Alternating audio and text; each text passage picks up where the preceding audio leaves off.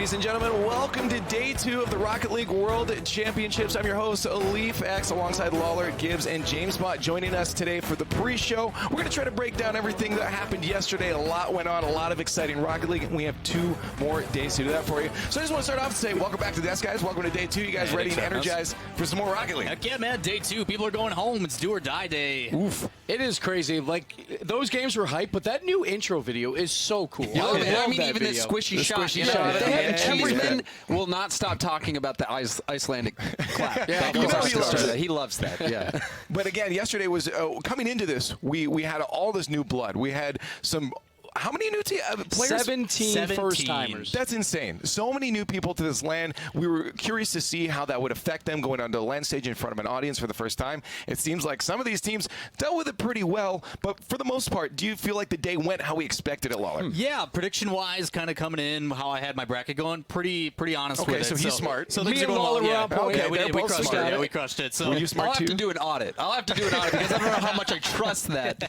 But for me, I was always wondering how the new guard of North America was going to perform against Europe. That was always the question for me, and I still don't really know the answer. We've seen results go both ways, so now this is going to be a very critical day. This is a very important day too. We'll get more of those answers, but also the low-key win, the first win for the South American region. Very spicy day yesterday. I expect more of the same today. So one thing I do know, we had 5 world champions here. None of them have lost yet. So experience reigns supreme still. We have all 3 from the greatest team ever, that old Dignitas roster. Well, all 3 are on different teams, and they're all succeeding. And we're going to see some of them battle it out today. Lawler, was there a favorite moment that stuck out you from yesterday? For me, it's Arsenal. I think it was probably the fact that we announced Season 9 is going live. People can Arsenal? And we got to burn him. So okay, I mean, for me, it was that Justin flip reset pinch off the wall. Okay, that was probably the most unique goal that we saw. Yeah, poor Loki. I'm like, no South America player will do that. Then I was like, wait, no player in the world is going to do that. That's Justin. That's Justin. Well, in case you guys missed any of the things we were talking about yesterday, we got a package to highlight what went on in day 1. So let's take a look. Welcome to the Rocket League World Championship Season 8. We're here at Palacio Vista Alegre in beautiful Madrid, Spain, as we watch 12 teams fight over 3 days for the right to be called the world champion. Last time we were in Europe, it was loud. I'm not expecting anything different this time. The first match, 3 Sins team here representing, going up against Dignitas. You ready for some Rocket League? Trying to get the pass across. Yukio gets the shot, and Violent Panda will tuck it in. The goalie demolished. Here comes the follow-up shot, and that's a second goal. Oh my goodness! Oh, they'll finish it. Astral gets it. I can't believe they stopped it. Fall looks for it off the backboard. Gets blocked by Yukio. Here's Matt. Oh, it's too high. Does he have a second touch? He drops it in. Violent Panda pass to Yukio to finish it off. Oh, and it's in. That's the sweep. 3 Sins. We send package. Pacifical and Space Station Gaming against Canberra. Havoc. Absolutely right in terms of what AXP brings. But Arsenal, 116 kilometers per hour back in. Off the respawn. Sip going to the backboard. Oh, Arsenal my goodness. Oh, my goodness. Arsenal thinks about the pass. He's got too many options. Walcott and Leduc both game, and Arsenal gets it off the crossbar. Stands up, pops off. He's feeling good. Space Station take it. So far, the dominant regions have been dominant. That's one more. Gyro trying to hound away Violent Panda. Yukio comes in. And Knights are probably the worst team to try to take your time against Astral. That's just how small the margins have been in this game. That entire play coming down to the fact that Yukio couldn't find Booze. 1 goal each. Long clear. Gyro's not got a hold of it. Who's going to be first for rebound? It's Violent Panda. Dignitas have taken the series. And you can see how much it's starting to affect Reciprocity. They couldn't do anything about it. Loads of time to stick with it. But what have Space Station learned from the last game? They've learned that maybe more goals will help in the first 2 minutes. And they're going to do it again. Yeah, that should be another one. Oh, he stole it. Space Station Gaming have torn Reciprocity apart. Heat up for Loki. As another shot comes through, and it's going to go in for Carr. Too speedy, and Loki can't find the openings. The pitch for Loki off the back wall. Tander maybe one more. Holy smokes, Tander! And Tander gets the hat trick. Loki are going to do it, not only for themselves, but for South America. Making history for the South American region. Roldiz cut it out. Ajax tried to go for the bump. Roldiz off the post, and in he follows up his own touch. He was shot, and first touch, and Renegades couldn't respond. Look at the passing play over to Hawkser. Blocked by Kami, but it went straight to Ajax, and the pass comes back to Ajax, and he put it away. Oh, the crossbar, it's on the goal line, and One more goal for the road for United, but they will take it in 4 games. On some breathing room.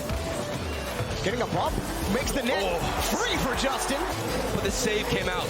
Shot is good for Turbo. Justin up for this quickly. It's in front of the box. No one back, and Justin will score. Turbo just gets an outstanding save. Oh, and a good touch from Turbo to Justin Turbo. But it is NRG. They will pick up the win. Cool the Jets on South America. United going to have to wait. Ferry Peak opening a gap. Shot by K-Op is off the crossbar. Another shot too light, but it's good. And they're finding these touches that they take it away from Vitality and their challenges in midfield. But hang on a second. Vitality come roaring back. Hoxer, bouncer.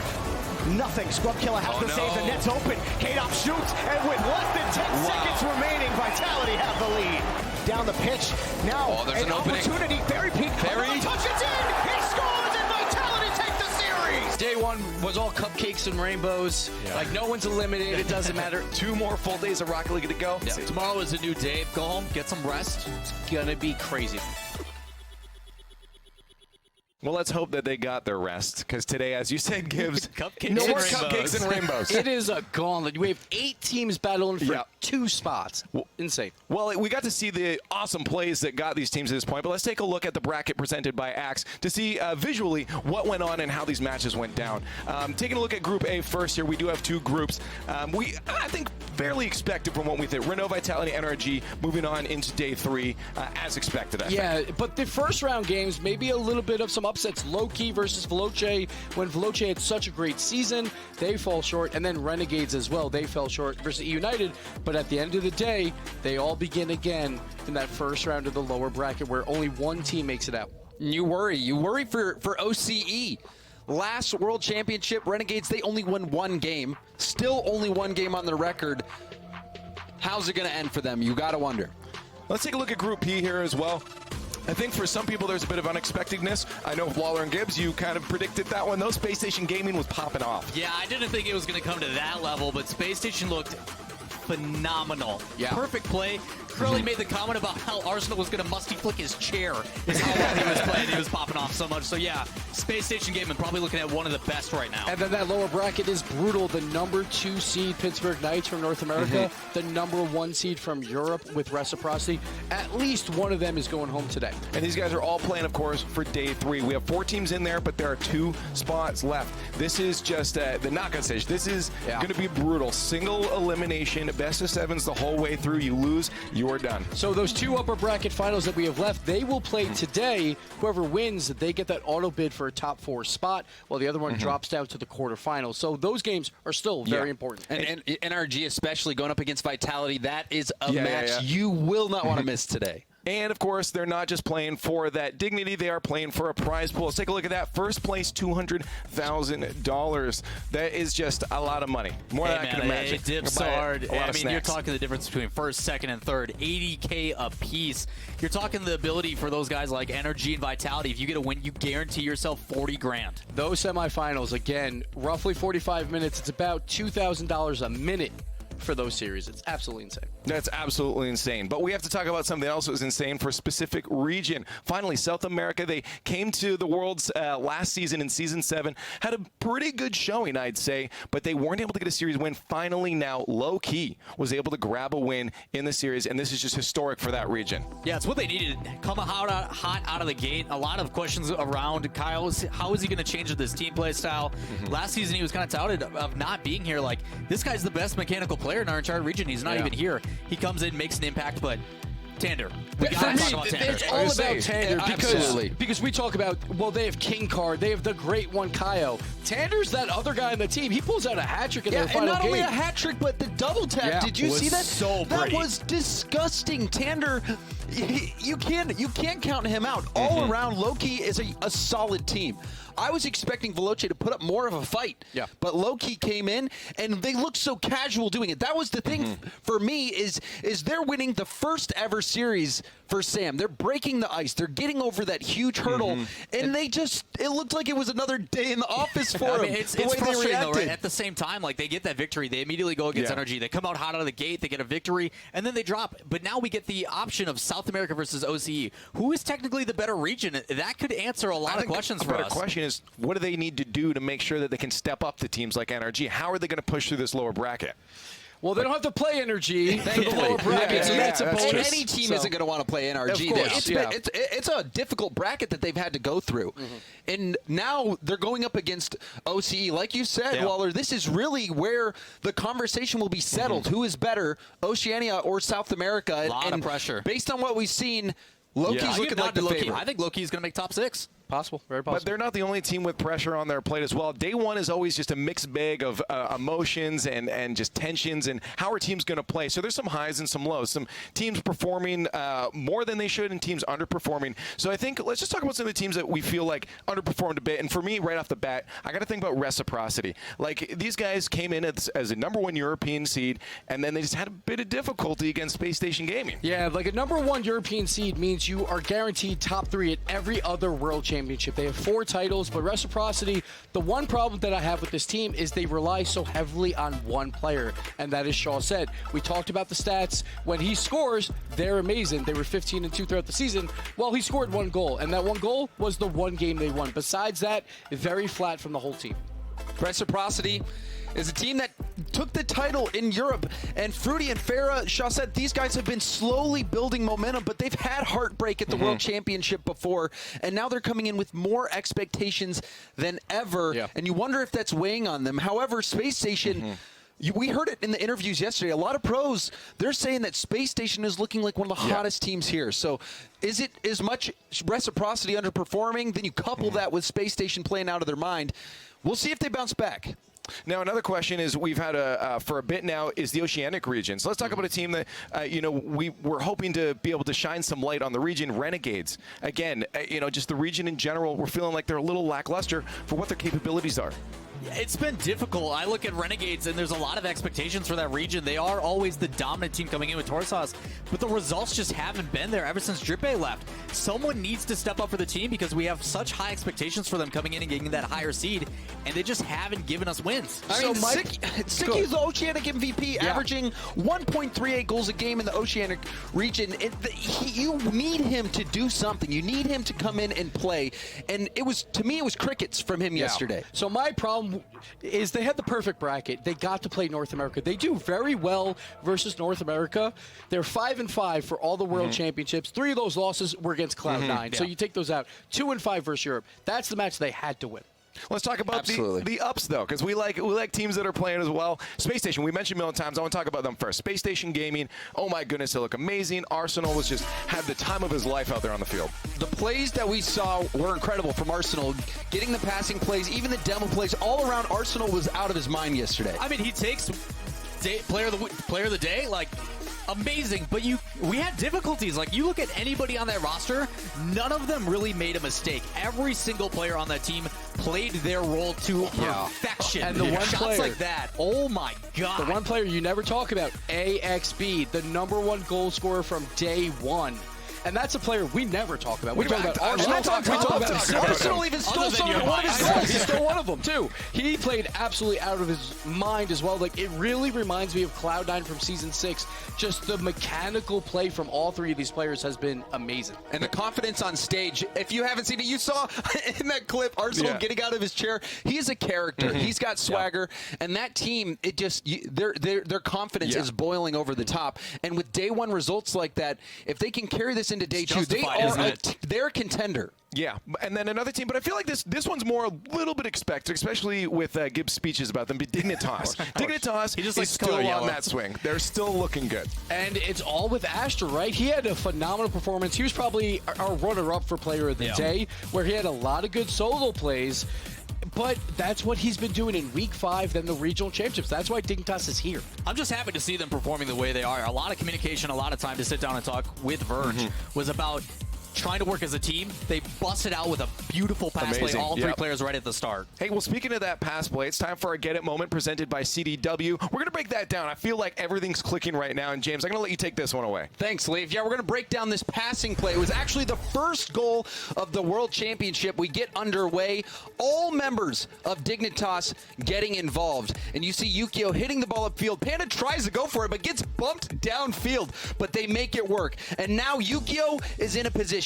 You see Maddox playing defense. Vault circling back to get the block. They think Yukio's probably going to either go toward the left or right side of the net. He's got those shooting lanes, but what happens is Panda is in the corner lurking. Yukio hits him through traffic, and this 1-2-3 passing play comes into fruition. A wonderful play. And now we take a look at Astral's point of view, the wave dash. He's conserving his boost, only 34 boost, and now he has options. One, Panda floating right over here, not really an option. But he does have Yukio in the middle. He also has the shooting lane himself. He can go for a powerful shot. He sees the defenders. He sees Maddox. He sees Vault. And he goes for the pass to Yukio. Always looking for that passing or that teammate in the middle. This is what Dignitas has been doing so well this tournament and all league play, regional championships, and now world championships long. We'll take a look from Yukio's perspective. He's low on boost. So you see only 13. But Maddox and Vault, they don't see that. The bounce isn't even ideal either, so from the beginning, Yukio is looking for Panda. He sees Panda open, and he just hits it so hard on the ground right to Panda's nose and gets them that setup for the goal. Dignitas, their vision, their teamwork, their passing, all on point. That is what set them apart. And Panda, you even see him getting his jump on the ceiling, getting back down to the ground so he can get in position for this shot. Dignitas, a lights-out first goal for the World Championship. Dignitas has been surging ever since the beginning of the season when they stumbled. They have been on the uptrend, and now it continues at the World Championship. So the best part of that whole play, 34 boost was the most on any of them. Yeah. They did it with limited boost. Violent Panda gets bumped to the ceiling, but he still recovers. Phenomenal play. That's nuts. But that has been your Get It moment presented by CDW. But let's look at more crazy Rocket League, including Dig. Let's talk about that Group A final. Dignitas versus SSG. Both these teams are looking super phenomenal. They absolutely deserve to be in that final. But how's it going to go? Is this freewheeling, fun play style by SSG going to take over those passing plays? That one is going to be that whoever starts out of the gate is putting themselves in a major advantage. Both teams, I think, are playing impeccable. Communication's been good. They aren't really making mistakes. So someone that can apply that pressure consistently and force those mistakes is going to put themselves in a really good position. So I don't want to fault reciprocity a bit here, but Space Station, I felt like got 2 free wins yesterday. It didn't look good, the two teams they played. Pittsburgh Knights looked very strong, but Dignitas, they still got the win. I'm favoring Dignitas. That was a slugfest as well. It was back and forth. There were games where Dignitas controlled it. Pittsburgh Knights went into it. But what we have seen is that Dignitas can deal with the aggression. RETALS is maybe just as lethal as Arsenal when it comes to scoping out for those demos. And we saw how close of a matchup that was. To me, the difference is going to come down to AXB. AXB had an incredible day one. And normally, he's a player that isn't as flashy, isn't making the plays that puts SSG over the top. For me, it's Yukio and it's AXB. Those are the guys. If one of those guys has a big performance, I think that team is going to get the win. Well, let's talk to an expert on the matter. We got the coach from SSG. It's Chrome down on stage with Johnny Boy. Thank you, LeafX. I am indeed joined by Chrome from Space Station Gaming. You're going to be pretty happy with how the team's doing so far this weekend. But I wanted to get your thoughts on one thing a bit more broad, first of all. Why do you think there are all these new teams in North America that are all of a sudden coming up and competing at the highest level right now? I think it all has to do with the hunger. I mean, these guys look up to players like Justin and Squishy Muffins, and they want to be there. And when they finally get there, they're just more hungry. And other teams are getting complacent, and they're here to play. And you, as the coach of that team, behind the scenes, obviously, you're doing a lot. But could you tell the fans back home, what does that look like in summary? What is it that you get up to that they might not know about? Yeah, the main thing is I want the players to focus on just playing. I want to handle everything else, business side, whether it be settling scrims up and stuff like that, strategy, telling them where they're doing things wrong, and just, you know, making sure they're staying positive mentality-wise, because at the end of the day, when you're competing, it's very stressful, and it really affects your mentality overall. So I'm just there, moral support, and, you know, I'm just helping them out. And obviously that's where being on stage really does help out. What is it that you can do on stage that you wouldn't have been able to beforehand off stage? When they miss a shot or they miss a save, you know, it affects them.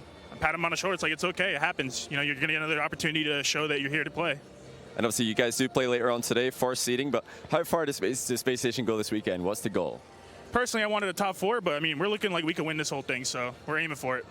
The Space Station for the win, Leaf. Space Station for the win. I feel like there's a couple people agreeing on that one. Possible. And they're a contender. Yeah, Absolutely. yeah, absolutely. Anyways, let's talk about that Group B match then, or Group A. Sorry, that finals as well. The NRG versus Vitality. This is one I think we've been waiting for quite some time. Man, this is a showdown now between Turbo and K-Dot. So my favorite piece of content we have ever produced is the Scrub and Justin one-on-one. Just kind of a little trash talk. These guys are going to face again head-to-head on this, and those are the two players I'm looking for most. There's so many storylines because you have the best player from North America, Garrett G's, never won anything. Best player from Europe with K-Dop, who's won everything. Then maybe the best player in the world, Turbo Pulse, is like, hold on, guys, I'll do it for both regions. And so there's so much going on here. It's so juicy. The only 3-time world champions going head-to-head in this matchup, and everyone's been talking about it. NRG. This is the tournament. Again, we say it every season, but this, to me, this season, it feels different. Turbo seems like he might be the answer. Gibbs, it's possible. It's like, so it feels different until they play Vitality. That's what always happens. I don't even think it's going to be close. Barry tweeted out, he's like, yep, ready to play Energy for the 250 sometimes. Like, they always run into each other. Everybody is just used to it at this point. It's just, we don't know how things play out until they get on the field because we've seen different Vitalities. I don't even think it's going to be close, Lawler. Really? Yeah, Energy, that good. I think NRG's that good. Did you see Vitality's defense yesterday? It was pretty solid. I saw Vitality play. I watched the game. I think NRG all the way. But that's that trap card. When Energy, when you think they're going to win, that's when I'm they don't. a believer. You know, whether it's good or not, I have faith in this team. At the end of the day, I think there's a team that we're not talking about enough. A favorite team of mine, and it's the Pittsburgh Knights. And a player on that you mentioned before too, James, is Gyro. This man has just popping off for the team. So we put together a little piece for you guys to watch.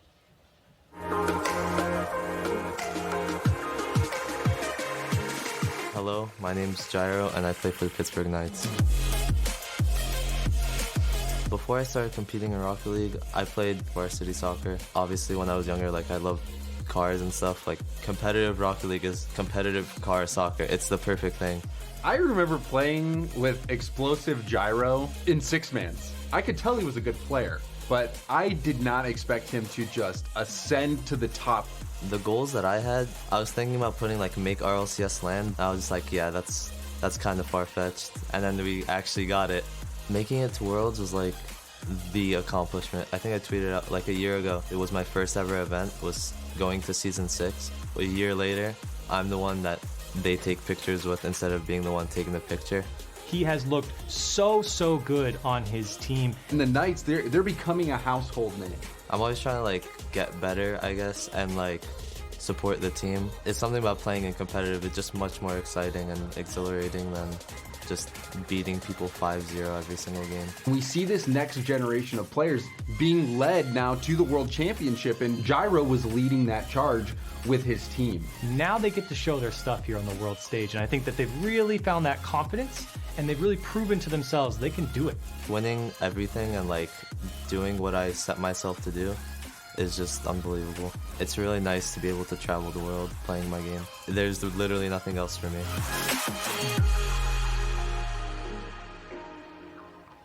I love the dynamic of that team too. You know, you got the straightforward, aggressive Retals, then you got the nice teddy bear Gyro, and the miss is like, hey guys, you guys go take the spot. I'm gonna do my job on the field and just win some games. Yeah, I think Retals has enough personality for that whole team. For the whole world. Gyro's the nicest person I have ever met. He's so humble, so modest about everything. But we talked about it. You guys mentioned it. A year, he's ascended from being a fan to being one that the fans want to look up to. It's special to see that. It makes you think, if you're out there, maybe you're a young player who's played Rocket League, you're pretty good, right? You think, there's no way I can make it to the top.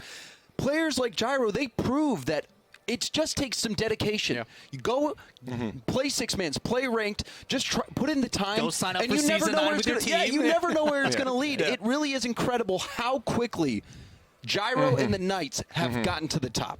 Well, speaking of Retals and his personality, I wonder where he got that from, you know?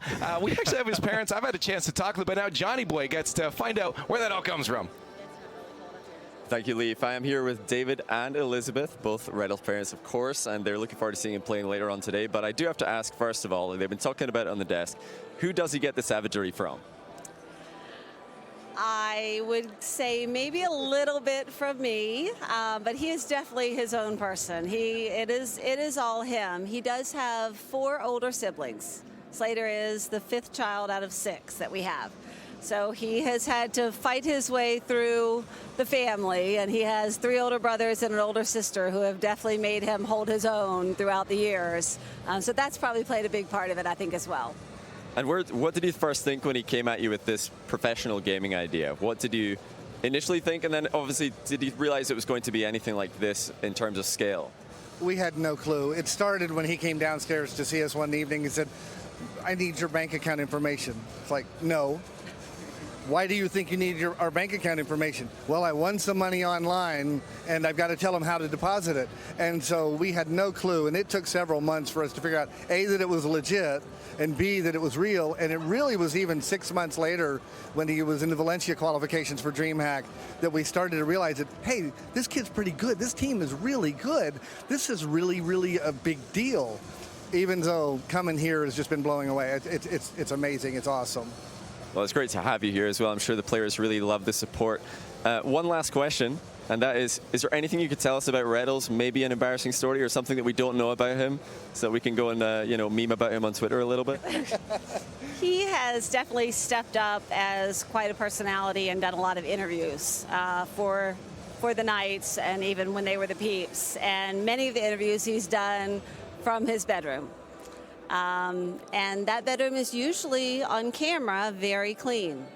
Not so much maybe 15, 20 minutes, a half hour, an hour before that until mom goes upstairs and says, hey, what time is that interview? So he's a normal 16-year-old boy, and that room probably didn't look that good about an hour before, just so you know. He's normal. Yeah, certainly. We are so incredibly proud of him and everything he's done and learned here and with the team and everything. It's awesome. Well, it's awesome to hear. Awesome to have you. Good luck later on. I know you're both itching to get watching the match started, which is going to be first up today. But for now, we're going to go back to the desk and hear a bit more from the guys. That's. I mean, I think that's normal for a 30-year-old. You know what well. you could do is you could just to make him feel more in his element. We could just go throw some stuff on the ground near the stage. That's what he needed. Put some shoes, some bags of food, some underwear tossed on the back. I'm in the zone, just like at home. I think it's just incredible though to have. We've seen this. Just in Rocket League in general, very, very supportive families over the past years across all of our 8 seasons. They've always been coming out, and I think having a lot of their eyes opened and just coming out and supporting. We've seen teams with signs. I think specifically, to the Tor family as well. They're always out there with signs, and it's great to see. Even with the new teams coming in, those families coming out to support as well. We're expanding the Rocket League family, not only from the community side, but also from the players that are being supported. I've met significant others. You guys have met my parents. Like, everybody is coming out to support in any single way, and it just shows how much of a difference it makes in all these players' lives. Yeah, back at DreamHack Montreal when the Peeps made that run, just seeing the family of the Peeps there, just cheering them on, going crazy with signs and all that, that is the best part. When the families get into it is awesome. And I think that's something that's special about Rocket League, and I think it was because of people like you, Gibbs, with Supersonic Acrobatic Rocket Powered Battle Cars, that community that was the all core. thanks to Gibbs. Yeah, it was. No, but it's true. It was the precedent that was set, and Rocket League, more so than any other community I've been a part of, it really does feel like a group of friends, a family, even at Beyond the Summit, behind the scenes. No, it's great. It really is great. And that is the best part. That's the best part. We go to the World Championship, behind the scenes, everyone is friends. And that is awesome. There are no enemies here.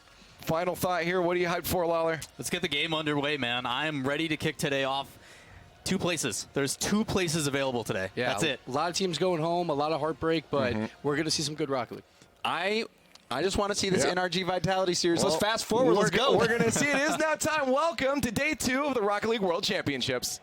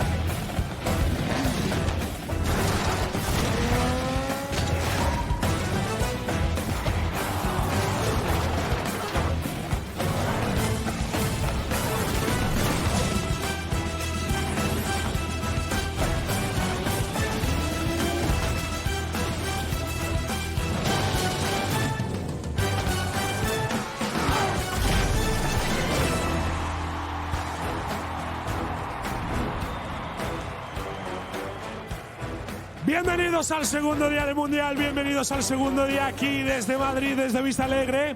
Espero que disfrutaseis del día de mañana porque hoy ya vamos a tener los primeros equipos eliminados en este segundo día y mañana será la gran final aquí en Madrid, donde esperemos que también sigáis acudiendo al Palacio Vista Alegre. Todos los equipos están preparados, hoy tenemos otros 8 partidos por delante, así que Madrid, haced un fuerte ruido porque empieza el Rocket League otra vez.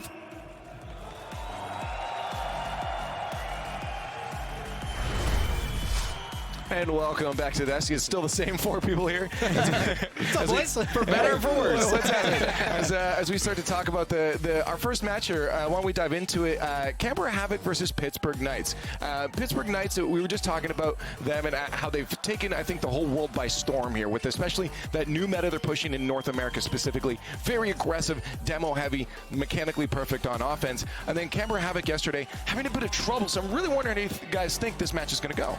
Knights have definitely got to come out aggressive. They got to play their match. As for Canberra Havoc, they've got to find a way to match that intensity because the defensive side for them is not working out. Yeah, the one thing I worry about for Pittsburgh Knights is they were so close. They went to Game 5, one mistake by Gyro.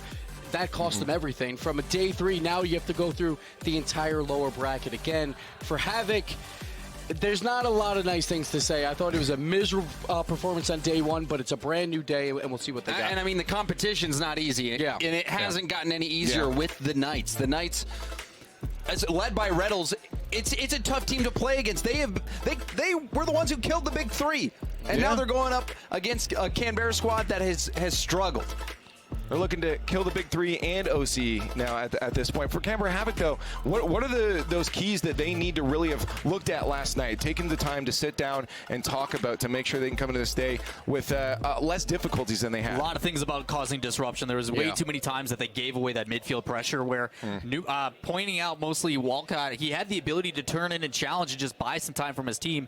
And with how aggressive all these teams are, this new era that we're seeing about denying boost, you got to find a way to give your teammates time to get that boost in the first place. Yeah, they are a very passive team. So when you are rotating back, just cut off the plays because it's not going to be like some of the teams OC where you give them space and they're not going to have the mechanics of, say, a space station gaming, but you can't do this versus the best in the world. And the Knights, they're going to lock them down in their own half. If you're passive, that makes it even worse because now you're going to be a target. RETALS will be coming in for the demos. Gyro will probably start getting involved with demos as well. Mist is going to lock down that midfield. They're going to have to break out. They just will need to take the risk.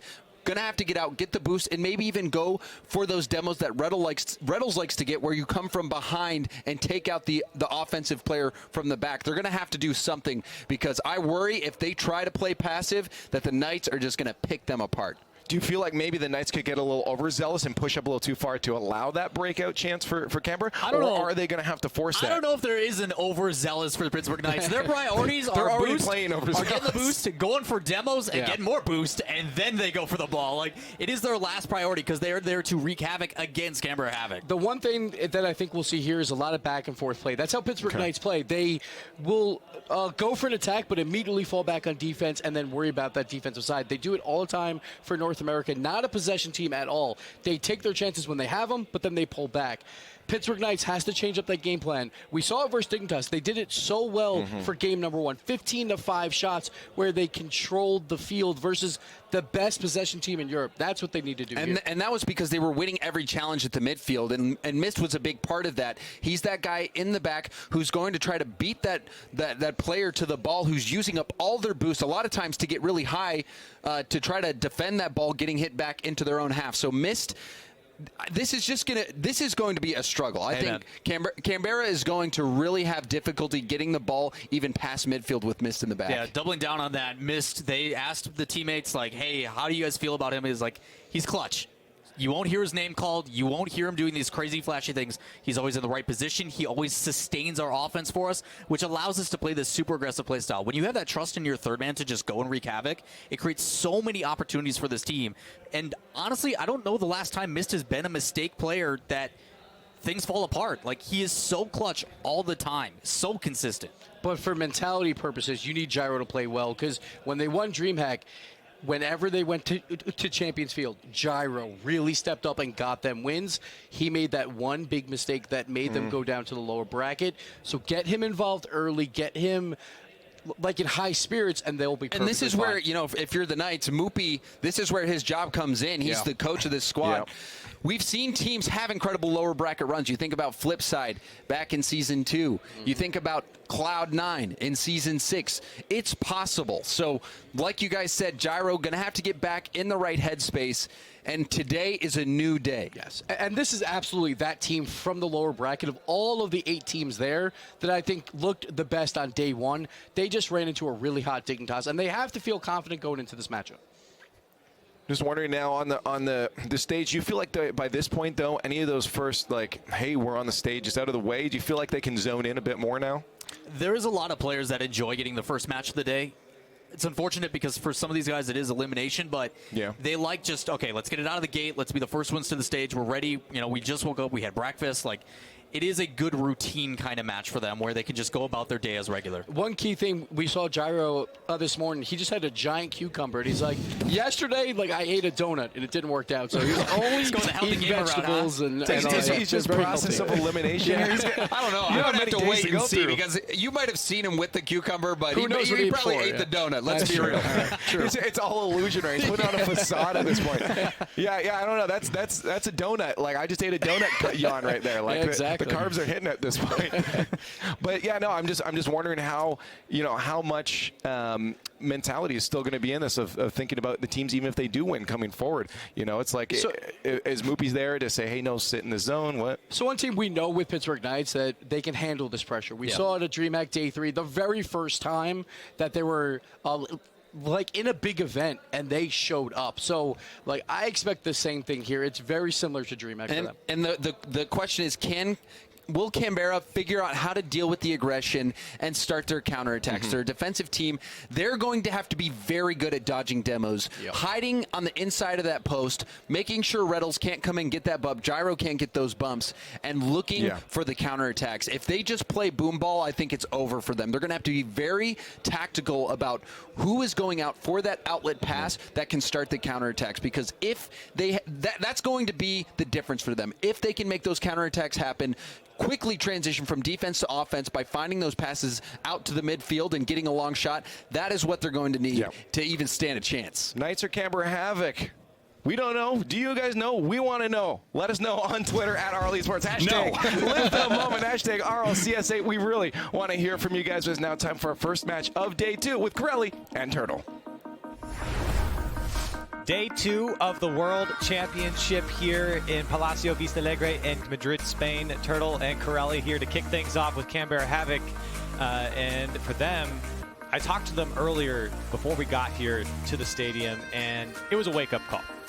Quite frankly, a wake-up call to them. They know what they're getting into now. And I think they worked a lot. They said, you know, warming up into this, they feel a lot more comfortable going on stage and playing. I mean, if you think about it this way, they've already dealt with the worst loss you can experience on a stage. Like, it really was not even close with SSG. They just outperformed them completely. So Canberra Havoc, they've been through the worst. And now, you know, they're ready to give it their second chance. They already have that feeling of devastating loss. Now they can focus and improve. And it's tough. You know, you meet a very hot Space Station Gaming. I mean, it looks so good. I don't know if anyone could have beat them yesterday, but yesterday was yesterday. And for Canberra Havoc, it's a new day going up against Pittsburgh Knights here. And for Pittsburgh Knights, I think some missed expectations on their behalf as well. It felt like things were going okay in their series earlier on against Dignitas, but things slowly started to dwindle away. Mistakes coming through that ultimately led to the loss. Yeah, it definitely wasn't a huge, I guess, loss for them. I would consider it to really have been a close series. I felt like Dignitas just did a great job of reacting to the demos. The first game, actually, I thought Pittsburgh Knights were just absolutely destroying Dignitas. They were getting the rotations in, being aggressive when they needed to, but Dignitas, they reacted. They knew how to dodge the demos later on in the series, and that is really what took the shock to Pittsburgh Knights. And a lot more on the line coming into this match. Sure, you had the jitters of being on stage. It's the first day of the World Championship. Now, both these teams facing elimination, getting things kicked off in game number 1, a best of 5. 1 life left. And I mean, we've seen this Pittsburgh Knights ever since Montreal. Our expectations have just skyrocketed for them. Things already start the Canberra Havoc side as they do break out. Pittsburgh Knights looking to ramp up that aggression that they're known for. Ball caught tries to get this one away. Leduc throws it towards Gyro. And off the back wall, an opportunity here for Canberra Havoc. They let it go as they can't get a hold of it. Miss now on the counter quickly downfield. It's Walcott to receive it. And Retals trying to keep it in for the Knights. And you do wonder for the Knights with Gyro, a couple of mistakes in the last game. The Very emotion, uncharacteristic. Yeah, and the mental state of this team, how they come out here in game one is very important. And Canberra, I mean, it just felt like they were so hesitant in that SSG series. They just did not want to challenge the ball. And even here, you see the open midfield space. Gyro gets an early shot on net. And that's the thing you want to avoid. You need to push up, try and challenge as soon as possible, and really get in the face of Pittsburgh. Can't let Pittsburgh play at their own pace. You have to disrupt. It was something that was so difficult for Canberra against Space Station. Gave him a great shot here from Spydoge. Just turned away by Gyro. But a tough spot for the Knights here in the first minute and a half. Big Clear does come out. And the pace seems to be picked up by Canberra Havoc, at least matching it against the Knights so far. Definitely. I mean, we're seeing some pressure come out, some great possession that we didn't even see at all versus Space Station. They could not keep the ball for maybe even 20 to 30 seconds. It felt like they were just really forcing themselves into areas or just being too passive. This ball still floating on the Knights side. Lots of space here given up by the Knights. Retals downfield by himself. Gyro to back him up, drop down to miss. A shot on target, put away, and the Pittsburgh Knights on the board first. Gyro, what a pass into the midfield. And even Retals, you see him, he gets the corner boost and then keeps rotating in. He goes for the bump in net, forcing Leduc to just pre-jump, try and get a save. And just what a routine play from Pittsburgh Knights we see so often with that extra rotation, the aggression. And we have seen a lot of space there in front of the box on the Canberra side, and the Knights finally punish. Gyro had a shot earlier that was turned away. Now Canberra on the back foot. Spydoge gets thrown downfield, missed. Now on the dribble, the flick to the right side, it comes off the corner. Another dangerous opportunity for the Knights. And they're still threatening. Reynolds gets a demo, miss. The shot turned away. Possession still in favor of the Knights. It's going to roll in. Miss going to confirm it. And already, I mean, we saw another demo come through. You can see all of this pressure, what it's doing. Even Gyro getting a bit of some contact with the defender. It's so difficult to deal with Pittsburgh when they're just infiltrating your defense. And you have to look out for Gyro. He will rotate through your defense, trying to get a bump, push you into the back of your net, or just completely remove you with the demo. And here's Canberra. Opportunity off the back wall. Follow-up is there, but it goes wide. The shot's so close, and still the pressure on. The Knights are panicking a bit on defense, and that's the best look Canberra Havoc has had. And you got to think that should have been a goal. I mean, the side fluke came out of the net. I think that was Gyro. Couldn't get a solid hit. And here's another shot back and forth. But it's heating up for Canberra here as they are able to find a lot of shots, and the Knights are struggling to stay with it. Missed, trying to stay behind the ball as he knows oncoming attackers have been relentless. Still opportunity. Things heating up for Canberra Havoc. And a good change of pace, even in that corner. You can see they're winning out challenges, trying to match the pace against Space Station. It wasn't even like they were giving themselves a chance. Now they have confidence, and it's really a world of a difference. Spydoge for the Pittsburgh Knights corner. Can't keep it. Leduc comes through. That's a shot on target. Turned away by Mist. But great offense here from Canberra Havoc. Now they just got to execute and follow through. Put one away. Retals over the back wall. Second touchdown. Another one almost goes in. And Canberra Havoc had no one. That was scary. Retals, he's gotten the most bumps and demos this game so far, being the aggressor and Mist. Now he's coming in for the cleanup. We see it so much from Pittsburgh Knights. Mist always with these cleanup shots. He's so accurate and so consistent. And Retals getting in front of Walcott there to slow him down, and it was just enough for Walcott to get over there. Mist now with a hat trick, all 3 goals. And while opportunity has favored Canberra Havoc the last minute or so, it's the Knights who quickly strike back.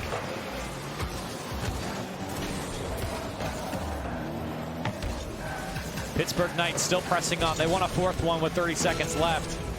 Here's Gyro going up the wall. Got boost to work with. Takes to the ceiling and a flip. Can't keep it. And both of his teammates just watching him go. Follow-up from Mist is there. So quick to be on that ball. Spidos just get a touch on it. And now a counterattack for Leduc, but it goes right into the face of RETALS. Might not be in their favor, but try and start the momentum now. Get a quick goal towards the end, but Mist, he's going to deny anything out of Canberra and just put another banger in net. A fourth goal now for Mist, and a great pass there coming out from Gyro and Mist. It's these midfield passes from the corners of the walls out to Mist, and then you got RETALS going for a bump. Like, there is no wasted rotation. There is perfect timing because you have to get the bump as soon as the shot comes in. I can't describe how difficult it can be, but Pittsburgh Knights, they've done it. They absolutely have, and they look hot here in game one. They want to keep the ball up, but it'll still fall down. And for Pittsburgh Knights, you talk about the mistakes that we might have saw yesterday. Yeah. Not so much here in game one against Canberra Havoc. And a clean showing so far, not even giving Canberra one goal to build off of. 12 shots. Yeah. Wow, for the Knights. And it was a better performance still from Canberra, even if the score doesn't quite necessarily prove to be really valuable for Canberra. I thought that they were aggressive and pushing themselves up at least a lot better. But again, look at RETALS. He's trying to get in the defensive end, go for a bump, force some kind of awkward play. Meanwhile, you have Mist coming off a great midfield pass from Gyro. It just has happened multiple times this series, and this is their best line of attack. I think there's a lot of good to take away here for Canberra Havoc. I mean, look, they had a lot of offensive tries. It was just putting it on target. And the Knights, they had some good defensive saves as well. So for Canberra Havoc, I don't think there's too much to change on the offensive side. It's now trying to control that midfield, especially in your own defensive third. And this is where we saw Dignitas the first game of that series against the Knights. It felt like the Knights were able to discomfort all of Dignitas' defense, throw them off, and destroy any type of momentum they had. But then Dignitas in game two, they really responded here. They were able to dodge the demos, get around RETALS, who's being so frustrating and annoying, and then push up with a counterattack. So now Canberra, if they can kind of adapt to these aggressive plays, they will have a great chance. And Gyro being involved in 3 of the 4 goals, got to feel good for him to get his confidence back. That was a question. And on to game 2. Yeah. Kickoff going in favor of Gyro. He's trying to get past Spidos and just forces it through, and the first goal for Gyro. Such a smart play from Gyro, the guy we had a little bit of doubt coming into day 2, but look at how patient he is. He just waits for Spidos to get out of position, hesitate a bit, and then forces it in the net. Starting off strong here in game 2. And it's a tough position for Spidos to be backwards, but he's got to know that Gyro doesn't have that much boost coming off of the kickoff. Yeah. And he just let him creep up a little too far. Now Mist taking this one off the kickoff, and both of them have gone in favor of the Knights so far. RETALS pushes this one across the box. And for Canberra Havoc, you cannot let the Knights build an early lead. Letting up 1, fine, but letting in 2 or 3 will spell disaster here in game 2 right off the bat. Oh, double commit though. Defense looking a bit flimsy here for the Knights. And still almost getting a double touch there off of the flip reset. Canberra, they have a few chances here, a couple of openings, like right now, Walcott almost forced it in. And that's really the story of how close Canberra Havoc has been of finding the back of the first net. game. And here as well, Walcott so close. Knights now, big long clear. RETALS with the touch! Look at the goal from RETALS! RETALS, the redirect. Look at this clear from Mist as well, all the way to the other side of the pitch. And what an incredible angle. Such a difficult shot, and RETALS makes it look so easy. The long ball down the field, and with RETALS, you know he's going to pull off something special. What a touch from him, and the vision on that pass from Mist. The Knights are looking so hot right now. Canberra Havoc have got to respond. Leduc, the last man back, he throws it into the Knights' corner, trying to follow it up. Spidos, he can't get a touch. Walcott, not a lot of boost, but he does put off the back wall, straight to Spidos. Another one. Can't get the second touch. Leduc lets that one go as well. Walcott, he's got to go back as he knows the clear's coming. Gyro throws it downfield. Walcott tries to slow it up, but it's straight to Mist. Doesn't actually get a touch here, so now opportunity for Canberra Havoc. And even there you see Spydoge off of a big miss from Mist. He has so much space, and what does he decide to do with it? Just throw it at the defensive end. Meanwhile, you see RETALS getting midfield passes like that. I mean, you can see the comparison between how both these teams really utilize that space they're given. And Mist gonna get the dunk on through, and the Knights up by 3. Mist, almost a double dunk off of RETALS. Easy clear out. Leduc tried to force something his way, and Mist just shoved it through every single defender. And Mist was just trying to take the challenge there, and ends up with the goal. 3-0 lead now. 2 minutes in. Canberra Havoc looking to respond. They've been close a couple times here in game 2. Not showing the same amount of offense they did in the first game. Here's Gyro. RETALS is up as well. Gyro held it. And Walcott now. A 1v1. 1v1 opportunity, no boost, and shut down by Mist. Oh, in those moments, you have to make them worthwhile. Walcott, you're not going to get that many chances so far. I mean, after everything we've seen this series, it has been really dry, and the few opportunities from Canberra have just been wasted. Spydo's trying to keep this one in 2 win from the Knights, but they do get the clear, and it's pass over to RETALS. Shot on target, turned away by Walcott. And he'll get demolished and out of the way. Canberra Havoc struggling to break out. Walcott gets the clear to the midfield. Coming up on 2 minutes left. Oh, good demo from Walcott. In game 2, Walcott wanted 2 against RETALS. Another RETALS one. forced a jump. The Duck with no boost, tried to go for a fake, and quickly down the field. The Knights get their 4th goal. I was thinking this was going to be an opportunity for Canberra, but look at how quickly the Knights can react and respond. Even after the demo comes through and the bump plays, their instant counterattack on Canberra, just denying everything they have to offer. This is completely just a blowout from Pittsburgh. 119 kilometers on that shot, and coming up on 1 minute and 45 left. Pittsburgh Knights in full control, and they keep it that way. Another shot comes through, turned away by Walcott, and Mist takes his turn. Throws it off that back wall, and it's pretty simple from the Knights at this point. They're just trying to break down that defense by keeping the ball in the air. Just focus on your quality touches, keep in possession, wasting time, and run the clock down. Canberra Havoc have struggled to put something together. Here's an opportunity for Leduc, and they get on the board here in game 2. Leduc off of a mistouch from Mist, and then a great pass out from Walcott. We haven't seen any of this passing so far. Pretty much the entire game. The opening has been made, and Canberra now, I mean, we might start to see something out of them. They've got 1.5 minutes left, a solid kickoff, and they could have a chance. Oh, but even a fake there. Yeah, look at the passing. It almost worked perfectly for the Knights. Such a great time to utilize any type of kickoff strategy. Whenever any other team starts to build momentum, you just need to throw them a curveball. And they absolutely did. It was almost executed to perfection there. The Knights still with 1 minute left, pressing on. Canberra Havoc now in control. A pass over to Leduc. Carved out by RETALS. Now thrown down the field from Walcott. He'll pay the price. Here's Spydoge. One off the back wall. Leduc trying to stay up with it. And he'll stay with it as he pushes it across. Walcott tried to pass it off to Spydoge, but it gets cut out by Mist, and a 5-1 lead now for the Knights. Mist initially off of a little bit of a poor clear, kind of just gave away possession, but then he read the hit from Walcott, which itself was a bit weak, but still getting the dunk, reading the midfield pass, and still 37 seconds left. Pittsburgh Knights, they're not letting up. Mist looking for another hat trick here, one away. And this could be it as he goes up to it. He has to get past Leduc. Good defense to slow that one down, and Walcott there to clear up the Spydoge. Opportunity now for Canberra Havoc. Spydoge couldn't get it down, but it comes out to Walcott. Shot on target. Too good for the Pittsburgh Knights, and they save it on the corner. Another shot turned away, and the Knights defense stands tall. How did they get that save? That was ridiculous. Canberra, you have got to be tilted at this point. If you throw everything you have at the defense and still can't find an opening, Pittsburgh Knights, they look unstoppable right now.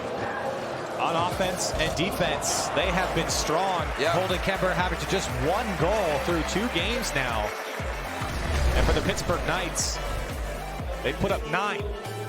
5 in the last game. Really, for me, Mist has been the rock of this team so far. He started everything out with finishing that first game. So many, cleanup hits. He is just basically the garbage man right now. Every pass out into the midfield, even whenever he's on defense, those challenges. RETALS going for bumps here, and then Mist. He comes in for the final shot. They always make sure that they can thread it to him, get it out into the middle, while RETALS is going for a bump. You see the clear comes right back out to Mist as well. He'll take advantage of that. Let's not forget the shot that we saw from RETALS. That was goal number 2 on the Pittsburgh Knights. And that's really the threat that they bring to any game against anyone. Definitely. It's just all 3 of these players can make a play happen. You saw it from RETALS. You've seen it from Gyro. And, of course, Mist had a hat trick in game 1. 2 more in this game, in game 2. And for Pittsburgh Knights, things looking very, very strong. There were a lot of questions, I think, from the desk and from myself to see, will they bounce back? Because this is a team, when they were in the rival series, before they made it to RLCS, when they lost, it didn't go well. And when they made it to RLCS, I think they found some confidence. Oh, yeah. And now that they're at the World Championship, they taste defeat, but I think they've bounced back nicely here in the first 2 games. I mean, they're really just trying to prove to everybody that Montreal win was not a fluke, and they have done that with an outstanding performance all throughout league play. They've made it to Worlds, and now they're showing up when it matters most. Both teams only have 1 life left. Whoever loses this is going home. But so far, it's not looking like Pittsburgh Knights are going home anytime soon. Canberra Havoc, opportunity has been there quite a bit in the first 2 games. It's just finding the mark at this point. And like you said, that RETALS goal off of the clear, it's great to see a player who's so aggressive and always going for demos be able to receive clears like that from Mist. And just as we talk about him and mention his name, RETALS puts the first one up. His ears were ringing as this one nicely so fast cradled down, and LeDuc too far in his own net to react to that. And Pittsburgh Knights on the board first. Into the kickoff. Walcott trying to make something happen for Canberra Havoc. Spydoge. He had LeDuc, but cleared away by Gyro. Now he picks it up. He's got RETALS to his left. Tried to give it over, but he didn't get the flick. And LeDuc trying to push it down for Canberra Havoc. And again, a slow start from Canberra. Pittsburgh Knights just always bursting out of the gates with a great initial goal. And so far, I mean, there hasn't been any doubt really in Pittsburgh Knights' mind. All of their players, they know that this is their series to win. They haven't had any real contention or challenge so far because Canberra, they can't slot away any opportunities. It's been tough, and a demo comes out from Mist, and a follow-up from Gyro. It goes in, and the Knights up by 2. The backflip to get it around and almost fake out the defender here. And RETALS as well, the great pass off the backboard. Look at the timing of his flip. He knew if he initially just went as fast as possible, it would have gotten blocked. Such great decision-making. LeDuc off the kickoff. It goes straight over to Mist on the pass. He gets a flip back there, and it comes down to RETALS. And over, and he gets the bump. Does everything for the Pittsburgh Knights. And a 3-0 Look lead. at this pass, Missed. And then the flip out of it. He didn't even make any contact, but he went for the bump afterwards. This is crazy. And it was unexpected, I think, on all fronts. Because the initial hit from Mist, I didn't think he was going to go for a soft hit like that. He kind of just used the bottom of his car. That's how he got the flip reset. And then that better positioned him to get the demo because he had motion, or the bump, excuse me. So another lead built up by Pittsburgh. Here's one to answer back, and LeDuc gets it for Canberra Havoc. And this time they do it so much earlier in the game. They've got 3 minutes left off of a solid pass, a big miss on the backboard from Pittsburgh. And LeDuc is there to finish it off. They've got 3 minutes and 17 seconds left. More time is on the clock to get some momentum going and try and stop this aggressive Knights. Yeah, a chance here for Canberra Havoc. They can just get things going. RETALS on the demo and gets his own pass. Good possession. And a 360 around. Mist gonna put it away, and the Knights just tumbling down the field. At this point, they're just styling on him. LeDuc getting bumped, and Spydoge, he thought maybe LeDuc could have had it. Bit of miscommunication, the bump, and then the 360 pass. But I love RETALS there on the control and bringing the ball down, being the pace maker of the team and trying to control it. Especially so late into this game when you're really just stomping at this point. Switching it up, so crucial. RETALS trying to find Miss there. Leduc picks it out. Here's Spidosh. Leduc in hot pursuit downfield. Can't catch up to it. Miss. Big clear down the sideline. Walcott stopped one Pittsburgh Knight, but Gyro just comes through. Tried to get a flip. Follow-up was there. Cleared away by the defense. Missed. Ball comes back to him, and Gyro tries to pop that one up. Good touch here from Leduc. Walcott can't get the redirect, and now it's on to RETALS. You can see the opportunities from Canberra. It's there. They definitely earned their spot here at the World Championship. They worked so hard. It just comes down to that final hit, the final touch, and finally Walcott, he makes something work out of this defense. Yeah, and the Knights defense struggling to kind of read this play. Great 50 there from Leduc on Gyro, and the follow-up from Walcott as well. And the Knights just didn't react. And Canberra Havoc, they'll make you pay. They really didn't expect Leduc to just stay behind the ball so consistently. Didn't let any clear come out. So a sign of life here, only down by 2 now for Canberra Havoc. Absolutely doable, but with a shot like that coming down, got to turn that one away. RETALS, that shot in the end just went high, and Gyro getting this one from his own back wall. Missed up to get another touch over to RETALS, pops it on, and into the top right corner. Perfect placement from RETALS. RETALS off the top of his car, missed with a slight touch down, and you cannot get any better of a placement than that shot. One of the best ones we've seen all tournament long. So difficult to land those. That was insane. And everyone getting involved on the Knights side. I mean, we've seen so many goals where everybody has such an important role and job of making sure they can create an opportunity. Gyro comes barreling through and takes it away, and it goes in for the Knights. And they're just running away with it. Pittsburgh Knights, the team that came all the way from the rival series, won Montreal, trying to continue their season here. I mean, they've only got one life left, and so far it has been a stomp on Canberra.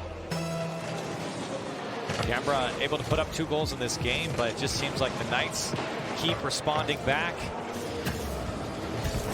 Spidos tries to get a touch on this one. It comes out to RETALS, looking for that back wall. It does come down. Follow-up from RETALS again, turned away by Walcott.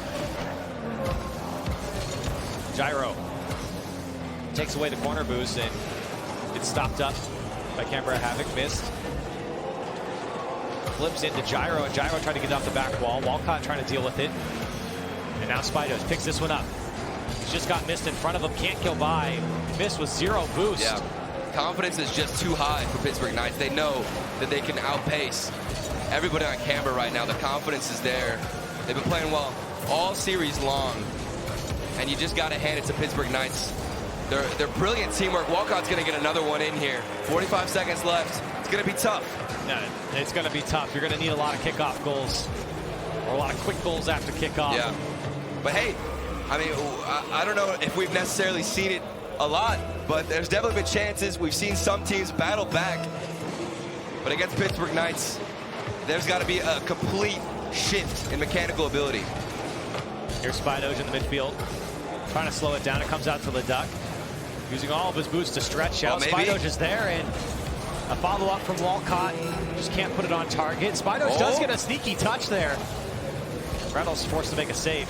Dangerous ball. Good pressure. Comes out to Leduc. Opportunity here on the right side. Put it away by Leduc. And with 21 seconds left, there's a chance. There is indeed a chance. Leduc, he is a 50-50 god so far. So many of the goals from Canberra have been sparked off of his challenges, and he's the one to put it in this time. Canberra Havoc, they're making Pittsburgh Knights sweat a little bit. There's got to be some doubt now. 21 seconds, a good kickoff. And it does go into the Knights side. They've got a chance. Canberra Havoc needs to get a hold of this ball. Walcott. Great pass out to Leduc. Shot is wide. They're in the same spot. Walcott almost goes through 2. 10 seconds left now. And Gyro's going to clear that one away. And with all those seconds off the clock, it might be too much. as the Knights score a 7th goal to end the series, and in 3 games, the Knights take down Canberra Havoc. And they do it in such a clean fashion. The last game, there was a little bit of a chance for Canberra. I was almost starting to doubt it. But so far, the Knights, I mean, they have been so strong this entire series. Everybody getting involved. We talked about it already. Each player, such an important role, and Mist, I have been impressed completely this entire series by his shooting abilities, his defensive reads, and just always being in the right place at the right time. And not a single goal coming out from Spidoge here in this series. And for Canberra Havoc, a very rough one against the Knights. So many goals given up, and it does feel like a lot of missed opportunity as well, especially in the first couple of games. It felt like Canberra Havoc had the opportunity to put some shots away. It was either fantastic defense from the Knights or just off target. They did such a good job of setting it up. I mean, it's series like these where you can see a team that's struggling, but you can see what they're trying to create, their intentions with the ball, where they're really trying to feed it, and it just comes down to that initial final shot. Nobody really breaking out and being, you know, incredible mechanically. There were some chances and tight angles that they could have potentially hit. It was just so close. And the Knights, that's really the difference, is the fact that you can see shots from RETALS coming out where it's just a huge clear, and insane angles like that they managed to hit. That's what sets them apart on this world stage. But still, you got to be proud for Canberra. Just to make it here in general is a huge accomplishment. And unfortunately, we have to send them home. And for Pittsburgh Knights, they move on. They get that confidence back. We mentioned it a couple times. They really needed this win to go farther into the tournament, not only to stay alive, but just the confidence boost that they got. They get it here against Canberra Havoc. We've said our part. Let's go back to the desk. There it is. First team sent home. It's Canberra Havoc with the Knights moving on. And, well, the Knights looked good. I mean, that's one way to put it. So Havoc didn't look great this Worlds. There's no, you know, we're going to say that for sure. But their magical run from an 0-7 team to make it to this World Championship, let's not forget that they beat CJ, they beat Drippe, 2 phenomenal players from OC to get to this point. And sure, that magic ran out. But hats off to them to get this experience, to go to Madrid, to have fun here, to get that experience to bring back to the region is still fantastic for them.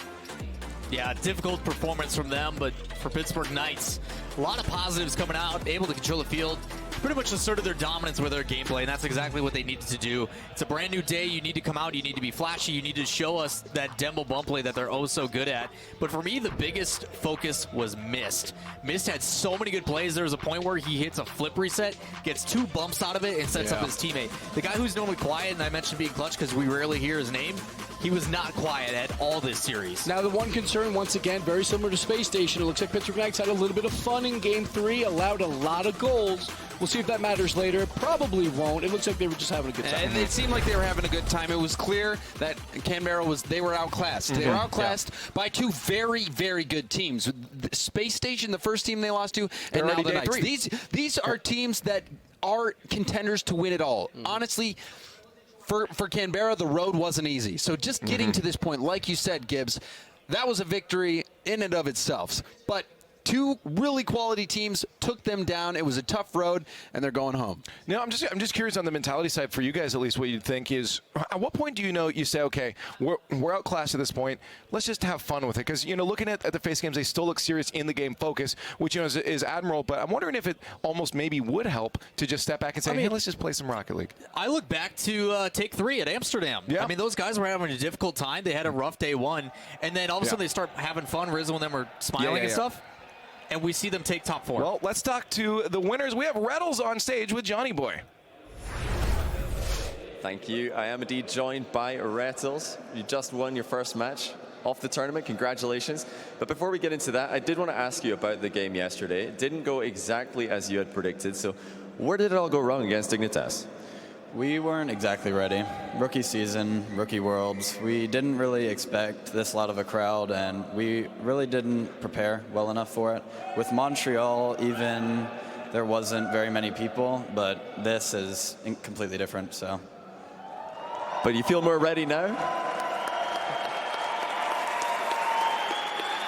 It seems like quite a few Knights fans here today. But yeah, let's get to the game today. What were the major changes that you were looking to make today and you're going to continue to look to make today so that you can keep winning and get into day 3?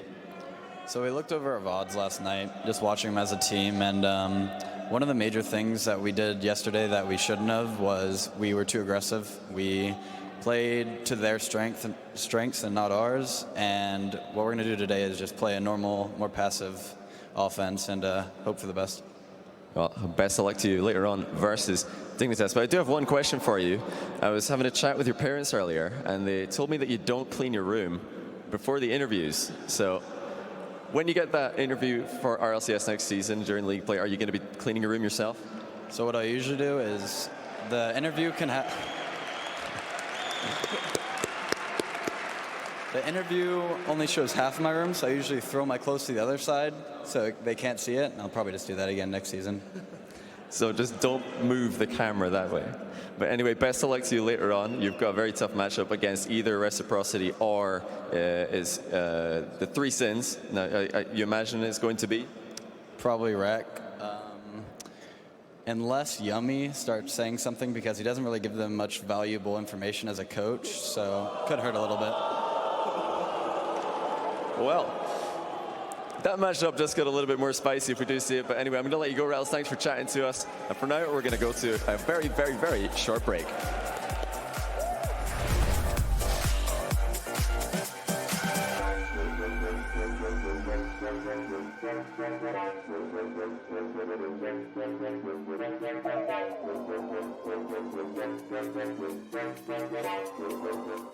To be brilliant is to defy convention and challenge expectations. It's what we do at Intel, powering you to master your potential. Intel, unleash your brilliance. What if they sold tires online? We do, with TireRack.com. They could offer lots of tires and help you find the right tire. It's called the Tire Decision Guide. Oh, and they could ship them to a nearby mechanic. We shipped over 7,000 independent recommended installers. This is an amazing idea. Sorry.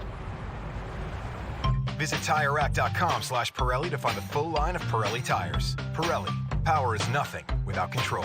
TireRack.com, the way tire buying should be. At CDW, we get you want happy, productive employees. That's why we've made our office pet-friendly. Maybe a little too pet-friendly. Well, you know, CDW can design a mobility solution with light, powerful devices from Lenovo to make your people more productive in or out of the office. Anyone have any questions before we go? That's great. I really need to get out of here. Snake people are freaking me out. Hey, Cheryl, give a sec. For workplace productivity, you need Lenovo and IT orchestration by CDW. People who get it. 誰もが旅をする。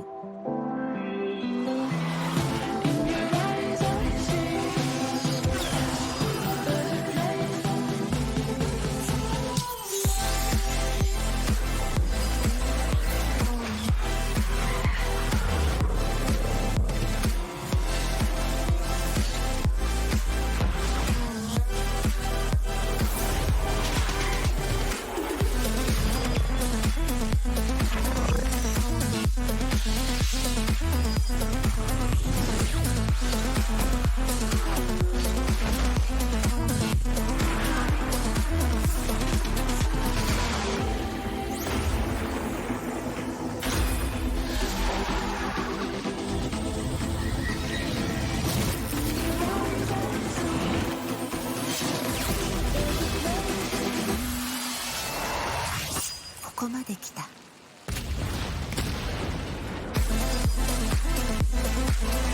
たはどこまで行く？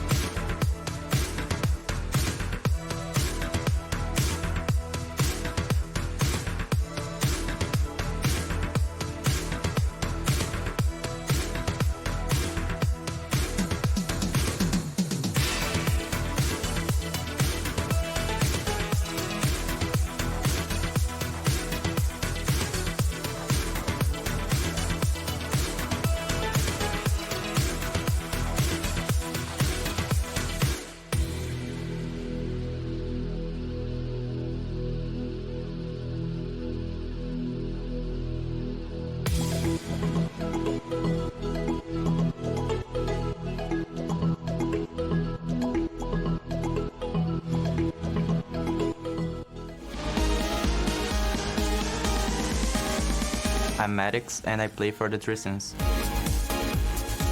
I'm a player who always play as a team, and I always care about my teammates and not me. He makes plays. He is always going for passes. He's always looking for passes. He is a team-first player, and he's always looking for that next shot that will find them a goal.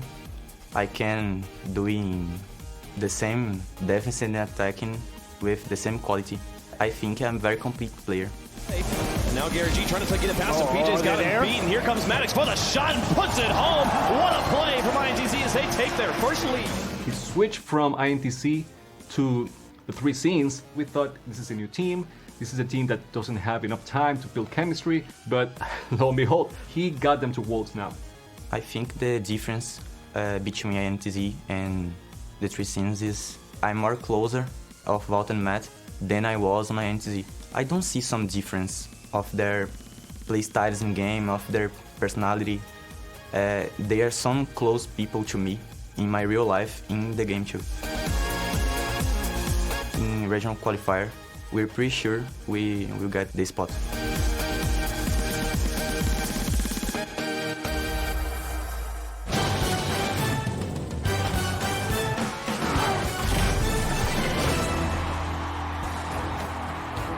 Estamos de vuelta, ¿qué tal? ¿Cómo estáis? Segundo partido ya preparado. Seguimos aquí en Madrid, Vista Alegre. Y los dos equipos están preparados para saltar al escenario. Quiero un fuerte aplauso para el primer equipo, que es The Three Sins. So Three Sins on day one. They lost to Dignitas 3-0, but that last game started to scare Dignitas.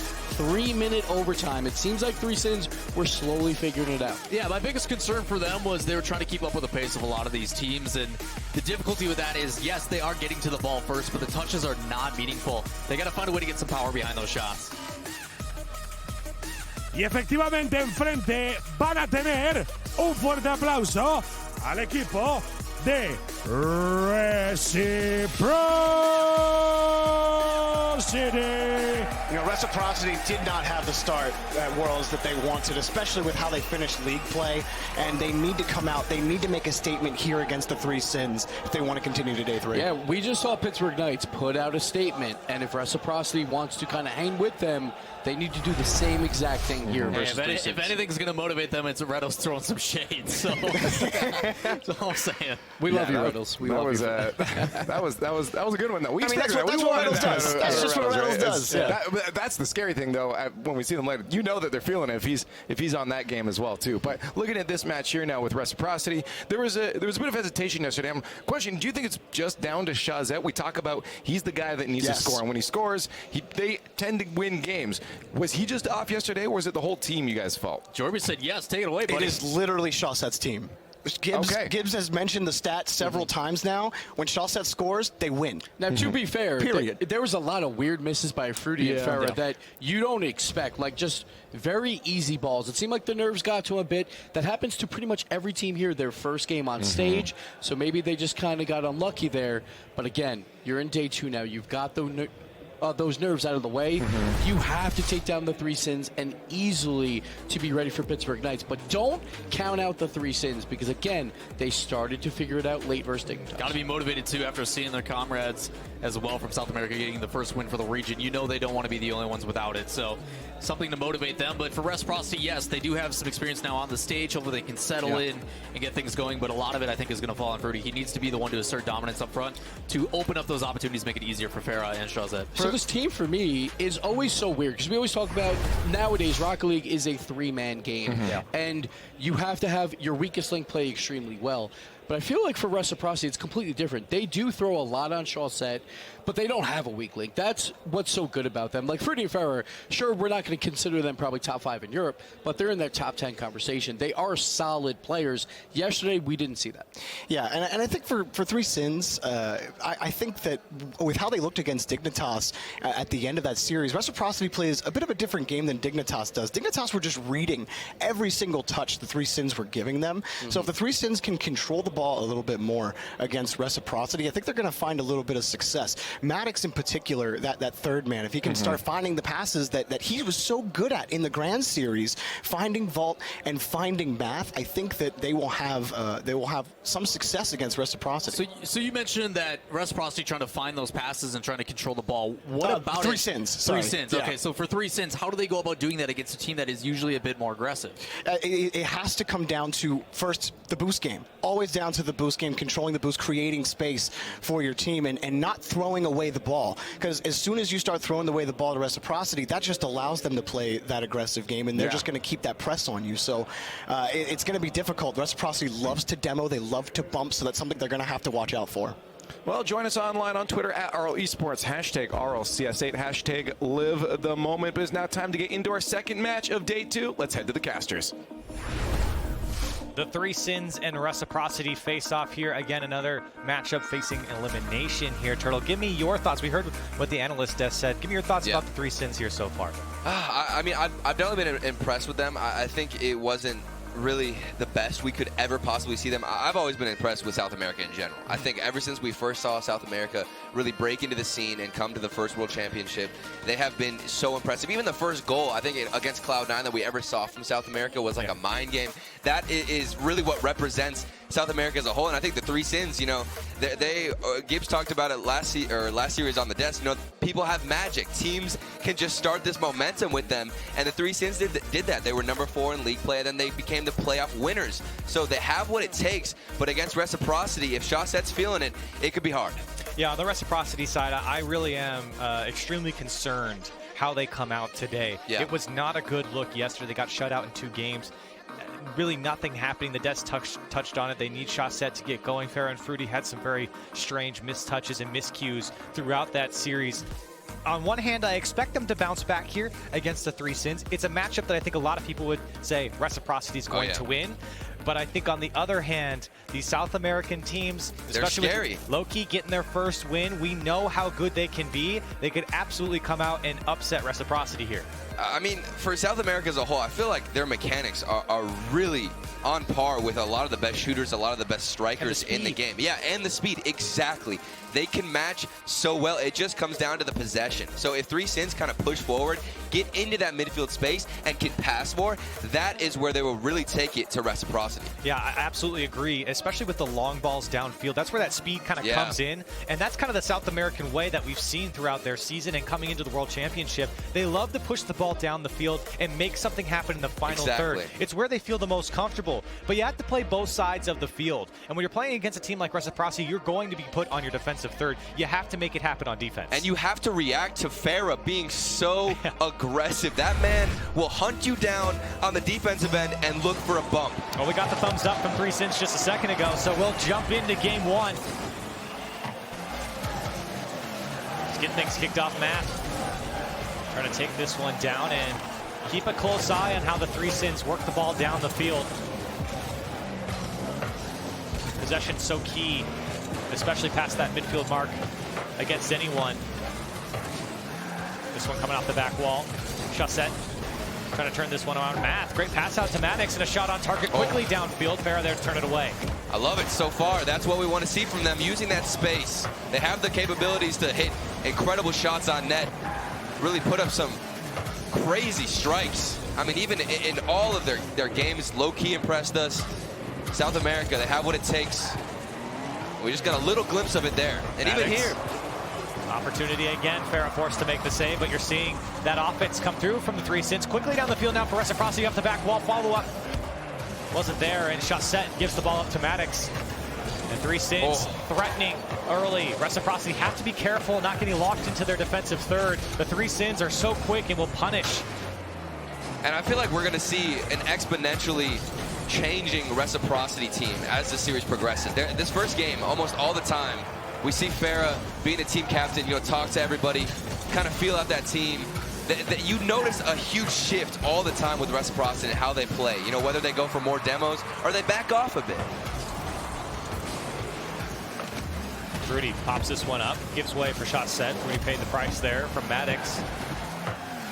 There's Farah just looking for that back wall to keep it on the 3 Sins side, but the long clear comes out and Fruity to pick it up off the ceiling. The What a flip pass. down to Chaussette. He's there. The shot's wide. Follow up one more time from Farah on target, but turned away by Maddox.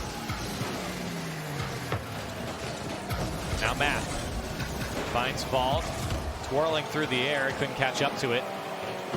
And Maddox. Ball quickly whips around. Picks it up into the reciprocity corner. Farah read that one nicely, so back down the field off the back wall of 3 Sins. Opportunity now for reciprocity. That shot's wide from Fruity. Chaussette picks it up, tries to follow up, tried to go to the back post there.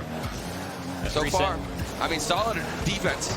What I'm noticing, at least, is that I feel like the first touches, like these clears right now, coming out a bit weaker, but still they're keeping somewhat of decent possession. Kind of just back and forth, like I said, both teams feeling it out.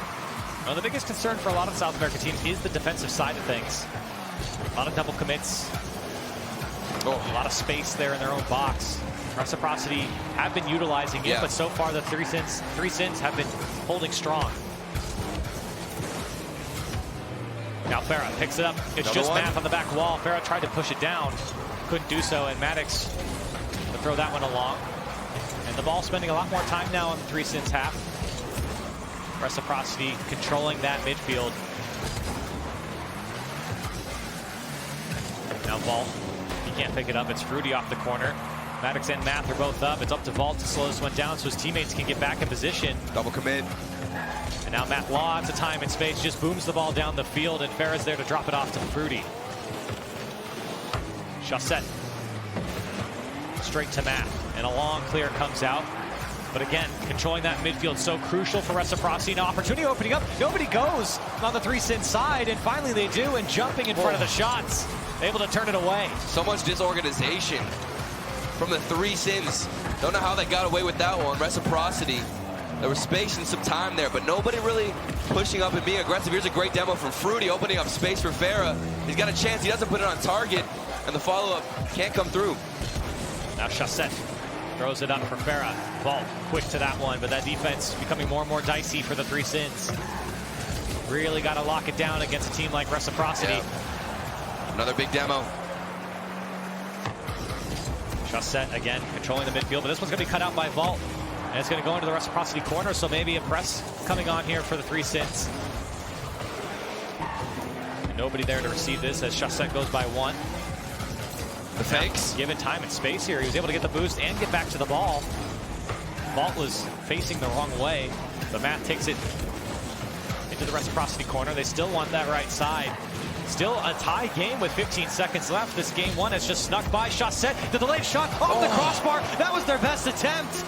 And the 3 Sins get away with one there. And quickly down the field, maybe one more try for Reciprocity here as it's thrown off the back wall, touchdown by Matt. In game 1 overtime. That one opportunity came from a demo from Farah. Chaussette, we thought he had the double touch. The space was opened up. And that's really been the poison for Reciprocity, is just that finishing shot that gets opened up from a demo. That's really all it's come down to, is just putting it on net. And 3 Sins, I mean, they're walking away with it so far, barely managing to hold on. Maybe we'll see a counterattack out of them. Here's one coming off the back wall. Maddox wanted that second touch, but Reciprocity's not going to give it up that easy. Here's Fruity. Thrown away towards Math. Math tried to get over to Maddox. Maddox did a good touch, but Math gets his own touch from his corner. And it comes out to him again. Chance now for the 3 Sins. This one goes off the corner. Tough bounce for Reciprocity to get a hold of. And it does finally come out to Farah. Good bumps. Bump on Chaussette and some disorganization with the bump. The second one, shot comes through, saved away by Fruity. That's the best look the 3 Sins have had in game 1. 3 Sins giving them a taste of their own medicine. The bumps coming out so close. Both teams now have had great chances right in front of the net and can't punish. And Chaussette, he's been tossed around a little bit. And it's funny, they're not really getting the demo on him. They're just taking up his back wheels and he's spinning out. Which is almost more infuriating.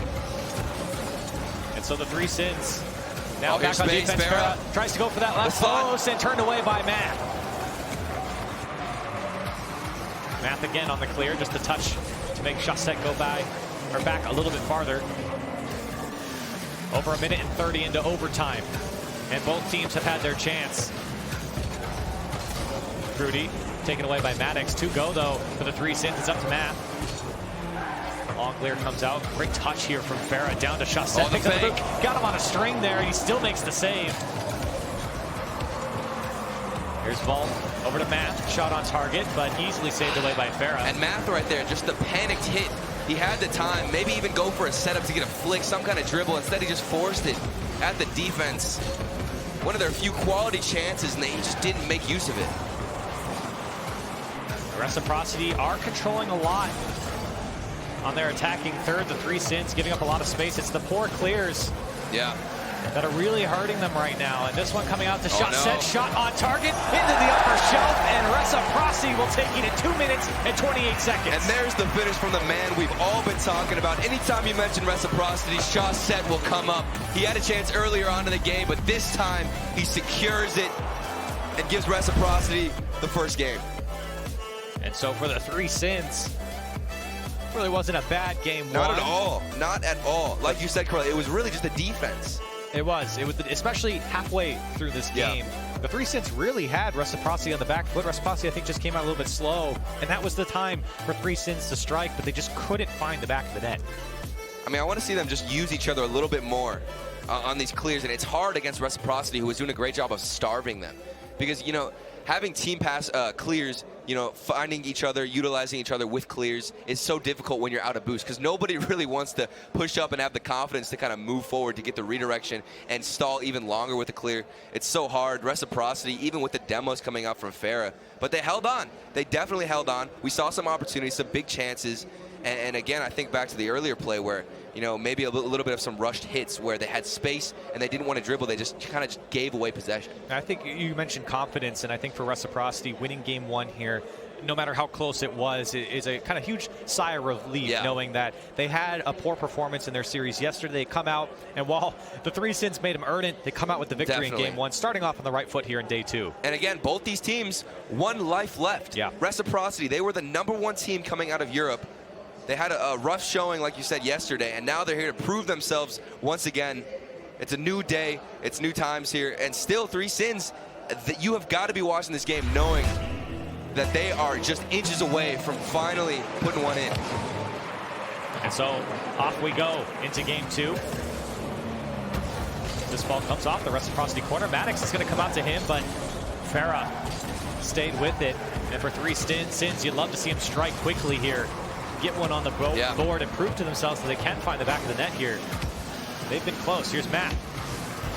Gets over Fruity. Farah there to clean it up. It's a close attempt. The mechanics showing out strong. Here's another chance for the 3 Sins, and Maddox, he puts it in. And that's the opportunity that they were looking for. It's Vault to set it up. It comes off of a Reciprocity defender, but a poor clear comes out from Fruity, and Maddox takes advantage. And even in that hit from Fruity, a hit up to the backboard for a teammate to have some kind of better chance at challenging that ball. Just kind of popped out and passed it to the other team. It's a rough hit. But the pace, that initial challenge from the 3 Sins to open up that poor touch from Fruity is really what sold it. And so 3 Sins do get their first go-ahead goal. And very quickly here as Vault sneaking it by 1. Clear across.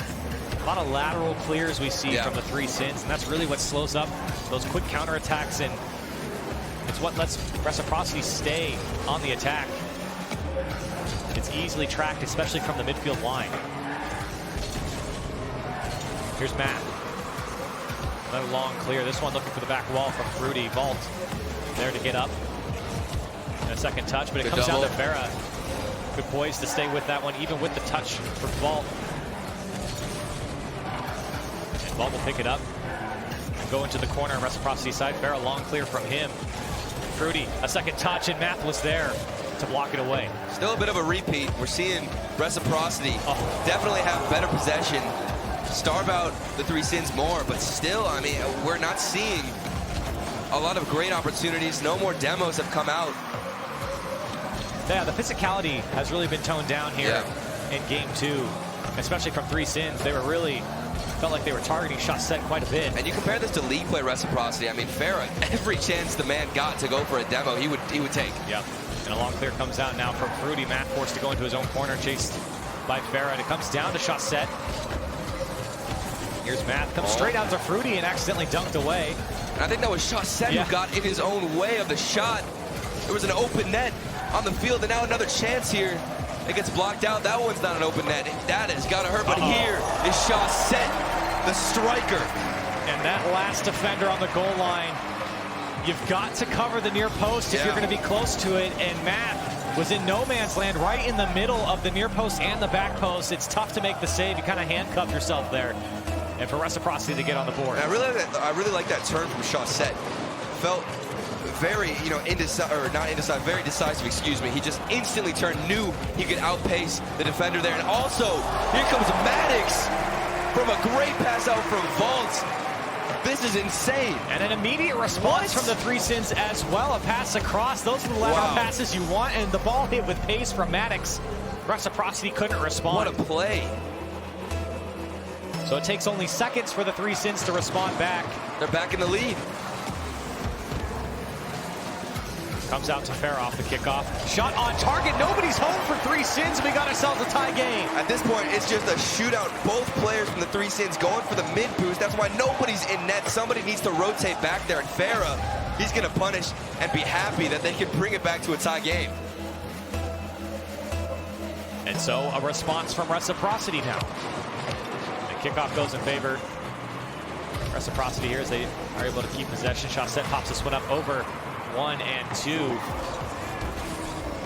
Vault tries to clear it away. Maddox. A touch across to Vault. Tries to pick this one up. It will get demoed by Farah. So 2 minutes left here in game 2. Scoring has come alive. 4 goals total in this game to just the 1 in game 1. It was an overtime. No. Seeing the defense struggle a little bit more from the Three Sins. Accidental touches, double commits, and just spacing issues. They're too bunched up. Here's a good chance. Farah saved it. Solid shots coming out from offense if they can just get themselves there, but when they're stuck on defense, that's when they struggle. So Matt clear downfield and done well to put it onto the Reciprocity side. No boost for Farah. This one coming off the back wall, saved away by Chaussette. And picked up by him again, and a massive flick coming out. It goes straight down to Fruity. A follow-up there from Farah. It's on target. It goes in, and Reciprocity in the lead. The flick from Chaussette. This just went to the moon. Literally, I have no idea how we got so much power on that flick. And then that just set up the opportunity of a lifetime for Farah off of Fruity's challenge. And they take the lead off of a game that Three Sins definitely were capable of winning. And now they're trailing. Maddox trying to respond back. The bump was thought about from Math. He comes back instead and actually hits it back towards his own side. Minute left. The Three Sins have been oh so close here in game 2. The Reciprocity has responded every single time. And they have gotten better and better as the series have gone on. Chaussette in particular. Yeah. I mean, Reciprocity's game really is opening up those chances for Chaussette to shine. Like these demos from Farah, the double. Does Fruity have a backboard read? He doesn't. And still, there's so much space. The fake from Chaussette. He almost got him. Come on. So close there from Chaussette. That was a smart play. The Three Sins were ready to die for it. The confidence to go for that fake alone is crazy because he saw the double demo. You know they're panicking. Chaussette, he's scary. But maybe one last try here for the Three Sins. They got the ball on the right side. Here's Maddox as Math is chasing the last defender. Off the back wall. Maddox couldn't get down. The follow-up there. Shot goes off the crossbar. Math waiting patiently. It's his time to put it down. And the save away from Farah. Oh, still on their side. Opportunity here for the Three Sins as the clock ticks down. Vault, one last chance for the Three Sins off the ceiling. And Math can't get to it. Reciprocity take game 2. They just sneak away with that win. Reciprocity, it was so close. You could see Three Sins there trying their best in the final moments. So close. There was a big miss. Both players, I think at that last final moment, they thought they were both going to get a hit, so they just kind of faked it out. Let's take another look here at this moon flick. I want to see if he had any interception. I don't think he did. No. It wasn't even a pinch. That was clean. Just a pure moon flick. And then Fruity, he put that initial shot on, forcing Vault to get a save. Farah has the cleanup. All starting from that insane flick from Chaussette. I mean, it's indescribable, really. I have no idea how he got so much power on that. You really have to see it to believe it. And it's unbelievable for the Three Sins that even got it. And for Reciprocity, they're happy to take down Game 2 here. Now putting the Three Sins on elimination point.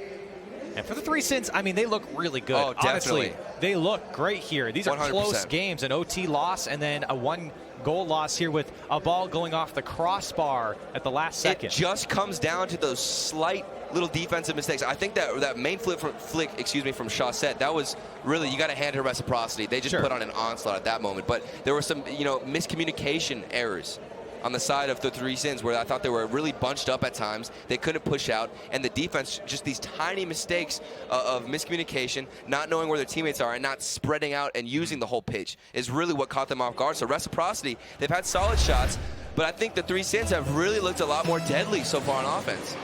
And South American teams really are known for their offensive prowess, at least mechanically. Here's Matt. The fake. And that's what we're talking about from Matt. Three Sins on the board. Matt, right off the kickoff, the fake in the air.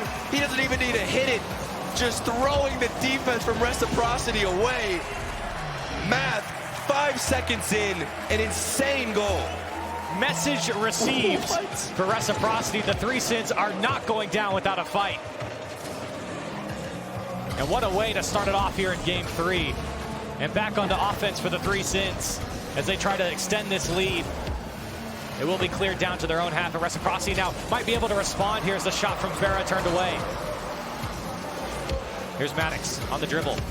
Lots of time and space here, and it's given up. Fruity was beat. 2-go from Reciprocity. They're spread out. 2 now from Three Sins, and Reciprocity on the counter. 2v1. Somebody's got to go for a bump. See Fruity right there trying to mess with the defense as well.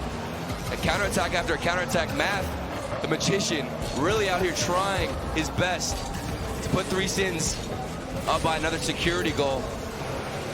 They had the lead last game for a while. Reciprocity just barely edged out a win. Chaussette had 2 go there, but got dunked there. This one coming off the crossbar and turned away downfield. Everyone went from the Three Sins. Maddox thought he had it, and Farah's going to get credit. And that's rough, the over-aggression from Three Sins. Farah, a nice little flick out. Fruity, you can see him hunting in the defensive end. And Reciprocity, a big response after a huge goal from the Three Sins. So a tie game just after the first minute. Here's Matt, no boost to work with. He'll get demo. Chaussette staying on this ball. Now Vault, he'll take it away. Maddox, they clear it into the Reciprocity corner. Now Fruity, met by Maddox. Down to the middle of the field. Vault so far back. He'll pick it up though.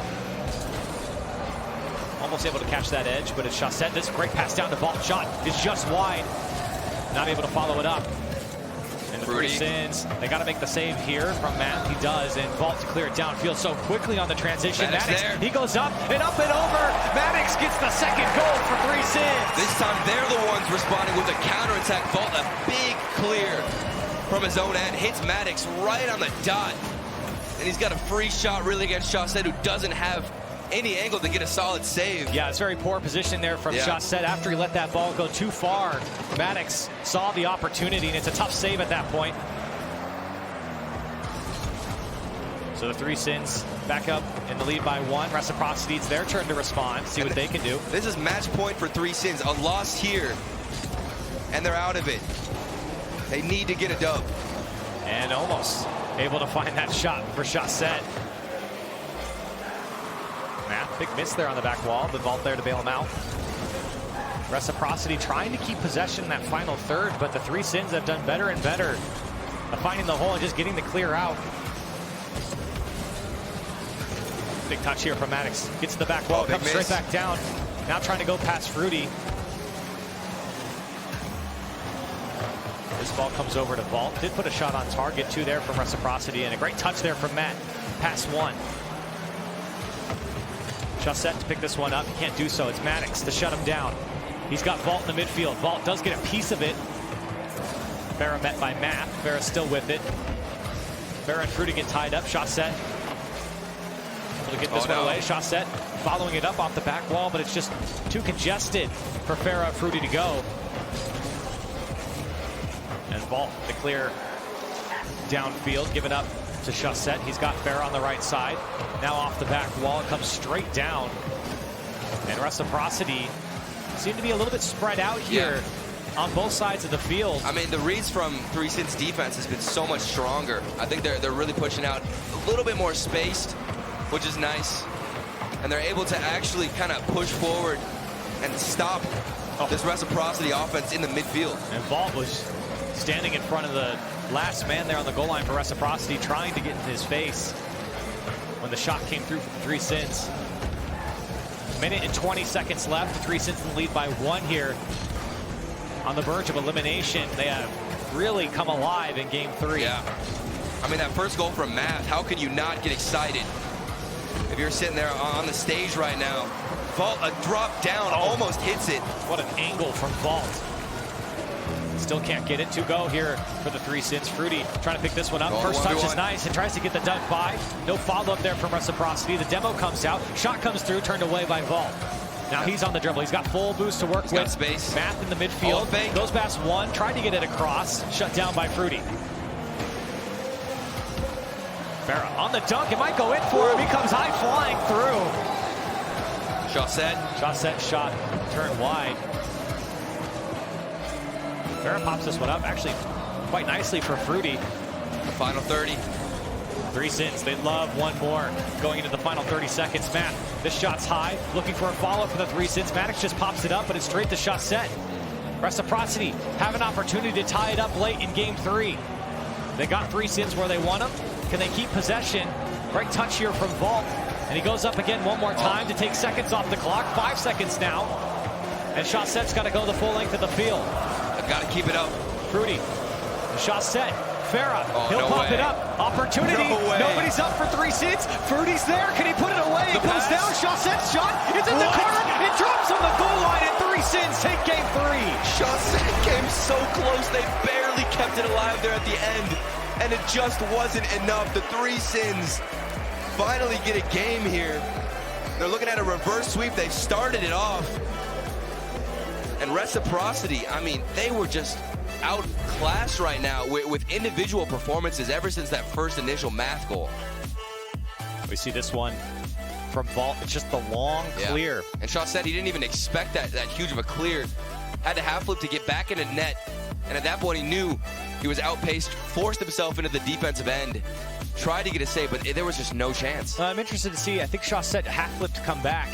And when he boosted, he went a little bit too far. He wasn't able to get back around. Maybe could have initially challenged, got some kind of piece of the ball there, but still. 3Sins, man, they are on a roll so far, and you have got to give respect to them, their team, anybody from South America so far. I mean, they have been impressing me, really. I mean, after the first win for Loki, anything is possible. 3Sins taking a game off of Reciprocity. I don't think a lot of people would have said it. You know, when we were talking before this tournament even started, when players were practicing and scrimming, I heard mixed results from 3Sins. Some teams were saying they were really good. Some teams were saying they were really bad. It was really hard to tell where the 3Sins fit in here. And so far, I have to say, even if they lose this series, they have looked strong against Reciprocity. 100%. It has not been a blowout by any means. They've kept it within reach every single game. And Reciprocity, they know they can lose this series. It's not just a walk in the park for them. 3Sins, they're not out of it, but they need to keep winning here to stay in the tournament. Here's Maddox. Great pop-up. Math was already up for it. Vault trying to keep it in. Long clear comes out from Reciprocity. And a big miss there from Maddox, but I don't think anyone from Reciprocity expected it. This one hit with pace off the back wall. Comes out to Vault. Bumps from Maddox, but not enough. No shot on target. Math now. He's got no support as everyone from 3Sins rotated out. Maddox again on the dunk. 3Sins getting the better of Reciprocity on the challenge game right now. Yeah. That's really been a habit since the beginning of last game. Those midfield challenges, their presence every time they go up for a ball. Seems to be really fast. Even right there, bit of a fake, but still, challenge game has been strong from them. Reciprocity haven't been able to match, and I haven't really seen too many dribbles from Shot-A-Set, a player who we've seen all throughout league play control the ball, take it down. We saw that huge moon flick earlier, but that's about it. He's been shut down quite a bit. A few dribbles have really just been stopped up. 3Sins doing well. Make sure Shot-A-Set can't just take over a game, because he has during league play. And even then, Fair still, he hasn't really been as aggressive as we'd normally expect. Not as many demos getting in the face of 3Sins. And as per usual, it's been a very close game here in the beginning. Another scoreless first couple minutes here.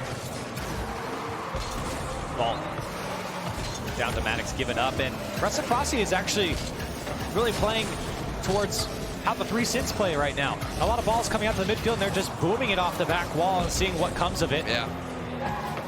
We're not seeing any of that passing game that we saw in the earlier games. Farah just taking this one laterally across. Fruity wanted to help, but Farah took it all the way.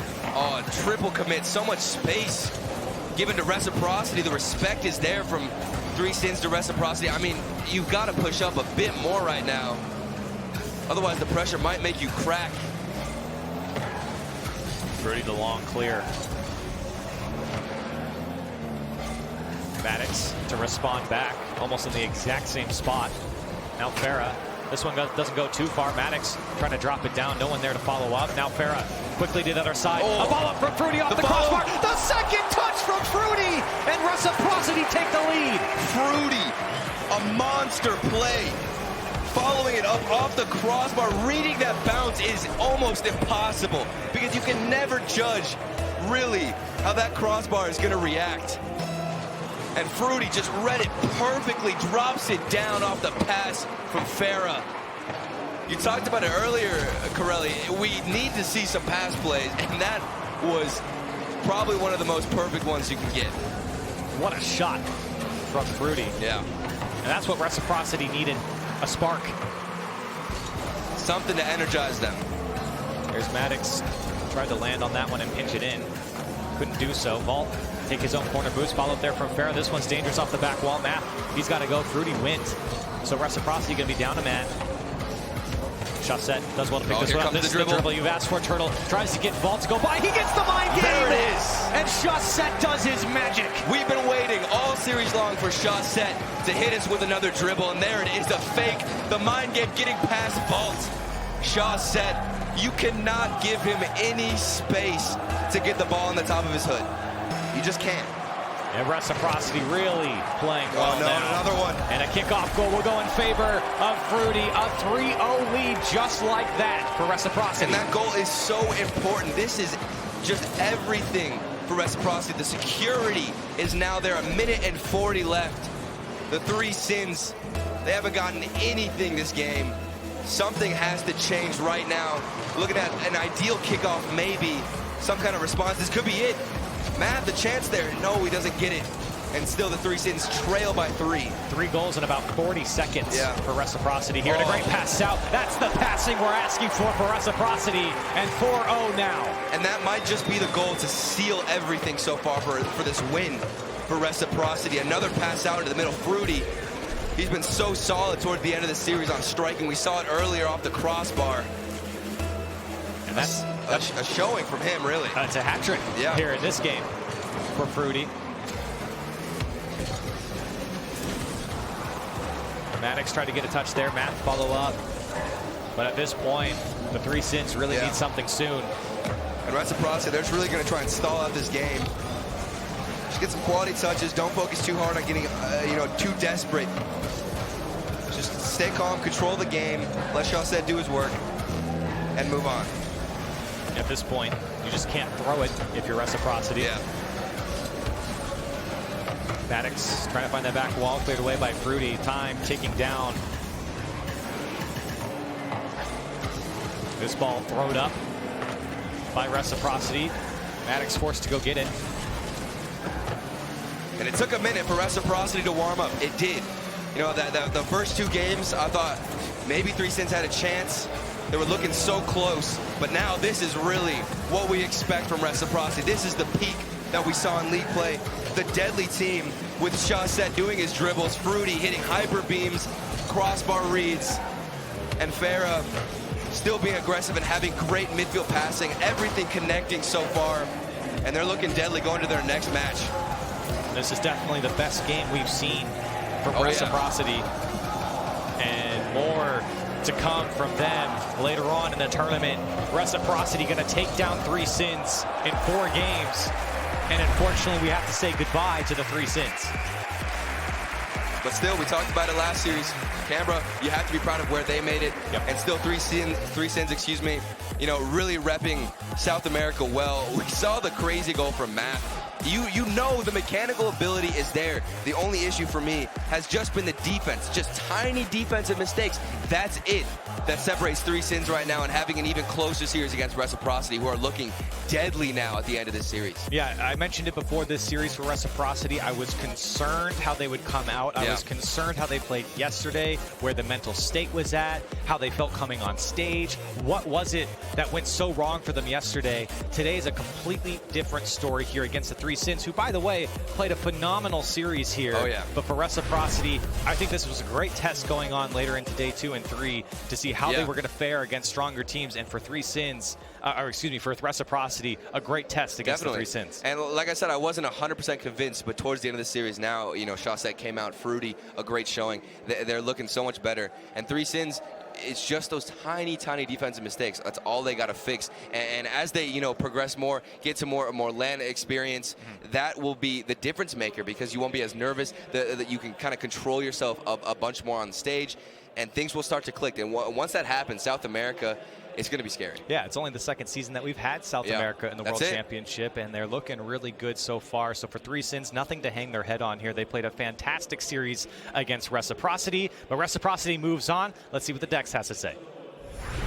They do move on, but it definitely, there was a fight put up by 3 Sins. Absolutely. I think to a lot of people's surprise. Maybe not yours, Rob, but you were saying you were a believer the whole time that they had the potential here, but I was caught off guard just by the speed and mechanics these guys were showing. One thing 3 Sins really impressed me with during the Grand Series was their ability to adapt mid-series, and that's what we saw against Reciprocity in this series. I mean, they started out hot, Reciprocity did, but then the defense started to get better for 3 Sins as the series went on, and they were able to actually start finding transitions down the field and punishing Reciprocity for being too aggressive. Not only transitions, but also forcing issues. The amount of pressure they were bringing to put players like Fruity, who normally have fantastic clears to play to the side, he's last-ditch effort placing that in front of his own net, and they're punishing for it. It's one thing to create those opportunities in transition downfield, but to be there for them, to punish and get the goal for it is what 3 Sins impressed me on. But a couple of the challenges they did get beat out on, and then Reciprocity getting hot when it matters most. Them going into the next match against PK, PK's got to keep their head on a swivel. The one problem I had with the 3 Sins was game 1. Like Reciprocity not shooting well at all, a really long overtime. They had to take that game, keep the momentum away from Reciprocity. But throughout that whole series, I thought Chaussette didn't look that great. He didn't shoot that well, but for Fruity and Farah to get those passing plays going, that is absolutely huge for Rec. Now, there was a moment there where they were almost able to tie it up and finish it. How much does that weigh on a team when you know you get so close, 0 seconds, you can finish in a 3-0 sweep, but you give up a game when it's this close? How much does that weigh on the team going to the next match? You just forget about that. For Reciprocity, I don't think it's that big of a deal. They are up 2-0. They could close out the series, but being in that advantage, like we talked about it in the pre-show in day 1, when Reciprocity gets game 1, they have not lost. They have not lost when they win game 1 since Season 7 regional champs. They're feeling confident. So, yes, they could have closed it out, but the practice, the experience that they're getting, they are warmed up and ready to go for PK. But those plays I love. Cool under pressure, 0 seconds, making the passes. Yeah, but right now to talk about their win and how they're feeling, we got Fruity on stage with Johnny Boy. I've been doing my arm workouts, my stretches, so I can reach the microphone up to Fruity here. Well, congratulations, Fruity, on the win. Now, was that the kind of series that you're wanting today? Were you hoping for a close back and forth? I know they were. Oh, sorry.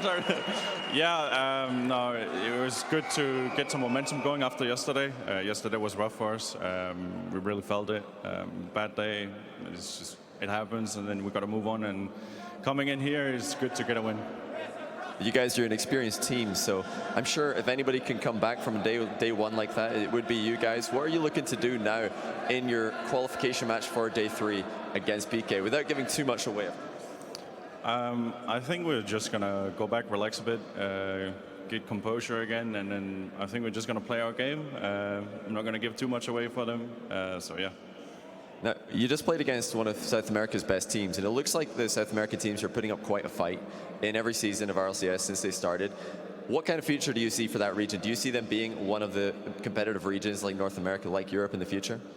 Yeah, I think the more the experience they get, the better they will be. They have the mechanics for sure. I think there's more about rotation game and how to play threes, because often they have just as good mechanics as everybody else here.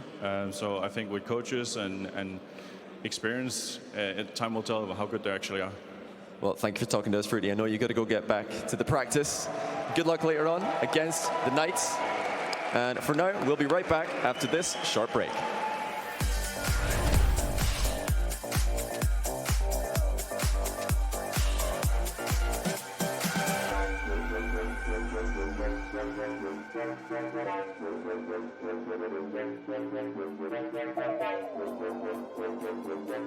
To be brilliant is to defy convention and challenge expectations. It's what we do at Intel, powering you to master your potential. Intel, unleash your brilliance. You know, I'd buy tires online, but then what? We've thought about it.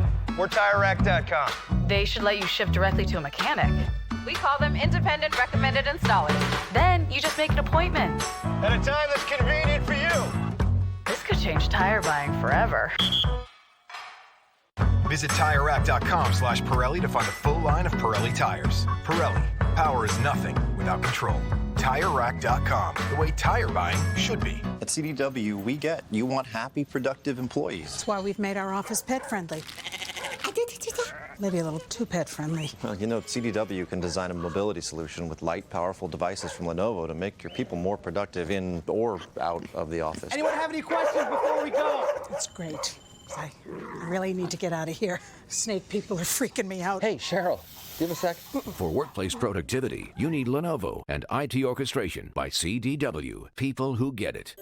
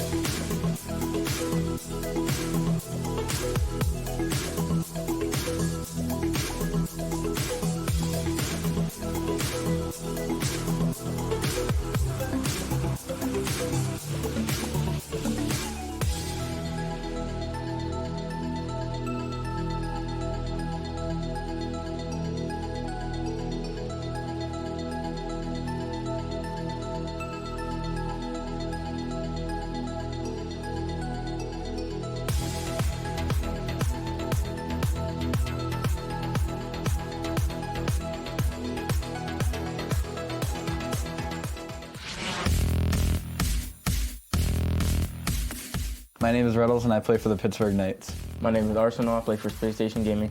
So Arsenal, congrats on 3rd place in RLCS. I mean, it's not top 2, but at least you guys made Worlds. Yeah, I appreciate it. Congrats on DreamHack Montreal. How does it feel to know that your career has peaked? How does it feel to know that you lost to Corrupted G on day 2? Oh.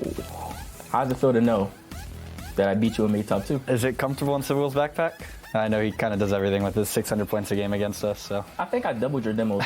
I'm almost positive I doubled your demos, so I feel like I did more for the team. Have you ever scored on net without a demo?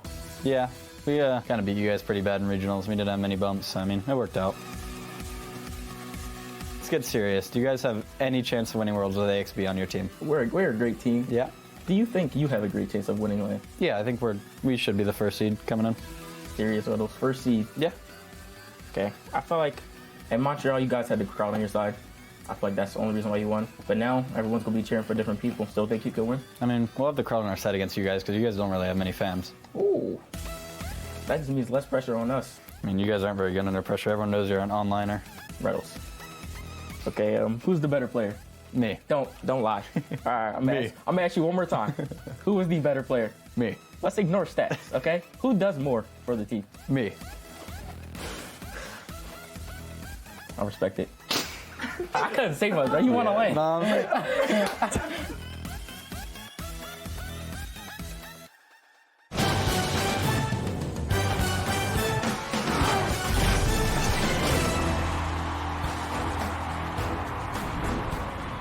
Hola, ¿qué tal? ¿Cómo estáis? Bienvenidos al tercer partido. Esperemos que estéis disfrutando. Seguimos aquí en Madrid. Tenemos a los dos siguientes participantes, a los dos siguientes equipos preparados. Quiero que le deis un fuerte aplauso a Space Station Gaming. So you know what Riddles doesn't have? A player of the day on day 1, and then a 2-0 start. So I think Arsenal got the last word. League play MVP on his team either. Yeah, that's very true. Space Station's looking pretty dang good. Pretty dang good. Probably the best looking team on day 1. Yeah. Y enfrente otro de los favoritos también para levantar este título. Un fuerte aplauso para DIGNITAS. But no slouches by any means. Honestly, No? Day 1 Dignitas. That was a lot of fun to watch. I was like, oh, okay, so perfect. You've got Violent Panda popping off, Yukio, and wow, I can't think. Astro. It's only one of the best Chief's over there so in shock, can't even remember his name. I know. It's just that's how good they are. So I'm looking forward to this one. I think the craziest thing that we're seeing right now is the good teams are basically staying good, but the teams that took a bit of time to warm up over league play are getting better and better and better. And this Worlds is ramping up to be some of the highest competition we've seen on a championship Sunday, and we're not all the way through day 2 even yet. Yeah, both these teams coming in really strong.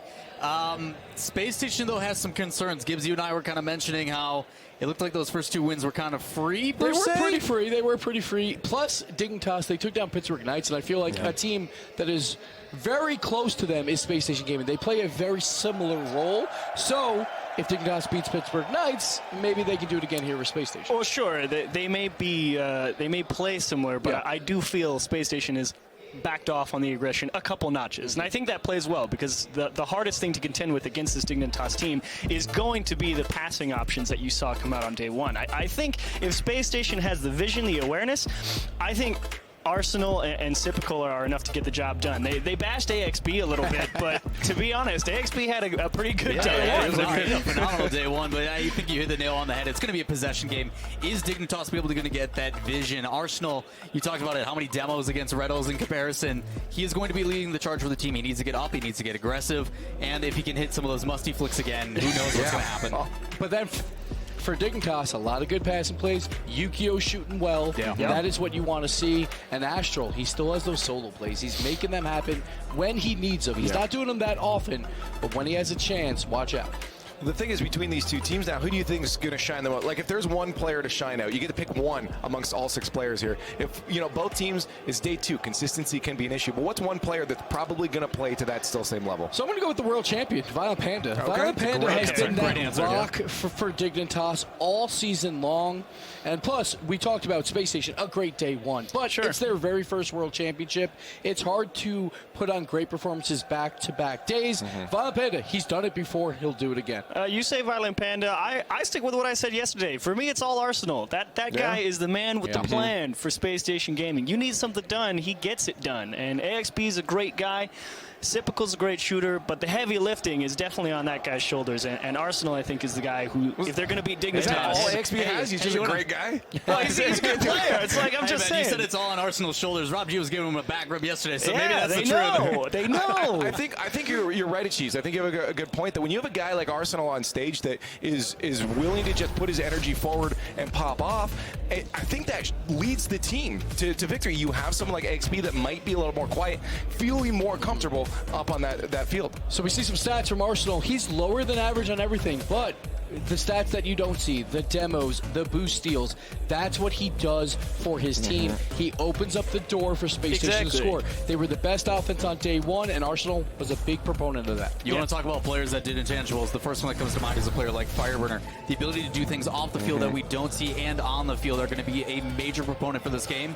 But League Play MVP Sippical, you got to keep an eye on him. But once again, this is the upper bracket final. Both teams are through to day 3. One team will guarantee top 4. The other drops down to the quarterfinals. Well, it's now time for a match, but get online and let us know who you think's going to take it at RL Esports, hashtag RLCS8, hashtag live the moment. But it is now time for Jorby and James Bot and our next match. Thank you, Leaf. 2 of our red-hot Day 1 contenders facing off here in Space Station Gaming and Dignitas, and it's gonna be a fun one. I'm excited to get this one going. Dignitas and Space Station, they both had to beat the higher seeds coming into this one. They're both 2-0, coming in 2 series wins in a row. Now fighting for that top 4 spot. That guaranteed prize will $40,000 for 4th place. So a big chunk of change. And also the pride. I mean, I was that interview with RETALS and Arsenal. That was something else. Absolutely. And for Dignitas, I got a chance to talk with Verge earlier today before the matches started, and asked him how the team was feeling and how they're feeling against Space Station. And he's feeling great. And against Space Station specifically, he's not worried at all with his team. Like they were saying on the desk, Space Station not that far off from the Pittsburgh Knights in terms of play style. So Verge is just telling his team, just play your game. You guys know what's best. Beat them with passing. Beat them how you know. Dignitas probably have the best vision that we've seen so far this weekend. And we are underway in game number 1.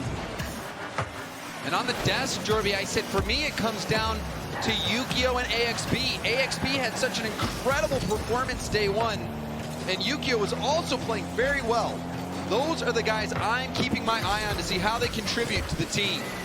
Light shot from AXB turned away in the first 25 seconds of gameplay, and Yukio, the season was very tumultuous for Yukio. He was not shooting well. It started low. It started at a low point, but slowly he started to bring things back together. And in the regionals, Jorby, he was a huge key to their success. He scored the goal that sent them here. He was shooting very well. And as a whole, Dignitas' trend has been upward. They are against Space Station Gaming in the MVP Sippical and company. That shot by Arsenal was just wide of the net earlier, and Yukio, the attempted clear, knocked away. High ball for Violent Panda. He found Astral in traffic. AXB against the backboard, forcing Space Station back, and that's something Space Station have to watch out for, is Dignitas' quick transition game. They always have someone ready for a pass downfield, trying to beat you with that speed. Astral, who was a passing machine yesterday as well. Can't get that one out. And on top of passing, Jorby, a defensive monster. Astral's mechanics so good, he can do everything so well. Pitched up against the backboard. Sippical can't get the clear out. Violent Panda, the ball taken away from Space Station again, but AXB has the ball past midfield. The air dribble won't go anywhere for him, but it does set up Arsenal off the backboard. Sippical looking, and good support from Yukio. Violent Panda was bumped and needed that support to come in. Now on the transition, Dignitas dealing with that physicality quite well, although we see Arsenal get the demo on Yukio. Just can't get control of the ball completely. Violent Panda finds Astral again. Dignitas, the passing lanes, they're in traffic, but they are still connecting. Oh, it's open. That's in. Sippical scores, and Space Station strike first. Panda was at the midfield. He needed to rotate back. He turned, and we saw the double commit. Panda had to keep going back. The communication wasn't there for Dignitas. They both jumped for it, and Panda, after he stopped his momentum with only 10 boosts, there was no hope. The net wide open, Space Station taking advantage of the mistake. And Space Station's defense has been pretty solid, especially on the backboard in the first half of game 1. And they've faced a good bit of pressure from Dignitas. Arsenal taking this one from the third. Violent Panda's challenge will not afford Space Station an easy chance at this. Yukio keeps it close to him. The typical challenge only over to Astral. Astral demoed on the play. Arsenal buying a little bit of time. The Citadel has to play this from the corner against Yukio. Violent Panda close on the rotation, off the back wall. Shot is in for Astral. Astral is such an impact player, a difficult read. Look at the speed of this read. Panda putting it off the backboard. Arsenal even tried to get up there and bump Astral out of the way. But Astral was so fast. Quick. A perfect read. And he was that all day yesterday. And you know what I'm saying on the desk, it is so hard to be consistent at the World Championship. With Dignitas, especially with Violent Panda at the head of this team, the consistency you almost expect it. Oh, that shot. AXP. And also, Jorby, the interview with RETALS, he chalked up their performance yesterday, their loss to the inexperience. And there's a lot of rookies on this field right now. Typical Arsenal here for the first time. AXP getting his first chance at the World Championship. And also, it's hard to believe that this is Astral's rookie season. It definitely already doesn't feel had like such an impact. Yeah, and it's unbelievable. And even for the other rookies on the opposite side of the field, all the players, when you talk to them, they say Space Station, you got to watch out for these guys. AXP picks up a save, and Arsenal carries it away around the corner. So it's 1-1. Dignitas, a couple of quick passing plays. Space Station have been able to weather the assault for the most part, but this is Dignitas' ball still. They're just going across the blue corners. Arsenal looking for a clear, but it's going to be tough. And we haven't really seen many demos from Arsenal.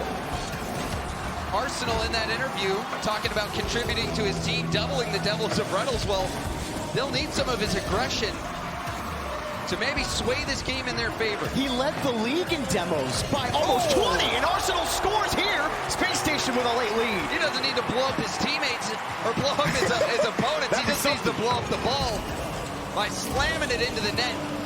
A wonderful center by Sipical.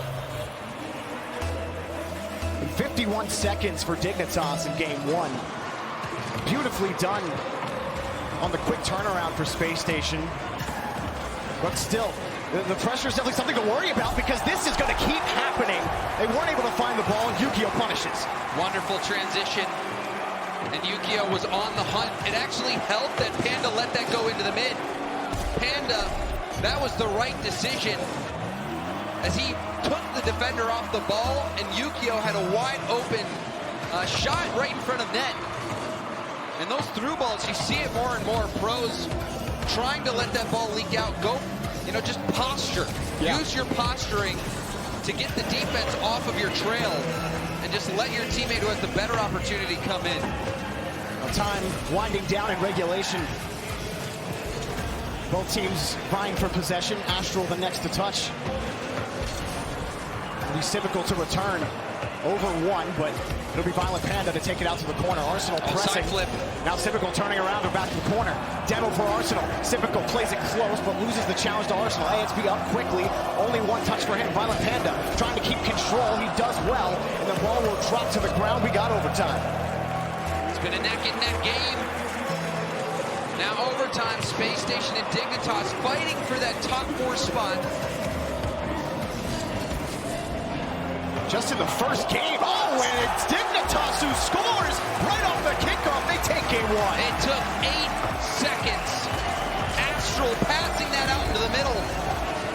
And it was the catch. The catch in the corner, picked it up off the challenge, and then found the pass afterwards. Beautifully done by Dignitas. And when we were covering that Get It moment presented by CDW, we showed Dignitas' passing. All 3 of them getting involved on that play. This time it was Astral just scoping out Panda in the middle. And Space Station really struggled for offense in that game. They had a couple good pressure opportunities, but other than that, I mean, Dignitas, it really felt like they controlled the pace of this game despite the quick opportunities that Space Station had created. We're seeing them handle the aggression. We're seeing Arsenal not really having that physicality factor that normally we see Space Station have. Astral, we did see some bumps, but we saw on the one bump play where Panda was bumped in net, Yukio was right there to support. So the comms were there at times. But also we did see Dignitas make that mistake at the midfield where Panda had turned. He didn't have much boost. It was a double commit, and that left the net vulnerable. But these two teams were very well matched in this game, going all the way to overtime. I can tell, Jorby, we might be in for the long haul in this series. And so what's it got to be for Space Station? Because you can't rely on Dignitas making mistakes to keep you in games like this. Is it more demos? Is it sticking to their game plan? It's finding a way to get Arsenal back into his element, attacking the players, connecting with the demos, connecting with the bumps, and getting those fast follow-ups to take advantage of that space. But Dignitas, give them credit. They're finding ways around it. However, we did see them struggle at times against the Pittsburgh Knights. It was a back-and-forth series with them, so we'll see if Space Station can hunt down Dignitas and start connecting on this aggression. Incredible story for Dignitas throughout this season. But at one point, we're one game away from either going to regionals or the promotion tournament. And they find themselves in one of the hottest teams at the World Championship. In game number 2, Space Station going to try to find their way into this series. Violent Panda taking control, trying to stay on top of it. I had a chance, Jorby, to talk with Astral, and he said after that loss to the love jail, forget about it. Yukio drawing our attention back to the game. And that first touch here by Astral, look at that. That's the just control. Dirty. And it wasn't even one touch, Jorby. He had a first touch coming down towards the ground, controlling it, and then getting the second touch pass out to Yukio. He's unbelievable. Hey, Astral, he first came onto the scene. Does he have a goal? No, he couldn't get around it. But you remember it Beyond the Summit when he hit that crazy pinch goal and all the talk about Astral even before that. Watch out for this guy. This guy is going to be a star. And he's being a star on the world stage in his first World Championship appearance. It is incredible to watch. And you got to give credit to Violent Panda as well, scoping out the talent. Hand-built this team. Dignitas had to rebuild. After their dynasty, for what seemed like forever, doing something that was unprecedented in Rocket League eSports. They had to go back to the drawing board, and it seems like this Dignitas rebuilt squad is finally hitting their stride. They have certainly been rolling through. The Space Station Gaming have also had quite a run themselves so far. A very dominant day one performance. They've ran into a wall of Dignitas that they're going to have to find a way to break through. Arsenal pitches it high, but the backboard easily defended by Violent Panda. Midfield closed down by AXB. Arsenal getting away for Sipical. Sipical takes control. He's got one to beat in the air on the challenge, but Astral had him read the whole way. Sipical's a player, when he's in the air, that's where he's the most dangerous. We've seen him take opportunities. You think he's going for a flip reset and transition into air dribbles. Just do things that you don't expect. He's the North American MVP for a reason. And we saw some flash from him yesterday. They're going to need more of that today. But another pass cut off, a long one.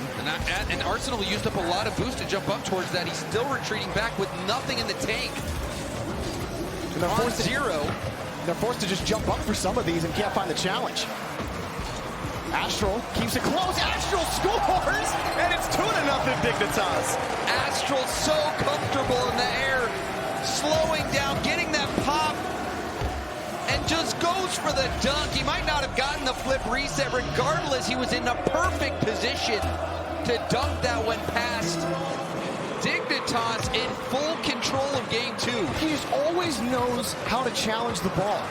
The orientation of his car, the way he approaches the ball. Does he have that? No, barely misses. Arsenal got bumped, so he'll be slow coming back to it. Typical, he was forced up in Space Station with AXB. Finally get the clear. Oh, the touch from Arsenal gets knocked back aside. Typical, he's by another. Can he get back to his own touch? Oh, Arsenal committed as well. Violent Panda back over to Astral, excuse me. That was a chance for Space Station. They still have the ball, but that chance is gone. Arsenal's been on 0 boost for such a long time, Jorby. And when he doesn't have boost, he can't go for those demos. Going for demos requires a lot in the tank. You have to hunt down your opponents. And now he's on with nothing back on defense.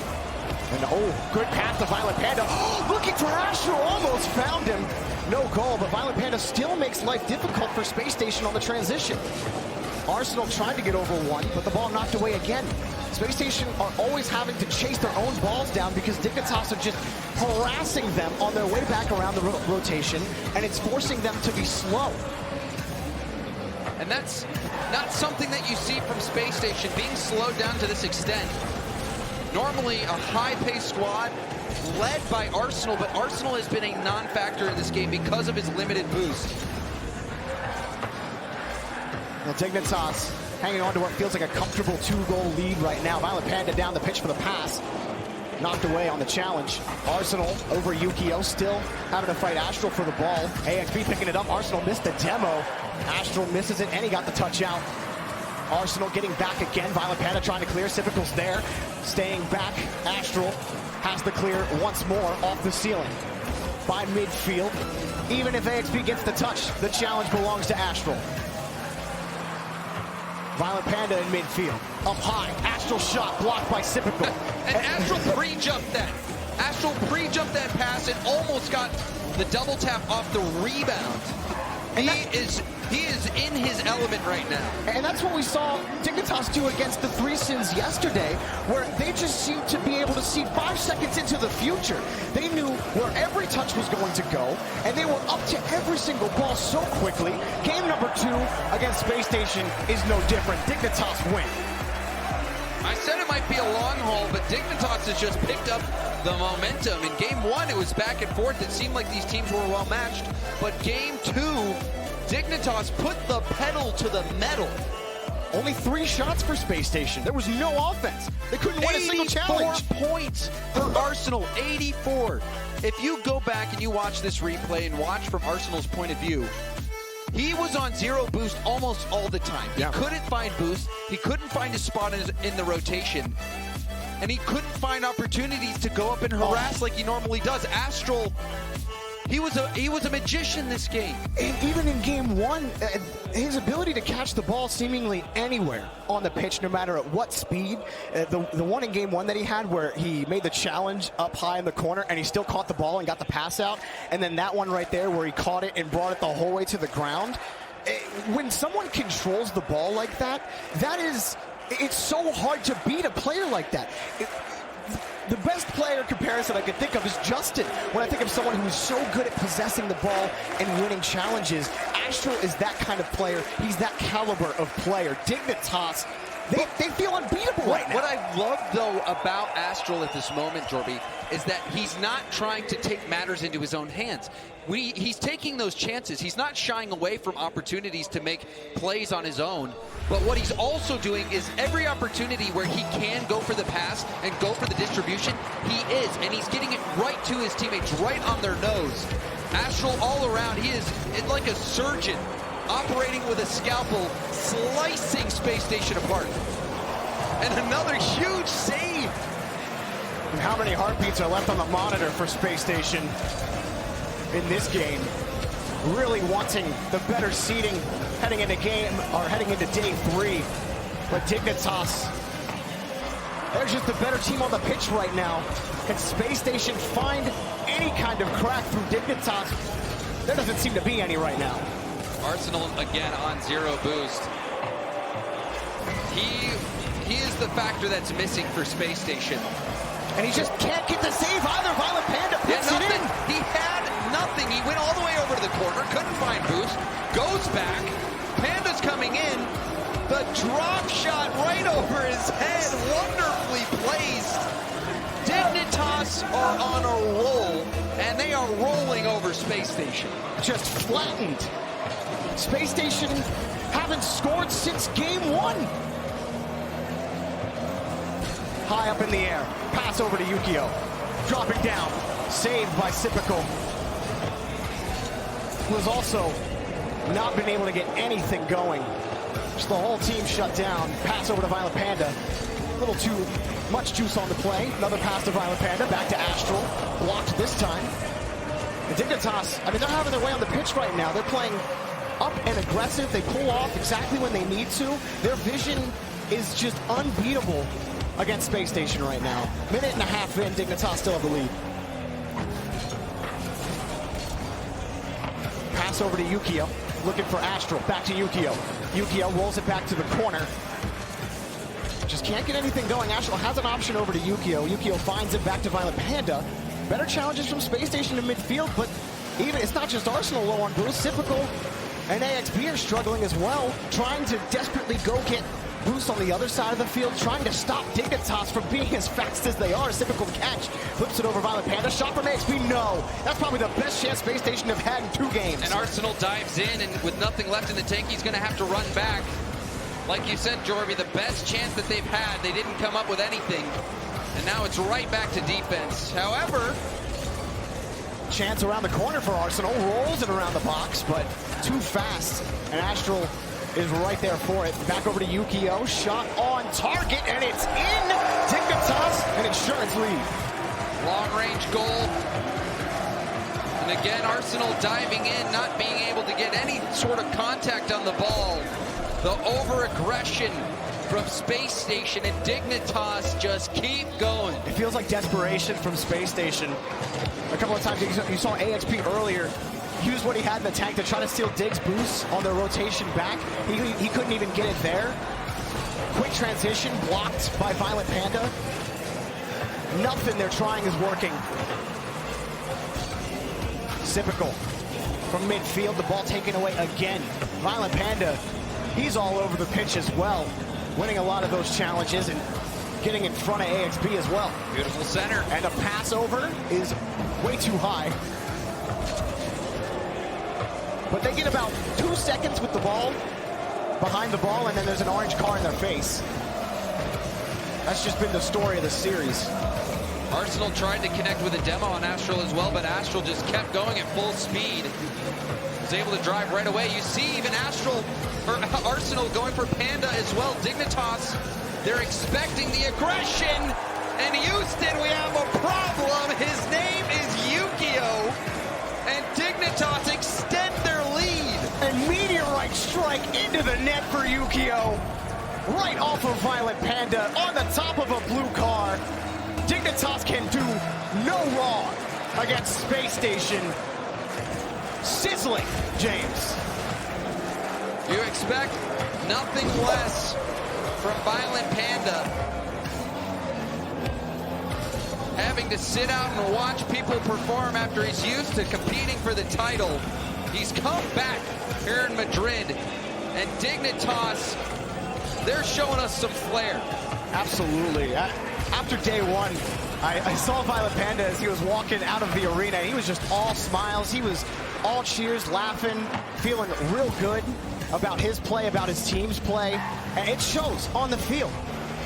And this team has just been playing so well, and their progression again over the season, it's so impressive. The team that we saw in regionals wasn't the team we saw in league play, but they brought that regional dominance here to the World Championship. There's been no weak links. No weak links. Yukio, 2 goals and assists. Astral, you can't doubt his participation, his contribution to the team. But Panda and Yukio have been handling the offense in this game. It has been a full 3-man effort. Too early. Whatever. Astral puts another one in. Gets involved and gets himself a goal in game number 3. And it looks like AXB also might have gotten bumped right there. Kicked out of the stadium. And Dignitas, they are punching Space Station in the mouth. Space Station, they look down and out, Jorby. Bloody and beaten. No answer for Dignitas. In another one goes. Why not? Violent Panda picks up another. Man, Dignitas, they're looking great. Arsenal jumped up for that. Typical trying to get the block, but Panda, a little nuttier than I gave it credit for. Finesse. Just put some finesse on it. Is it lunchtime? Because these Dignitas boys are playing like they got somewhere to be. I don't know if they're hungry anymore. They've been eating a lot in this series. 15 seconds. It's been like the Harlem Globetrotters. They're just styling, scoring whenever they want. Space Station are lost on this pitch. Time expires. Dignitas, a 3-0, and it felt easy. They get one for the road. Arsenal picks one up. That's their first goal in 2 games, but it comes at probably, the worst time possible. I mean, it was a pretty flick. It was nice. Nice shot. But it looked like it was an own goal on that one. Oopsies. He just wanted to get that ball into the net and get the game over, and Dignitas smash Space Station Gaming 3-0. Man, and smash still feels like an understatement. See it, the GGs all around. You'll still see Space Station day number 3, but it is very, very clear that they have their work cut out for them. And the bar has been set. Yukio, Astral, Violent Panda. Dignitas is looking like maybe the best team here at the moment. I think so. They are looking lights out good, scary good, already guaranteed top 4. Space Station, a team that ripped through Reciprocity, the #1 seed in Europe. They met a brick wall, and that brick wall was Dignitas. The beginning of that series, all Astral, all the passes that he had, those touches, the catches to get those passes out, and then late in the series, Violent Panda and Yukio all throughout the series just keeping plays alive, Everyone was making going. plays. Everyone was making plays. Everyone was contributing from Dignitas. But on the other end, you look at Arsenal. Arsenal struggled to find his position. AXB, he had an opportunity out in the in front of net that he wasn't able to put away. Sipical was getting shut down. He wasn't getting any chances. They needed that aggression from Arsenal to generate space, but Arsenal just could not find his momentum. He couldn't find his positioning in space. He struggled, and when he struggles, Space Station struggles. And we see what Dignitas did to him. That was a shellacking. Dignitas are hot. Let's go back to the desk and get their thoughts on that one. I'm thinking the same thing you guys are thinking. Dignitas is looking pretty good right now. Better and better every day. They are looking super tight on that field. Every player knows where they need to be, and they are connecting. Violent Panda is looking like he wants to add himself to that 3-time list. That boy is playing so well, but you got to give it to Astral. Just an answer for everything offense or defense related. Dignitas was there. Man, I just felt bad for the Space Station corner boost because Dignitas was taking them every single time. There was so much space in the middle because Space Station couldn't react to anything because they never had boost. Exactly. They really did do an excellent job controlling all corner boosts, and that one got away from him in overtime. And at other times, Space Station had a couple opportunities to get a ball into the back of the net. They got the pass across, and if you watched how they played yesterday, you'd think they'd be ready for every single one of them. But when they had a couple of great opportunities to get the ball back and get themselves back in the game, they don't score, and then Astral does things like that to him. He got the flipper set, didn't use it so he could dunk on that shot. Astral is looking like he wants that MVP for World Championship. Yeah, everything about Dignitas is going right. Obviously, Space Station doing some good jobs. Like, their touches are to the corners. They are relieving that initial pressure, but for some reason, Dignitas has already taken that boost. They're sitting there waiting, and then they beat the player. Like, there was a pass that went from the middle of their net to the corner, and Sipical was like, okay, I'm going to go meet it there. But Yukio's already there. He dunks him. He plays it back mid, and Violent Panda hits a touch. Like, they have an answer for literally everything Space Station was trying to do. And there's something about these 4 seeds. Once again, Dignitas, the European 4 seed, guaranteed top 4. Every World Championship except for one, a 4 seed got there. We're now down on the stage with Johnny Boy. It's Yukio the Super Saiyan. Yeah, how does he do that with his hair? I wish I could do the same. But Yukio must be feeling pretty good after that win. Yeah. We've got a little bit of competition for the microphone, but I wanted to know, did you expect a 3-0 versus Space Station today after how good they looked yesterday? I mean, we take every team seriously. The only problem was ourselves. We focus on ourselves.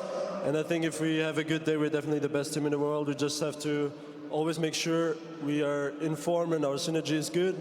Every day is another day, so today we did play better than Space Station. But yeah, I'm pretty happy. And what other teams are you looking at now? Obviously, you're focusing on your own play, but anybody on your horizon that you're thinking might be a threat and might be making it to day 3 and you're going to have to beat them for the title? energy or vitality, I think, is going to be in the grand finals. Yeah, both of them are great. They have shown it in the previous seasons. But no matter who we play against, I think if we are on our form, we can beat any team in the world.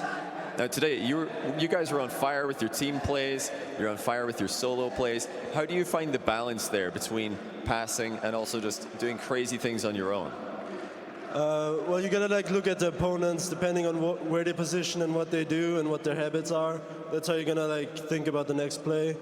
And yeah, we've been working very hard in the off seasons, and it's showing off. So the other seed 1 matchup later on is NRG versus Vitality. Just in a word, who do you have winning that one? Oh, it's gonna be close. I think it's gonna be to Vitality. Ooh. Going for the EU brethren. Well, we'll be back after a very short break with Reciprocity and the Knights trying to get into day 3. But Yukio, thanks for talking to us. Congrats on the day 3 performance. We'll be right back after this short break.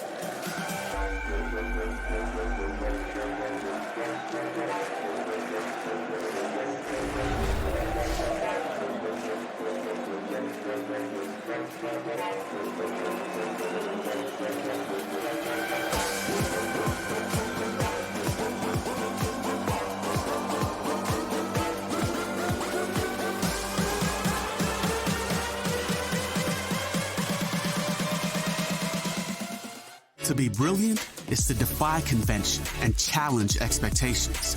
It's what we do at Intel, powering you to master your potential. Intel, unleash your brilliance. I think I'm going to try buying tires online. TireRack.com can help you with that. I guess I could buy the same ones I have. No need to guess. Our tire decision guide gives you all the right options. Someone should invent a tire decision guide or something. Can he not hear us? Visit TireRack.com/Pirelli to find the full line of Pirelli tires. Pirelli, power is nothing without control. TireRack.com, the way tire buying should be. At CDW, we get you want happy, productive employees. That's why we've made our office pet-friendly. Maybe a little too pet-friendly. Well, you know, CDW can design a mobility solution with light, powerful devices from Lenovo to make your people more productive in or out of the office. Anyone have any questions before we go? It's great. I really need to get out of here. Snake people are freaking me out. Hey, Cheryl, do you have a sec? For workplace productivity, you need Lenovo and IT orchestration by CDW. People who get it.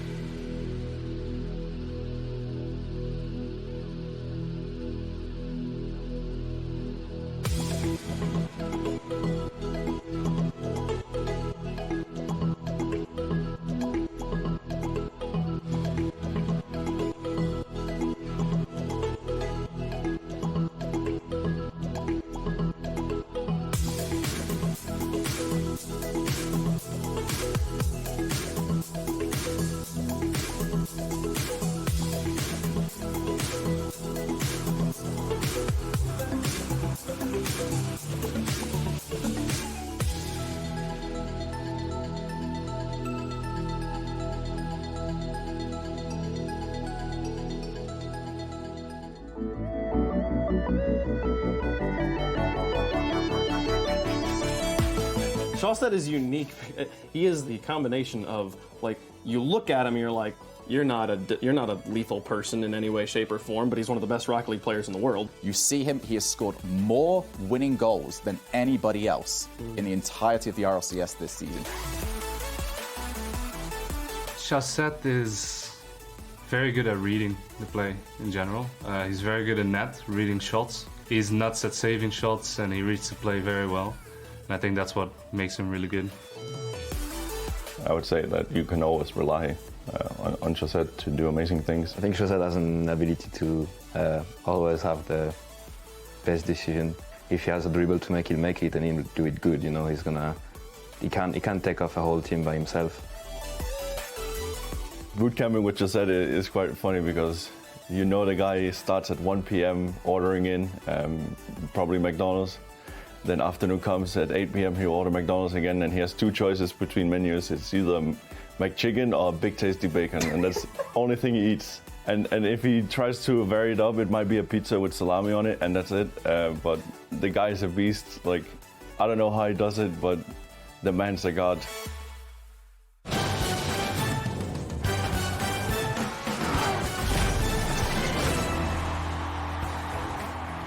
¿Qué tal? Estamos de vuelta, amigos. Ya es por la tarde, ya empiezan los partidos calentitos. Tenemos preparados ya a los dos participantes que van a estar compitiendo en el cuarto del día. Un fuerte aplauso para Pittsburgh Knights. North America has changed because of this Pittsburgh Knights roster.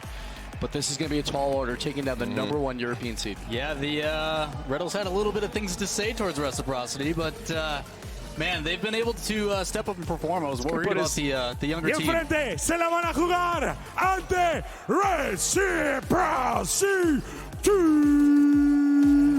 Coming off a tough series against the Three Sins. That was not an easy one for Reciprocity to win, but they get warmed up, and I think that's the biggest thing going into this series for them. I think everyone talks about how, like, Vitality is so great. Let's not forget, regional championships, this team swept Vitality. Yeah, great bounce-back game, and I'm glad they're keeping them in the comfort zone. You saw that interview talking about Shawset's diet. Like, they were joking with me backstage. They're like, we are not letting him touch any water. He's not allowed to, like, they're keeping him in his comfort zone with the weirdest diet I've ever seen for a gamer, I guess. I don't know. Someone bring the deep fryer. Yeah. But once again, though, now Shawset has scored in 4 games. They have 4 wins. He hasn't scored in 4 games. They have 4 losses. It always comes down to Shawset. So I'm just curious now, you know, what can RETALS and his team do to just put their money where their mouth is and shut down Reciprocity? How is this matchup going to go for the Pittsburgh Knights so they can continue that momentum forward? So I feel like RETALS has to be that front runner for Pittsburgh Knights. In that Game 3 versus Dignitas, I thought that was going to be a series changer where he played so well because he never has nerves, and that'll allow Mist and Gyro to get back into it. They obviously lost that series in 5, but RETALS will never feel that pressure. I think the big thing, too, is shutting down Shawset. He took a little while to get going in the previous series against Three Sins, but he did start to warm up. You know, the term coined, the moon flick by Turtle. Those are the types of things that he can do, and I think that for any team going into Reciprocity, you have to consider the Shawset factor. You have to shut him down. We talked about him so much. So that's definitely the mindset, right? Pittsburgh Knights is like, okay, we need to focus on Shawset. They're probably well aware of that on Reciprocity. So what does Reciprocity do to make sure that they don't shut down Shawset? Well, now they don't even necessarily have to worry about that because I feel like Ferro and Fruity are passing so well through that last series versus Three Sins, where it's like, all right, if we try and shut down Shawset and give Ferro and Fruity space, they're going to pass it and do exceptionally well there. But then on the Knights side, what's the growth we've seen? I just want to see, like, over the last bit of their season here, over league play, they've had a bit of growth. They started a bit slow, but it seems like their meta started to infuse their way, obviously taking down the big 3. What is that like coming to this for the other teams now? You know, having that demo-heavy meta, is that going to continue to work against teams at Worlds here? Yeah, it was touched on very briefly, but I think it all starts with Gyro. He had a very rough start to the beginning of league play, but as he got those nerves out, he started performing more and more. He was their clutch guy for DreamHack, so his day 3 or his last game performance, the ability for him to step up huge is where I think it starts. But Civical on that early charge, the aggression, like, every player needs to play their position well, but with how well a lot of these other teams are playing, the ability to adapt is, I think, the strength that they're finally starting to develop. So Pittsburgh Knights, they convert. They were #1 in shooting percentage in all of North America, #1 in save percentage as well. Only 4 teams have ever done it. The best 2 teams in Season 6, the best 2 teams in Season 7. Pittsburgh Knights, they know how to convert in the big moments, and that's what we have to keep seeing from them. What's that key player then? I mean, like, you know, is it just RETALS and Gyro on offense popping off, or do you think Mist is going to try to find his way up there a bit more? I think Mist might not get enough credit for what he does, what he brings to this team, because he enables his teammates like RETALS to be so reckless on offense, because RETALS knows that Mist will clean up and pick up the slack on the back end, and that's so powerful. When RETALS is at ease, this team looks so good. So here we see some stats where their offense was doing a lot of work, but they didn't shoot the ball a lot. They didn't have a lot of possession. They do it based on counterattacks. They play very passive. Then when they get their moment, they move up. RETALS leads the charge. He goes for that 50-50, then into a bump, leaves a wide open net. And that last stat there, their total saves, does kind of paint a picture of their league play season where they did feel a lot of shots coming towards their net. And credit to them, it was fantastic saves. But when you're on the world stage, you don't want to give up so many shots and have to be forced to be making so many saves, because one of them will drop. Well, you want to give that credit to Mist. That's exactly what they did in their last session. He was able to move up the field, and you saw him coming off the wall and going for flip resets and getting stuff to open up opportunities. A guy that's normally the one that's clutch, that's a little bit more quiet. He takes that support role a little bit more. If he's the one that's moving up into the midfield, that's going to create so many options for RETALS, because he doesn't have to rotate back in. He can go for those bumps and demos or that boost tonight, because if you take away the boost from Reciprocity, they definitely struggle. So what's the best opportunity for them to get those demos in? Is it while they're chasing Reciprocity back onto defense, or is it while they're already there and just try to take them off that goal line? Like, it's going to be tough because we talk about Chaussette, one of the best defenders in the world, but he always does it with a rotation. He always comes off that back wall, just dives across the net, makes so many saves that way. So again, it's very difficult. We talked about this with Space Station. Arsenal was not going to get those opportunities to demo Chaussette. Now, Reciprocity didn't look that good on day 1, so it didn't matter. Now, for Reciprocity, just looking back at their season, this is one of the strongest seasons we've seen them have. They've just progressively gotten better, I feel, every single season in league play, where they've just, you know, looked stronger and stronger. Is that simply due to Chaussette getting better, as a whole team and that backbone been getting better? I think it just has to do with the fact that they've stayed together. All these roster changes that are coming through, this new era, these new players coming through. You think of players like Astral and Atomic and Arsenal.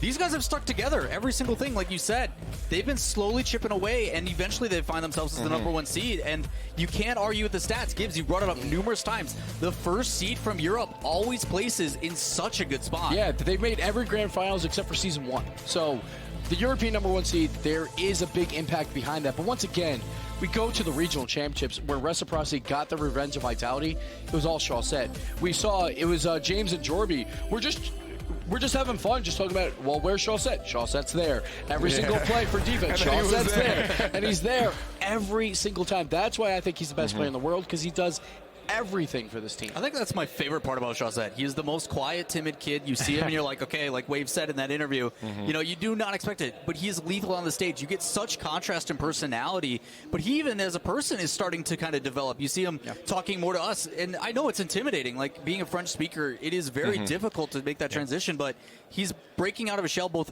off-field as well as infield. One of the craziest things is he goes to DreamHack, he brings a new car into the meta. Yeah, that's true. No one else, no other pro except for Cooksey or maybe back with the Batmobile has brought a car into the meta. Well, let us know if you guys are also using the Fennec. You got to be. It's the best car right now. Online, on Twitter, at RL eSports, hashtag RLCS8, hashtag live the moment. Pittsburgh Knights versus Reciprocity. Someone's going home and someone's going to day 3. Who's it going to be? We find out now.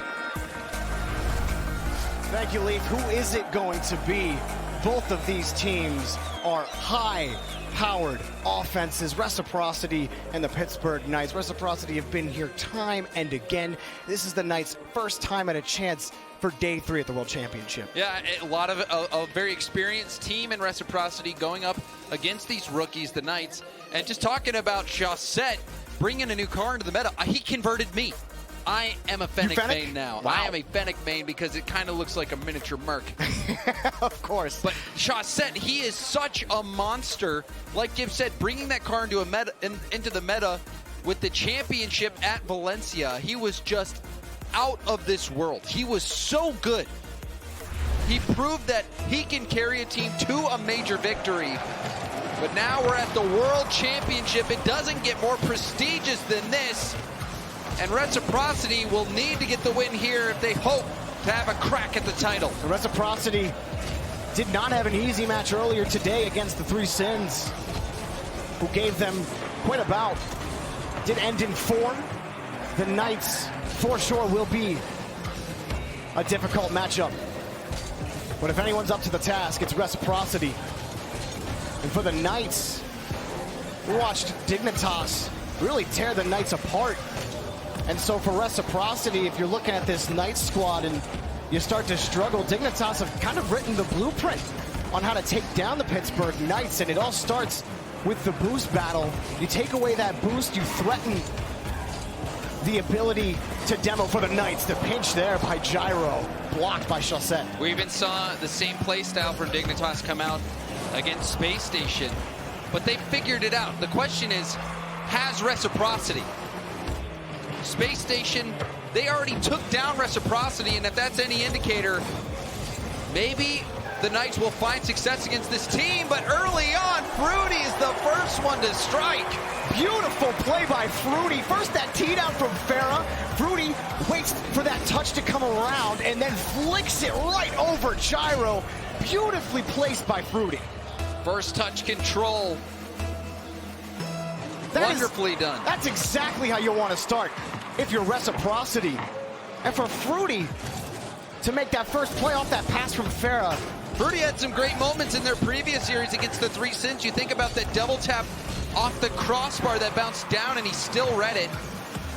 Chaussette hasn't been needed to carry as much as he has in the past. And Fruity making an early mark. Now Farah getting his chance. Gyro getting right behind it. Missed. Wants to keep it going. Ooh, Gyro can't find the touch. That's something that has killed the Knights several times. Gyro, key mistouches in key moments. It is early in game 1 this time, but it's definitely something to keep your eye on. We just saw an opportunity for Chaussette as well. Double commit from the Knights. RETALS is trying to get back. He just gets back to the ball in time. He's still going to handle this from the corner. Waits for it slow. Plays it in front of the box with the little space that he has. Had to hop over Chaussette for the ball. Missed another pass, but too long, and Farah cuts it off. Farah from the corner. Good the bump in front. Farah almost muscles his way through and missed. Gets the ball out of harm's way. Another end, and now RETALS sees Gyro, but that's shut down by Fruity. But we see the aggression from Fruity. He is the player. Him and Farah, they love to get aggressive and go for the bumps. Now Chaussette trying to make some solo plays happen. He missed a shot earlier, so Chaussette, the question is, can he step up? The ground pinch from Mist. Well, Corelli said it on the desk. Mist doesn't get enough credit. Well, how about give him some credit here with this pinch right into the net. Beautifully placed by Mist. Solo play from Mist gets the Knights back into this one. Reciprocity had a lot of pressure. They were taking it to the Knights. And Mist, he was on the back line, just taking matters into his own hands. Fruity pass over to Farah. It's good. Farah's placement perfect. Reciprocity with the lead. Stabilizing quickly. Fruity getting the ball down to Farah. This is not normally what you see from Reciprocity. Normally Chaussette's getting into the mix. But it's Farah and Fruity. Farah and Fruity, they're doing wonderfully all on their own right now. That's exactly what happened at the end of that series against the Three Sins. Chaussette almost gets one himself. But after Chaussette scored the first goal in that last game against the Three Sins, it was Farah and Fruity connecting consistently. And they kept scoring. If this is the Reciprocity team that we're going to see, the Knights might be in trouble. Oh, good slowdown. Chaussette saw Farah, or I believe Fruity. Someone was in net going for that bump. RETALS just getting that touch as it gets sent out of the stadium. Pass over to Farah from Chaussette. Mist is right in front, but you feel the desperation there from Gyro on that double commit. And you love the vision as well. Chaussette could have boomed that downfield, but he knew Farah was over there. Also gets a quality block. Oh, also making RETALS wait, but RETALS was able to get back to the ball. Mist back over to RETALS. Knights finding a little bit of possession. Devo opens Gyro's goal, and the Knights tie the game. This is the Knights we were waiting for. RETALS gets the touch, leaves the ball, goes straight for Farah, and Gyro through the smoke screen can poke that one in. Reynolds, as soon as he gets that first touch, he didn't even care about the ball. No. He was going straight for the final defender. And Gyro's positioning said it all. Gyro was just inching forward, and he knew he didn't have a chance at it unless that demo happened. And he had all the faith in the world that Reynolds was going to get it. But here's Fruity, and it just misses. Almost finding that goal. Chaussette, he's by 2, but missed getting back in front. Gyro trying to stop Reciprocity's offense, and a great challenge win from Reynolds. Past midfield, across the box. It'll be missed. Playing to trap it in. Fruity light touch for Farah. Farah still slowing it down, flips it over 1. Reynolds can't get there, will have to be missed again. And Gyro downfield, about 30 seconds remaining, we're all tied up. Another boomer. Light touch there from Reynolds. Chaussette, another catch. Reciprocity keep trying to control this ball out. It's been working for them. It's really stinted any kind of consistent pressure the Knights have tried to put on. Gyro back over to Reynolds, blocked by Chaussette, still in danger. Up high was missed, but he can't get the ball away from Fruity. Gyro again pitches this high. It's Chaussette's ball. Downfield for Fruity. Blocked by Reynolds, but they need another touch. Gyro just gets there. Chaussette was pressing. Another touch from Reynolds. Back down. We got overtime in game 1. Close game, Reciprocity. They've been doing well to get to the ball quickly and contest the challenges. The Knights, however, you can never take your eye off Reynolds. Going for those demos. Or Gyro. Gyro as well. Or Mist. Mist will generally be in the back. Yeah, he doesn't get a lot of demos. But we saw the ground pitch from him earlier. He can do things all on his own. Fruity with possession. Didn't have enough boost. Reynolds will kick it away again. Actually might have a chance here for the Knights. Here's Gyro. Chaussette with a challenge, but it's got to be fair to get back to this ball. He beats Mist. Still the Knights. Reynolds off the ceiling. Already read by Fruity. Back over to Farah and Chaussette. You saw what Reynolds wanted to do. He was just trying to hit the ball high and then get downfield quickly for a demo. However, Reciprocity saw that coming, was able to dodge it. Now they're on the attack. Reynolds really making life hard for Reciprocity. He's at least getting touches on some of these balls, on these passes, and it's hard for Reciprocity to break out because of it. Reynolds, again, pass towards the box or outside of it, and nothing for the Knights. Reciprocity, they can't get possession. It's just been back and forth. We start overtime. Very good challenge from Chaussette in the corner. He's been doing well to predict where the Knights are going to hit that ball and get in front of the line. Still moving forward. Farah wins another challenge. Chaussette there quickly. Catches it off the side wall. He's over 1 off the back wall. Reynolds already up for it. Back down. Field for Mist. But that's about all the Knights are going to get. That touch will give Gyro a chance here in midfield. Gyro off the ceiling. Back to his own touch. Kills the ball in front. Chaussette slows it down. Chaussette on the ground. So dangerous. Can't make it happen. But the challenge is still Reciprocity's. Shot blocked barely as Fruity came flying in. Chaussette another touch here. Missed bumping Gyro to take that ball away. So smart from Chaussette, even on that play. He got to the ball quickly, and with his positioning and posturing, he forced the defense to back off, but he slowed it down, took the space, and almost made a chance with that flick. Ooh. And that challenge will be Reynolds. He doesn't have a lot of boost to work with. Games the ball up, and Reciprocity couldn't find it. I thought the clear was going to happen. Oh, good. Reynolds, that's a quality pinch. Off the corner for Mist. The shot just off the crossbar. Farah gets in the way. Takes the boost out. Now he needs the ball. Farah pops it up high over 1. Reciprocity way far back on the play. Oh, Gyro, great touchdown. Reynolds tries to force it. Mist is in. Shot is good. The Knights take the game. The high lob. And Gyro just touches it back down. Reynolds getting in front of Fruity. They were assaulting the backboard, and eventually it paid off. The Knights squirm away with a victory in game 1. It was that touch from Gyro that just killed the ball right in front of the box, and Reynolds instantly recognized what he had to do. He jumped up for that ball, gave Mist that final chance, and the net was open after that. Reciprocity were chaotic in the net trying to get that clear, and that was all the Knights needed. A close game. Gyro getting that key touch on the backboard, and he is a player for the Knights that you really want to get back into it. You could tell after yesterday's performance, after his tweet, he felt like he let the team down. And with this game, he is bringing it back for the Knights. A very important Game 1 win because their tournament lives are on the line, Jorby. There are no more chances. One of these teams will get through to day 3. And I feel like this overtime Game 1, we might be looking back at this later in the series. Maybe this is what really decided it. We felt like that might have happened between Reciprocity and the Three Sins in their Game 1 overtime.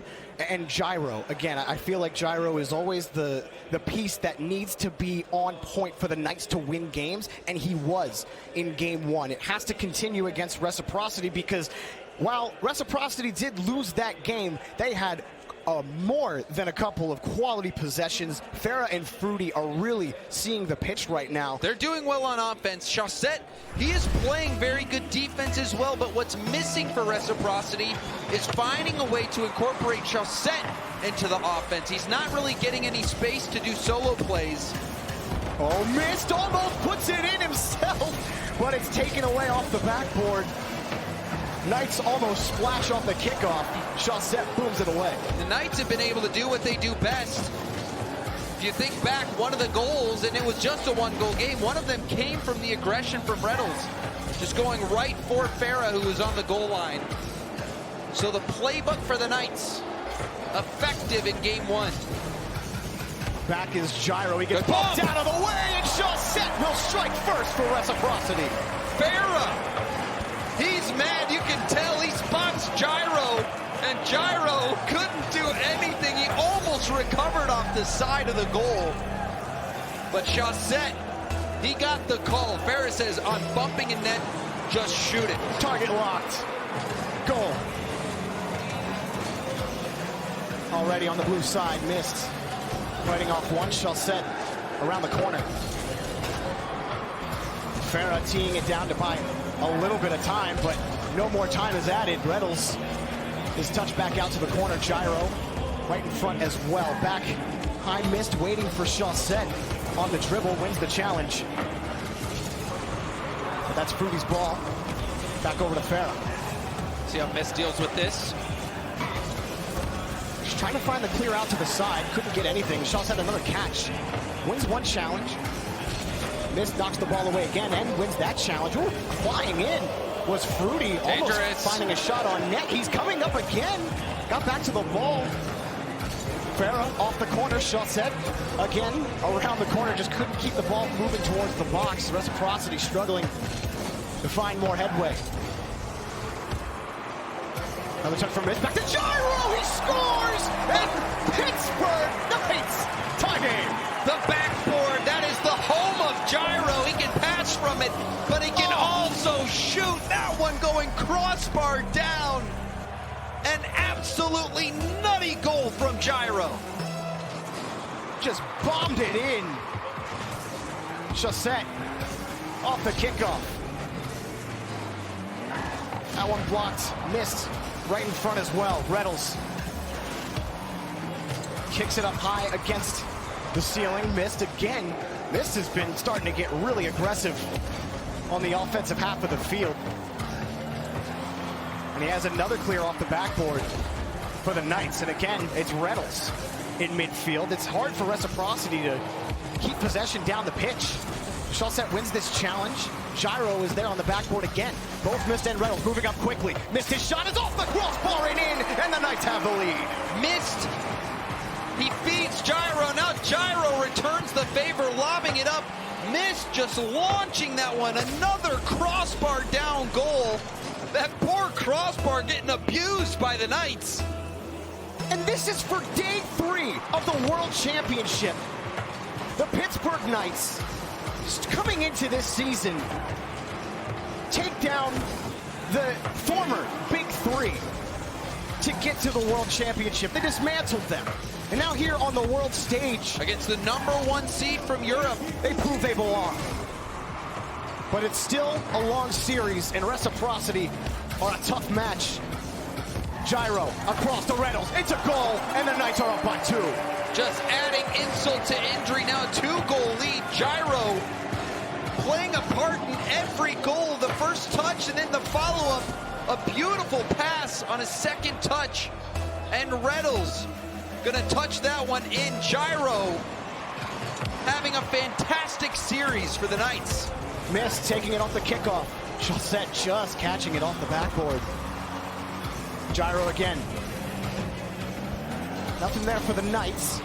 The Reciprocity, they are trying to pass the ball. They're trying to find each other, but the lanes are closed. Another pass cut off. Some of them are a little long, but again, that's just a result of the Knights just closing the gap so quickly. Look at the space RETALS have to get to this ball, and he picks up a 4th. The Knights are crushing Reciprocity in game 2. And this kind of feels like the Dignitas series we just watched. Game 1 was close, and then things start to get out of hand. Pittsburgh Knights, 4-1. They are trouncing Reciprocity. And game 2 seems like a lost cause. And all 3 of their players getting involved in this series. Miss Gyro and RETALS clicking like a well-oiled machine. And Gyro especially, it's just when he is playing well, it feels like the Knights are not unbeatable. You get RETALS consistency.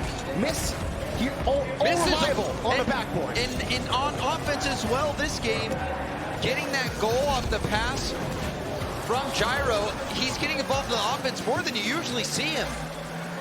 And it's just given them this 4-goal lead. And even there, trying to create half chances for RETALS was Gyro. He gets thrown down the pitch. But there's just no space for Reciprocity right now. A minute left, down by 3. They might be looking towards game 3 at this point. There is still some time left. Good pickup from Farah. Farah around the corner trying to fight. Missed for the ball. RETALS picks it up as well. And the Knights clear away another ball. Chaussette still chasing this down from the corner. Slows it down in front of the box. Chaussette, he tried to do it himself. He had an option, had an opportunity to pass it, and he couldn't make the shot happen himself. And you just think it's too little too late regardless. 30 seconds left on the clock. 3-goal deficit, now 2-goal, not out of the realm of possibility, but it's gonna take a miracle. About a goal every 13 seconds. You need one, realistically off the kickoff if you really have hope for it. Otherwise you're gonna be playing keep the ball in the air. The floor's lava at that point for Reciprocity. We'll see what they get right here with Fruity. Fruity pass to Chaussette. Chaussette wins it clean. Farah has the read, but it's blocked. Chaussette picks up in the corner. Bump as well in front from Farah, but there's just nothing in front for Chaussette. 10 seconds now. Pass in front. It's blocked. Time winding down. They need a score with time left at all. Up high, Chaussette. He's there. Time? No, that's good. The Knights are 1 game away from day 3. The #1 seed in Europe starting to falter. Now down 0-2. They'll have to reverse sweep to get in. You can see RETALS' dad cheering him on from the crowd. And it seems likely that the Knights will make day 3. They look so good right now. James, you said it earlier. That game felt like Dignitas in the last series. The Knights, just the utter dominance by the Knights. And missed this play, the pass to Gyro. Gyro hitting that with his wheels down. That was a crazy goal. Gyro so comfortable on the backboard. We saw him get the pass down in overtime in game 1, and now that goal to equalize, that was a huge play. And for Reciprocity, there's got to be nothing is working for them right now. They have to figure out a way through this Knights offense. They've tried to control, it didn't work. They've tried the long passes, it hasn't worked. They've tried to control the pitch, but they either get bumped out of the way, they get demoed out, or Gyro scores. Reciprocity's been struggling, I would say, this whole tournament, even against the 3 Sins. Until the very end of that series, it didn't really look like they were the Reciprocity that we saw from the regional championship, from league play, from, previous DreamHack tournaments, they're struggling to hit their stride. This is not the Chaussette that we've seen rise to the occasion before, and now they are one game away from being eliminated from this World Championship. Can the Knights make day 3? The team of rookies who just came onto the scene and made a big splash in North America are looking to threaten the whole world. Shot, Mist has the block. The Knights on defense, tough to crack. Mist has another block. Now in the corner, RETALS slowing it down. He doesn't have a lot of boost, so not much choice. Chaussette pops it up once, Mist. Blocked by Farah. Now Gyro gets turned away by Chaussette. Another long ball here for RETALS. Just feeling each other out right now, back and forth. Farah and Chaussette having to retreat. At the Knights downfield again. RETALS the pass. Broke over to Mist. Off the backboard. RETALS getting in front, preventing the clear. Chaussette has a little bit of space. Gyro closing the gap, but he loses the challenge. Chaussette out of boost here. We'll see what he does. Just gonna fly across. Give up possession now. We'll see if the Knights mount a counterattack. They're taking their time moving down the pitch. Long pass and missed. Or missed, not the player, but he missed the ball on the pass. With Fruity. Back over to Mist, again on the backboard. Mist will maybe be able to grab this. Chaussette sends it in front of the box. You know, Chaussette against the 3 Sins, he had a couple of shot opportunities that he usually makes that he missed. And even in this game, just on the offensive half of the field, James, as you were alluding to, he just hasn't been able to hit his stride and hasn't been able to hit the things he normally does, the things that make Chaussette the best player in the world sometimes. Gyro, past the RETALS, blocked and knocked away. We know what he's capable of, Jorby, and we just haven't seen that level of play from him so far in this World Championship. The Knights have spent a lot of time in the blue half. The challenges have been pretty good from Reciprocity, but there's a demo from Gyro to open up the pitch. Mist sends it back across. Maybe wanted a shot, but either way, nothing was happening off that touch. And you want a shot opportunity there. Mist maybe looking for Gyro, trying to feed him into the middle. But that demo opened up a chance. The Knights, this has been a much closer game. Game 2 was such a one-sided affair. But Reciprocity not giving up yet. Oh, he hits the crossbar. Chaussette, that's one that Reciprocity need to put in the net. A huge chance squandered. Chaussette's a player who beats an entire team, defies the odds to get a goal. He's not someone who hits crossbar on the goal line. The struggles continue, as that one is going to hurt for Reciprocity. That should have been a goal. Can Chaussette find enlightenment, or will the Knights put them in the ground? Fruity. Blocked by Mist. RETALS just harassing the whole line. Another by Gyro. Chaussette catching this. He's got to beat Mist. It's going to be Fruity now for Reciprocity. Caught by Gyro. Back downfield for RETALS. Continuing the attack back to the orange corner. And Reciprocity, they've tried to find room. Hang on a second. Here's Mist. Blocked by Fruity. Reciprocity will turn another attack away from the Knights. We are at the point for Reciprocity that is in a 0-0 game where just one mistake from the Knights could put them back in this series. But it's been so difficult to find consistent possession in the blue half. And Farah looking nothing. RETALS blocks it. The pressure will continue to build as well, Jorby. These teams know that this is it. This is your life on the line, and RETALS rises to the occasion. Just a minute 6 left on the clock, and the Knights take the lead. He just barrels himself into the net. Fruity can't save it. RETALS stepping up big time for the Knights. A minute 6 remaining, James, like you said. And the Knights, if they hold this lead, they take down Reciprocity and go to day 3. And not only beat them, but sweep them. Just a dominant game 2. A closer game 1, but it's the Knights with advantage. RETALS, the block, is it good enough? And he's got Gyro to back him up. Fruity carrying this slowly. RETALS pops it up, but it's still dangerous. But it's such a good clear that it doesn't even matter. Mist forcing that ball up, and now the Knights taking possession. Time ticking down slowly for Reciprocity. Every second matters. And they just cannot find the net. Quick pass to Chaussette. Maybe another chance.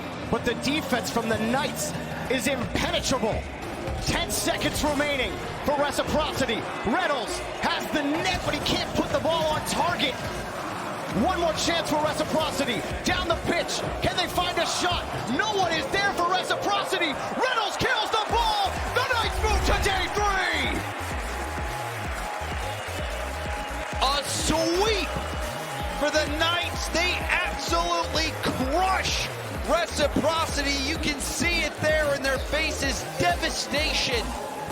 The expectations were high for Reciprocity, coming in as the European regional champions, but their world championship journey ends with the Pittsburgh Knights. An absolutely dominant performance by the Knights in day 2 to move on to day 3. The rookies coming into North America, everyone's like, yeah, it's cool they won Montreal, but league plays different. And they're like, okay, we made LAN. Yeah, but LAN's different. World Championship, you might have won Montreal, that doesn't matter. World Championship's different. Day 3. This was a battle of DreamHack champions, Jorby. The Valencia champions versus the Montreal champions. And the Peeps, now the Pittsburgh Knights. Pittsburgh. What a year it's been for them. Now they will go on to day 3 and have a shot at the title. Wonderful performance, especially from Gyro. Gyro popped off in this series, man. The wall plays from him on the back wall, getting that drop down in overtime, and then that shot. Just tapping it with the bottom of his wheels off that misplay. And then missed. He got that ground pinch goal in game 2, and then missed in game 3 on defense. Was the entire reason that Reciprocity couldn't score. Impressive performance by the Knights. Let's go back to Leaf and the guys to get their thoughts. Some people have said that the Knights will never win a LAN, not calling anyone specifically, with this play style, but they are slowly but surely proving people wrong. What a performance, shutting down Reciprocity and sending them home. 3-0 sweep into clutch the next day. I am looking through my notes here, and there's so many things to start off with. In the beginning of this match, I said Mist was going to be a huge reason moving up into the midfield to create opportunities for his teammates, but it's what the other players were doing as well. There was numerous times where RETALS was under pressure. They were challenging well. He would rotate across the field to deny boost from the team. He would also, when about to lose a challenge, pre-jump the wall to pinch it downfield as well. The little things from him, he was so determined. I know you also mentioned that, Leaf. The look in his eye, there was just something about RETALS this series. He was so focused. And I haven't even gotten to Gyro yet. The youngest team here, we talked about, they have to have confidence. We knew RETALS would have it. That game 1 overtime winner where Gyro gets the beautiful pass on the wall, Mist finishes it. After that, I knew that Pittsburgh Knights would win because you get those two guys warmed up and having fun, it's all over. And Reciprocity, they couldn't put the ball in the back of the net. Chaussette wasn't shooting well. He finally scored a goal. Plus, they lost a game. But at the end of the day, Pittsburgh Knights, to come out with a statement here. And you know, you talked about a big miss there from Chaussette as well. So for Reciprocity, absolutely gutted here against the Pittsburgh Knights. But on the other side for the Knights, big win. Yeah, but we have the Mechanical Monster down on stage right now with Johnny Boy for an interview. Thank you very much. I am indeed joined by Gyro from the Pittsburgh Knights, who just made day 3 of the competition. And to get there, you beat the #1 seed from the EU region.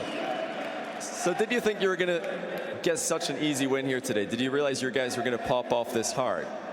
I mean, we were, after our loss to Dignitas, we were just like, we just gave them all their goals. We didn't really fight for it. We were just kind of like first series, like jitters.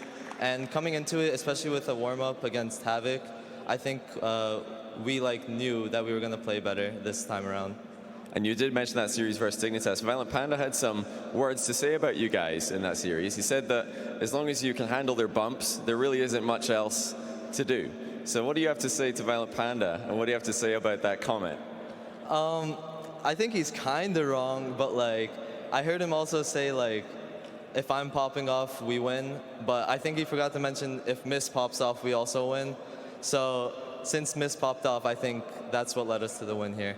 Yeah, definitely a big help. But another big help for you guys, I'm sure, is the huge support that you've got. All the families coming along. Tell me, what's that like to have all these guys coming along and shouting for you guys every game you play? It's amazing. Like, I don't know what we would do without the crowd and our parents coming out all the time. Like, it just makes me want to win it more for them, to be honest. And who are you looking forward to playing tomorrow if you had to choose? Who do you really want to go up against? Probably Vitality. I want to prove Scrub wrong. Well, that's definitely a matchup that I would love to see. But we'll be right back after this short break with another one that's getting set up right behind us as we speak.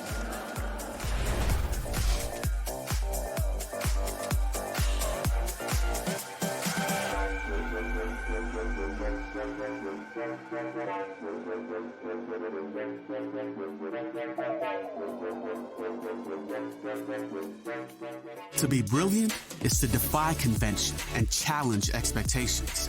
It's what we do at Intel, powering you to master your potential. Intel, unleash your brilliance. What if they sold tires online? We do. We're TireRack.com. They could offer lots of tires and help you find the right tire. It's called the Tire Decision Guide. Oh, and they could ship them to a nearby mechanic. We shipped over 7,000 independent recommended installers. This is an amazing idea. Sorry.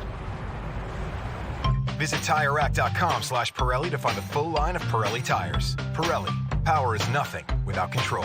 TireRack.com, the way tire buying should be. At CDW, we get you want happy, productive employees. That's why we've made our office pet-friendly.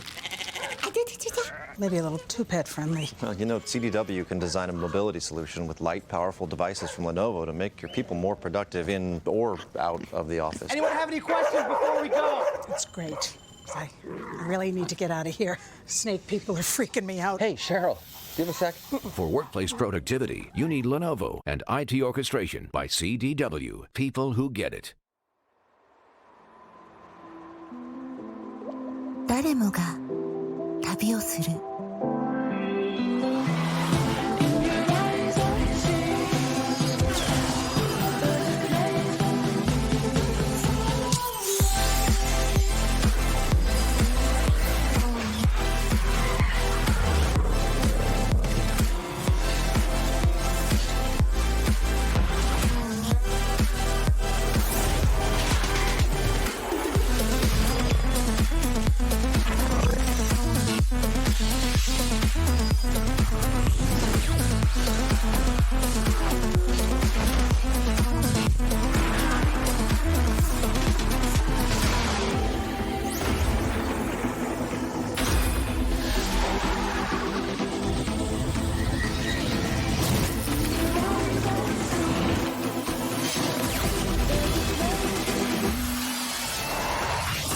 ここまで来た。あな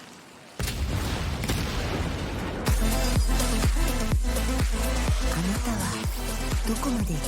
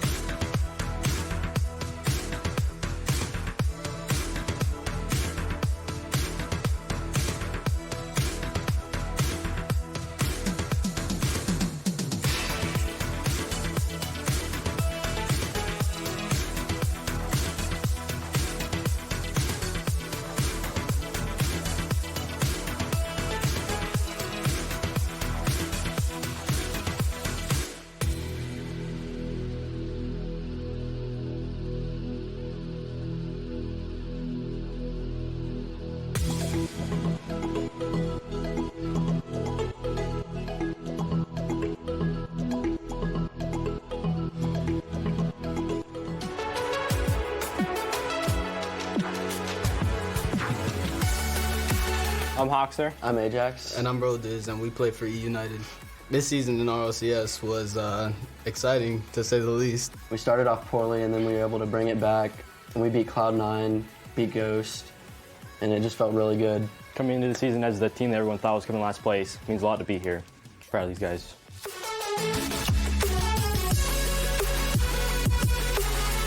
I think our team dynamics, a lot more fun than, just super serious. I think it helps us a lot. We perform way better whenever we're having fun. Whenever we're more serious, I don't think we play as good. I think even coming into this as underdogs, I think we still have a chance of winning. We're not just here to have fun and come in last place. We're trying to win here. Rival Series Straight the Worlds is a great experience. It's just crazy, speechless. To compete in Madrid, playing Rocket League, after I spent so much time grinding Rocket League, means the world to me. Yeah, I couldn't really be more thankful for these two dudes I've been with. Really great teammates. Been through a lot this season. Success for us at Worlds is just being together as a team and seeing how far we could get and accomplish as a squad together, having fun at the same time. I couldn't ask for a better opportunity.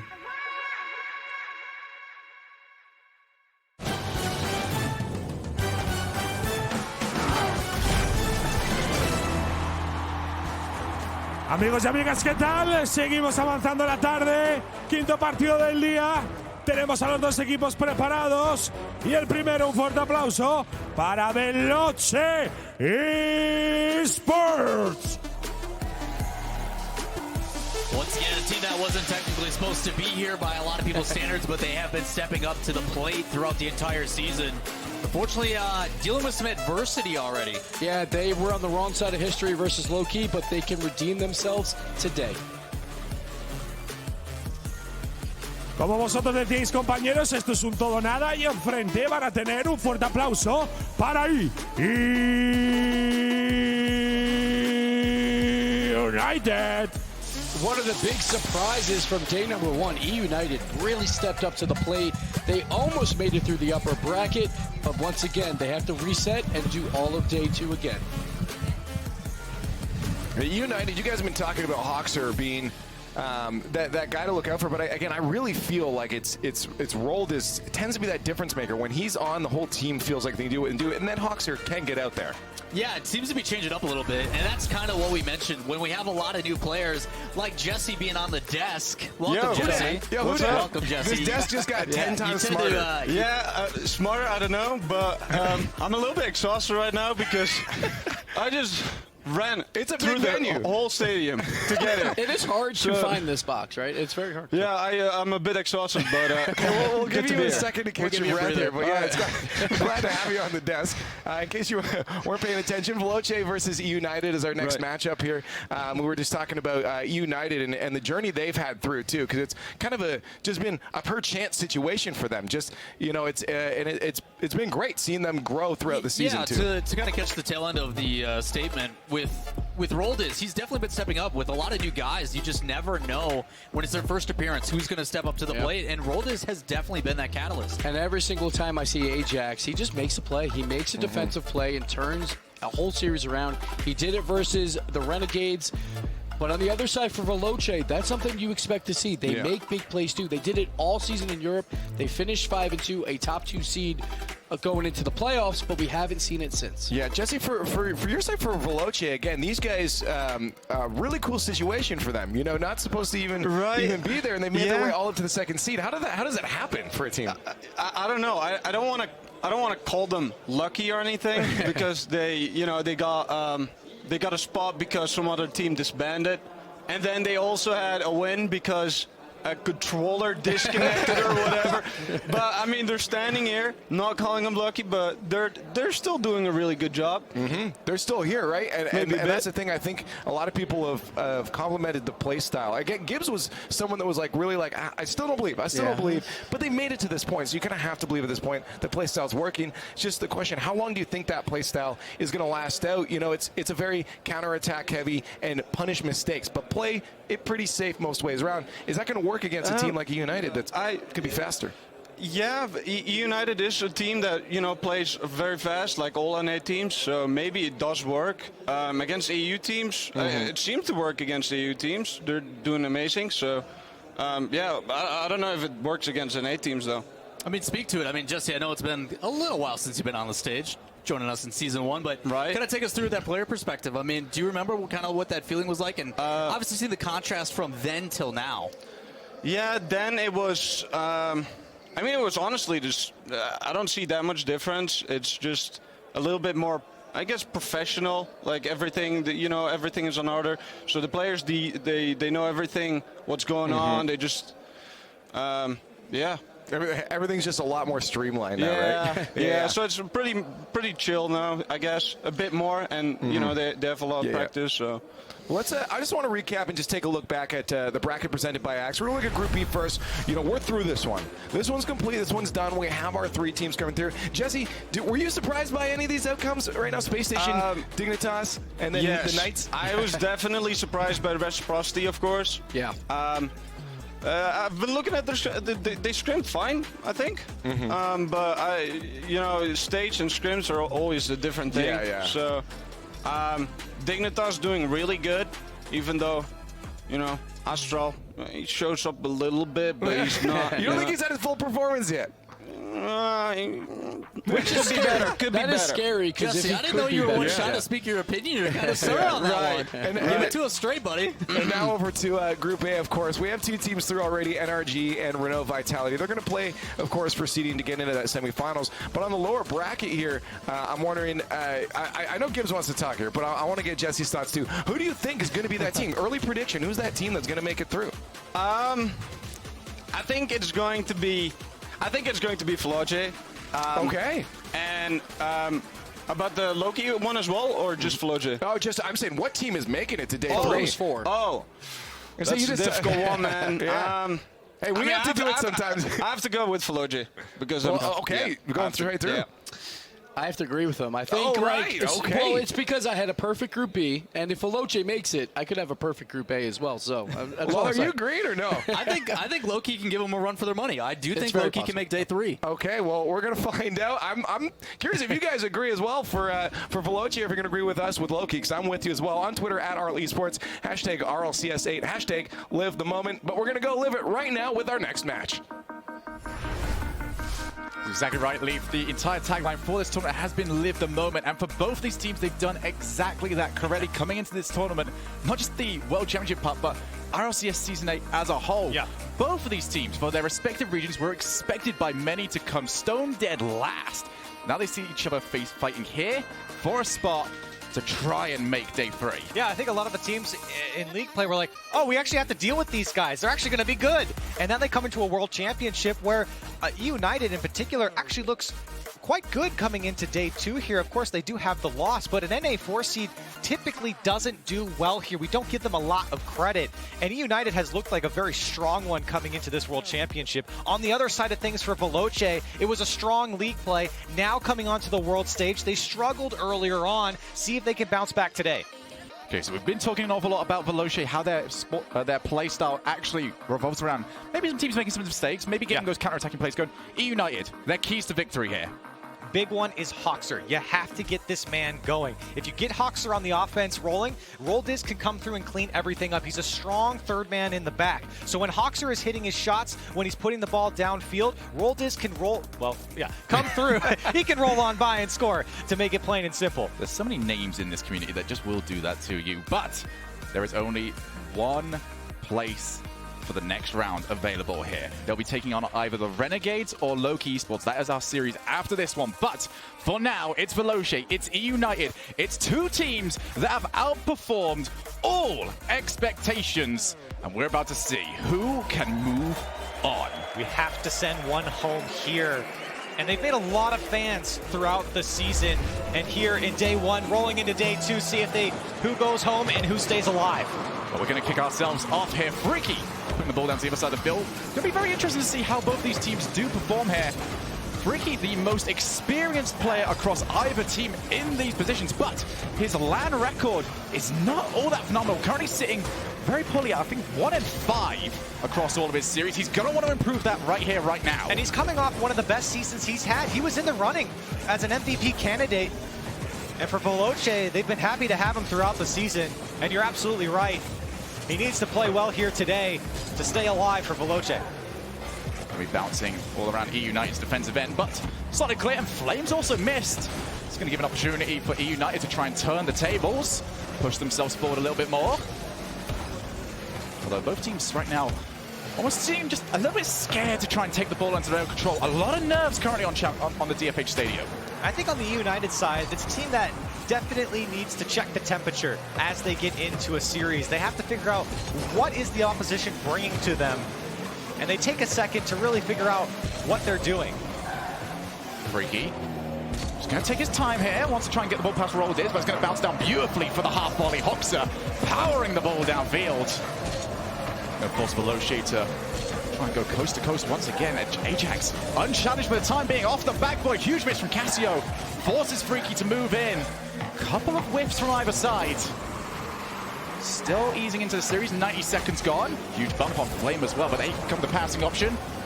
Highlighted this yesterday, just how quickly Veloce can transition from one end of the field to the other. But you do remember, when you do remove a player like Flame from the field, it becomes that much more difficult. But we saw Cassio just loitering around. He will come back at the last possible moment. He has got so much trust in his teammates to not mess up defensively. We're really looking to see Cassio get going here. Veloce scored 6 goals in 4 games, and Cassio was only a part of 1. He got an assist in the very first goal in game 1. Oh, that's going to be Freaky's opportunity. Turns it straight down the middle. And that's exactly what Veloce needs to start off here. They felt a little bit of the pressure from E United. Cassio gets one off the side, or actually off the back wall. Freaky there to finish it. Veloce on the board first. Just seemed like E United broke a little bit too soon. Thought they were going to be able to try and transition out of their defensive side of the field, move players out of the net, and Veloce quickly reminded them, you're not gone just yet. And as soon as I mentioned it, Cassio gets involved on the assists. And for Veloce, a good start here at the halfway point. Attempted flick from Roll Diz. Veloce on the board. E United would like to get their tally going soon. Flame plenty of time. Preferred the half volley, but I think he had to try and avoid the respawning player for his team. That could be very annoying considering that's almost a 50-50 about even having to see it. But for right now, E United are attacking this backboard an awful lot, and so far, it's not available. Veloce covering it well. It's something that we saw from Veloce when they control the midfield, when they took on Low-Key. It's very tough for teams to break through. The Low-Key took a whole series to figure it out. And for E United, they've been stopped at every front from Veloce. This time, Roll Diz is going to go to the solo play. He's got a chance. Couldn't quite sneak the ball through. But it's good to see E United trying something different. Now ceiling shot from Ajax. Saved by Freaky, who is having a great game 1 for himself. Now Freaky puts the ball forward. Ajax catches it well, but you would have wanted more angle on that one. Roll Diz was an option. Didn't end up taking him, and it means Veloce puts the ball back into the orange side of the field. E United try again. Hoxer. So try and find a way past Flame, but Veloce very, very deep with their positioning. They have to find a different way through. It almost seems like they need to bait Veloce forward a bit more. And Veloce, now they're struggling on the midfield line, but this one's actually almost going to go in. Roll Diz, good job to pick this one up, but E United really looking to break down the defense of Veloce, but every single time it takes one man to slow up the attack from United. That's a lot of players committed as well for United. Need to start getting some people back. With 1 minute on the clock, E United are going to start taking more and more risks. Cassio to the corner, nobody there to pass to. E United can keep the pressure going. Roll Diz would love another touch, but he simply couldn't find the recovery to help him do it. And Freaky gets a boomer clear downfield. E United, that one's going to hurt. Over to the wall one more time. Flame wins a challenge. Freaky also unchallenged off the backboard. Roll Diz is uncomfortable with this. Infield pass, no, not taken by Freaky. Hoxer punches it to Flame, but half that time gone now. E United still looking for their chance. Huge bump plays. There it is! And scored! And they do it down the field. The counterattack coming through in the demo, disrupting the defense from Veloce. Ajax puts it off the back wall, and who else but Roll Diz, the third man, to come through for E United. Hoxer removes everybody from the back line, and it just took one mistake from Flame. He couldn't get the ball under his control, and E United are back in this. It's going to be bounced off the back. In the regular season, Veloce only lost one game that they took the first goal in. Is it about to happen to them again? They won 16 of those. But we might be about to head to overtime. It's looking likely here. Freaky tries to play the ball long. Has he got any options down here? No, it's not. And EU United will happily see that once the ground. Well, and up until that goal that EU United scored, their defense was very slow. Veloce really started to speed up on the offensive front. See if United can hang tight here off the kickoff. Rolled is for Hoxer. It's going to be a little bit of an awkward angle for Hoxer to deal with. A lot of boost used to try and recover. That's going to leave him on nothing. Cassio moves forward. It's actually powered straight into Freaky. Rolled is, passes to Hoxer one more time. Finds an awkward bounce off the corner. And Flame, despite a mistake earlier on, looks a little bit more comfortable this time. Infield, but only as far as Hoxer. 30 seconds into this overtime. Again, United looking for the corners. Maybe they see a weakness in Veloce. There's a little bit of a tide turning here. Veloce now the team that are just blasting the balls downfield, hoping for a mistake from United. And United's clears are just not good right now. That's a weak one. With low boost, it's tough to gain that power. They're really forced to throw it to their corners. And Veloce, it's the same thing they did to Low Key in the middle of their series, just locking them in and not letting this ball out towards the midfield. Midfield shot from Flame. Causes a double commit. Freaky to win it. It's going to be saved one more time, but Veloce looking to put the pressure on. We know how they play. One mistake from United will cause their doom. Hoxer, he's got Freaky right in front of him, and he does not lose that contest. Looks to continue. He's got 2 players out, but just himself. That is huge for United. And the defense for United, though, getting very dicey here. An opportunity now for Flame, trying to find it off the back wall, can't do so. That second touch really did not help the play at all. Took it further away from the net. Gone from a nervy game 1 to an even nervier game 1. Cassio. Oh, that's an awkward touch. Majax able to follow it. Flame leaves it for Freaky. Plays off the corner. In versus Roldiz, but Roldiz goes long, and it's again Flame. And after earlier on, every single time you see him in the back line, you just have that little question. Although those infield passes from United need to be a little bit more surefire as well. Freaky very close to a devastating interception. Well, we're not really seeing a lot of infield passes either. United is really just resorting of throwing the ball down the field and seeing what Veloce does with it. And sometimes Veloce doesn't get the touch and United can jump on it. But that midfield is really no man's land right now when United throws it downfield. Game 1 currently wide open, and it's a game that if either team lose it, they'll be thinking about what else they could have done. Off the backboard, Roldiz, double tap, sets up for Hoxer! Exactly what United needed. The second touch off the back wall, the follow-up from Hoxer, and Roldiz the man to do it. What a game from United as they hang tight over Veloce. And that game seemed to settle into the overtime trap of just both teams trying to play pretty much as safe as possible. And it was United were the first team to take the risk. If they didn't get something going there, they were going to limit themselves to a 2v1, maybe even a 2v2, but you don't really want to do that. You don't want to try and remove players just for the sake of removing players, but they get the play to come off. They take the risk, and they get the goal they needed. And I was getting very worried for United in this game. I mentioned it just a minute ago. The defense was getting stretched out. We saw a triple commit come out from United, and Veloce just couldn't capitalize. I felt like Veloce had the better hand here in this game, but they just couldn't close it out. You take a look at the shots, you got 9 in favor of Veloce, 9 chances to take the lead here, and just couldn't do it. Veloce, their main opportunities really came towards the beginning of the game. They didn't get much created after that. Both teams very much happy to just boom the ball long, and it'll be very curious to see which teams start to settle down, which teams start to create their own plays more, rather than simply relying on missed touches on the defense. And for me, that's Veloce. That's the first team I think of that will do this in this game, is bringing that ball down, finding those passing plays. Freaky has really been a catalyst from the transition from defense to offense for Veloce, and they can absolutely break down United because United's giving them the midfield right now, and Veloce just seemed to be happy with throwing it back into United's corner. For me right now, we saw it once, and we didn't see another one. Infield passes. Not a single, but we saw one, and it was a thing. It wasn't really too many. Yeah, there was an attempt there. It was almost cut out entirely by Freaky. It's going to need both teams to be just that little bit more clinical on the offensive side of the field. So we do move into game number 2. Flame starting us off over in the corner. He's going to put a backboard. That's going to drop down awkwardly as well. Roldiz, just a timid clear. There's not really too much you can do from those positions, especially when it does roll down from the arc. Now Flame again, making that wall and ceiling his own at the moment. be very curious to see where Cassio's positioning evolves throughout this series. He did seem like he was behind the ball more than in front of it in our previous game. I just want to see him get involved more. We said it in the previous game, low-key, not so much. He was in the first goal here for Veloce.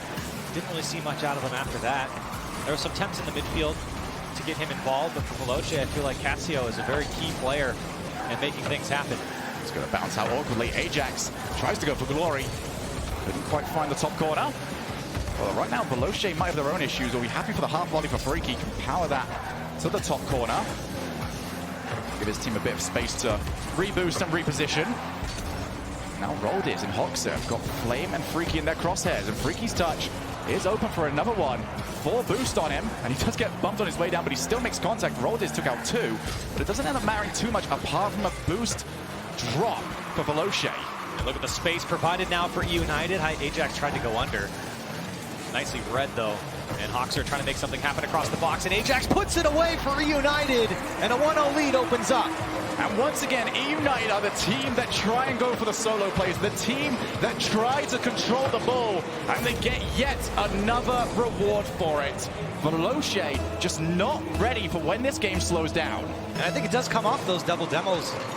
Veloce really had to get back in rotation there in front of their own net and opened up just enough of a gap for United to take a second, bring that ball down, and force the issue. Gonna go off the back, Freaky. That was another clear, but somebody to the midfield, and you don't want to be giving those up, especially with Veloce having to spend a lot of time on their own backboards. Freaky wants another challenge, can't quite get there, but now Flame might have some passing options. He's going to go for it. Freaky to the net, can't quite get there, but a chance for Veloce to pounce, dropping it down one more time. They've hit the left side, they hit the right side, but they could not find the net. There's no excuse. Veloce have to put that one away. They had United on the ropes, and now opportunity for United on the left side saved away. And a nervy double commit as well from Veloce. That's more boost gone. Hoxer with a bump, and Cassio has to scramble his way back. United are growing in confidence. Dangerous. They might be able to grow in lead if they can find one more shot. But Veloce keeping themselves alive. Every time I see Ajax go up for a double tap, it reminds me of the way he played against Vitality and DreamHack Dallas. There's a triple commit coming out from United. Their defense still holding on for now. Off the corner one more time. Flame can't quite win the challenge in a way that will give a follow-up player a shot. And for Veloce, this is where the frustration starts to settle in. Flame, he's not quite got it. He got faked out, and Cassio will clear. But United settling down more and more. Cassio to the midfield. Down to Hoxer, who's got plenty of time, tries to lay it off. Ajax to the corner. Rold is already up. United first to every single ball. At least they were until Ajax was wiped off the map. Now Freaky long again. And I feel like that's a sentence I'm almost repeating too often here. That's not how Veloce are going to deal with this pressure. It's not how they're going to get a goal that they need. It's off the backboard. Cassio's got bumped. No one from United really believed in it. And Flame will take the ball away. 80 seconds left on the clock. But a long ball Route 1 offense from Veloce hasn't yielded results. It just feels rushed from Veloce. I don't know if they're nervous or they just maybe feeling pressure from United with some of the speed on the front end. But right now, Veloce do not look organized moving down the field, and they're happy with just throwing it into the corners. They're a team that works so well whilst they're up. But almost on contrast, they barely ever win games when they lose the first goal. I believe on stat line I had, it was almost never actually during league play. That first goal so critical for Veloce. And they ended up dropping it here. They've now got 40 seconds to turn their fortunes around. That's another long clear. United just burning time off the clock. It's so tough to bring great league play performances on the World Championship stage, and right now Veloce struggling to keep up with the United. Chance, Flame to Cassio again, just needed to be faster. Can't give time for the defense to try and intercept. Dropping down one more time, should be followed by United yet again. 13 seconds on the clock. Drops down, Cassio tries to control. Might be the opportunity they need. Went straight forward, but follow-up challenge, not great from Hoxer. Might offer an opportunity. Sets off the backboard. Good touch, though. Puts it into space. And now, Veloce have got all the work to do, and they will not be able to do it. A reverse sweep required. And it just takes one goal from United to take down Veloce in game 2. And a lot of offense, or a lot of shots generated by Veloce, but in the end, you think back to early on, a couple of missed chances above the crossbar, to the left of the post, saves by United coming out. Veloce just couldn't convert. But Veloce have proven that in the high-pressure situations, they have been able to bounce back this season. They almost completed a best-of-7 reverse sweep in the regionals. Now, they've got to try and complete the reverse sweep. They want to try and get past United. We said it a couple times. Notoriously, NA4 seeds not so well, or have not done so well in the World Championship stage. The last 2 seasons have really been good for them, but for Veloce, very poor start to this series.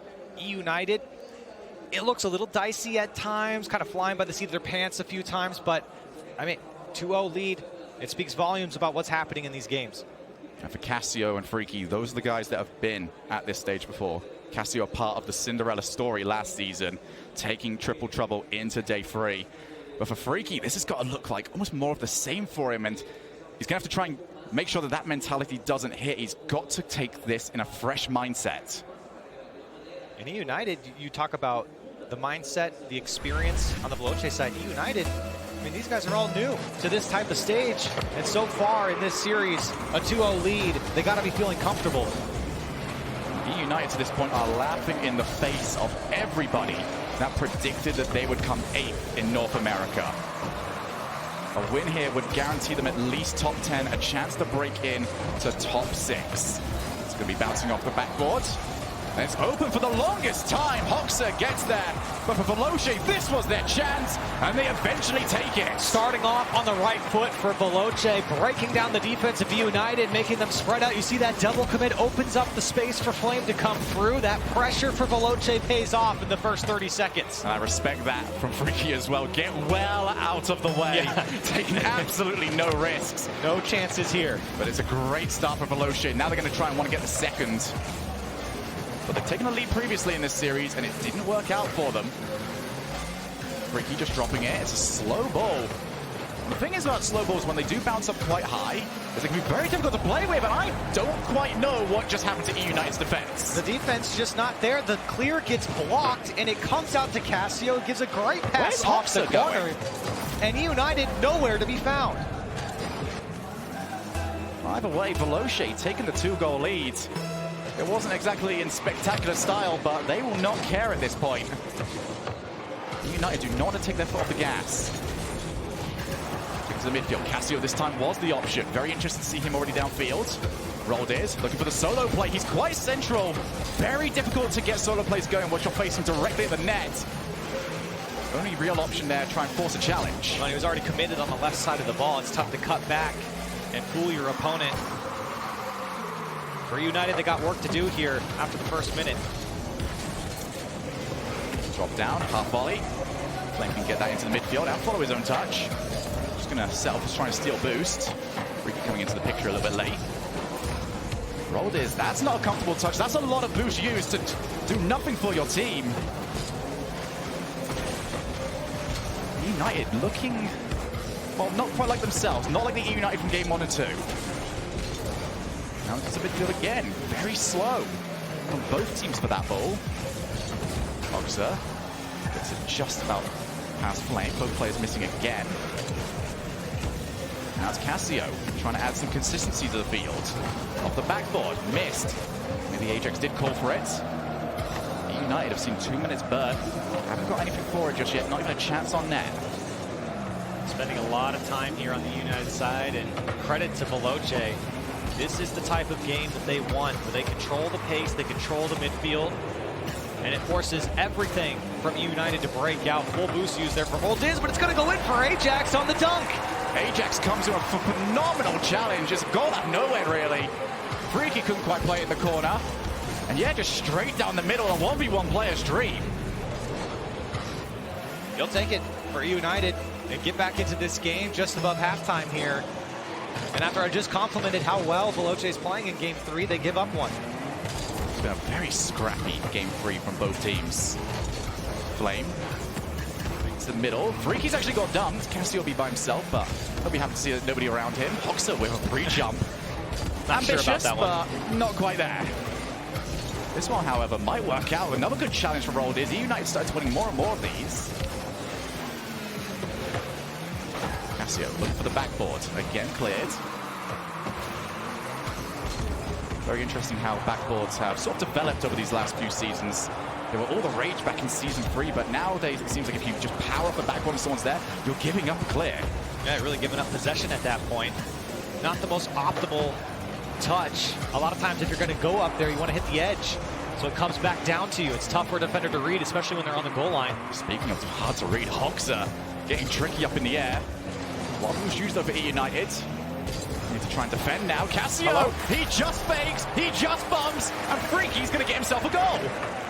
How does this go in for Veloce? Freaky just throws it downfield. This should be an easy touch for E United. Sure, Cassio's oncoming, but everyone thought he was going to hit the ball. He drives right on by, and E United give up a weak one, a 3-1 lead now for Veloce. Just as they were starting to get back into it as well. They were starting to win more challenges, starting to look more comfortable. It's just taken away from them. 1.5 minutes on the clock. Veloce just need to hold on to this 2-goal lead to give them hope in this series. Roldes straight back down. That's directly into a Veloce player. Flame goes for net. Get the feeling that Freaky was a better option. He was in the midfield. Veloce, they will not care right now. Just hold on to that 2-goal lead. Roldes. It's middle for Hoxer. One more opportunity. Roldes couldn't quite get the challenge, and United, they are trying these passing plays, but need it to be more snappy. Need to be more direct.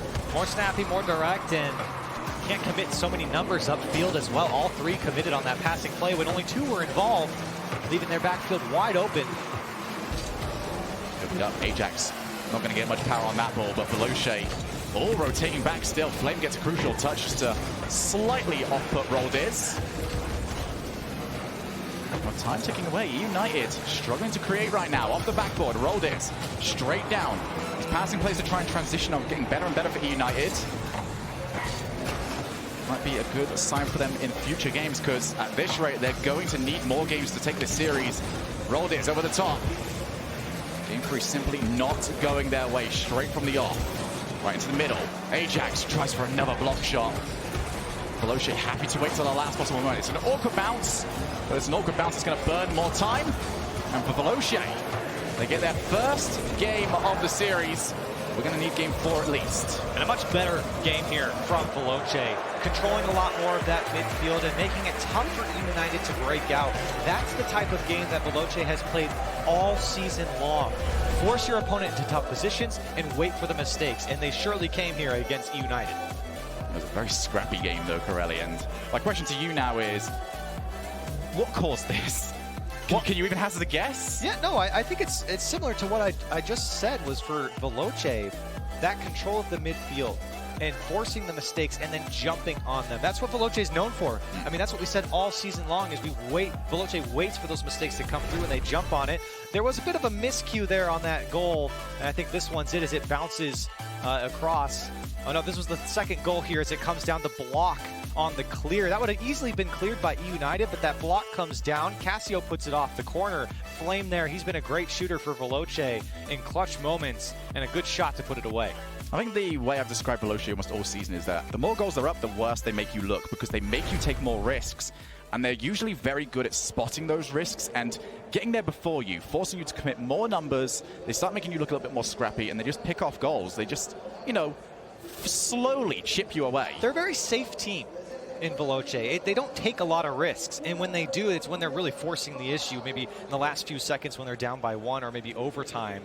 But like you said, when they're in the lead, they feel very comfortable, and they're a very safe team. You don't see a lot of mistakes come out from them. So we're going to be heading over to game 4 in just a moment as Veloce look to try and completely reverse sweep. They've got to get this one. They've got to get one more after that. But Freaky, trying to show some mechanics, couldn't quite nail the flip reset. United will see that one away. Now going to be putting on net. Just a little bit of a showing there from the offense. Potentially trying to drop that one straight down. Hoxer, immediate shot again. Veloce forced into quite a few saves here, but most of these shots straight down the middle, easy enough to defend. Flame would have wanted a better touch than that. Immediately giving the ball over to Hoxer in the midfield. Just another one. Blasted for the sake of blasting it. You get the feeling United should have done more with this time. And a little bit of a quiet game in Game 3 for Ajax and Hoxer. We saw a lot of times Roldes bring that ball down and forcing the issue on the dribble, but didn't see much from Hoxer or Ajax. Veloce definitely taking advantage. During a very nervy overtime, it was United that finally snapped out of it and started playing the ball a little bit more. I think that maybe they're just a little bit nervy now, and they need that moment again where they snap out of it and start to play the ball a little bit more.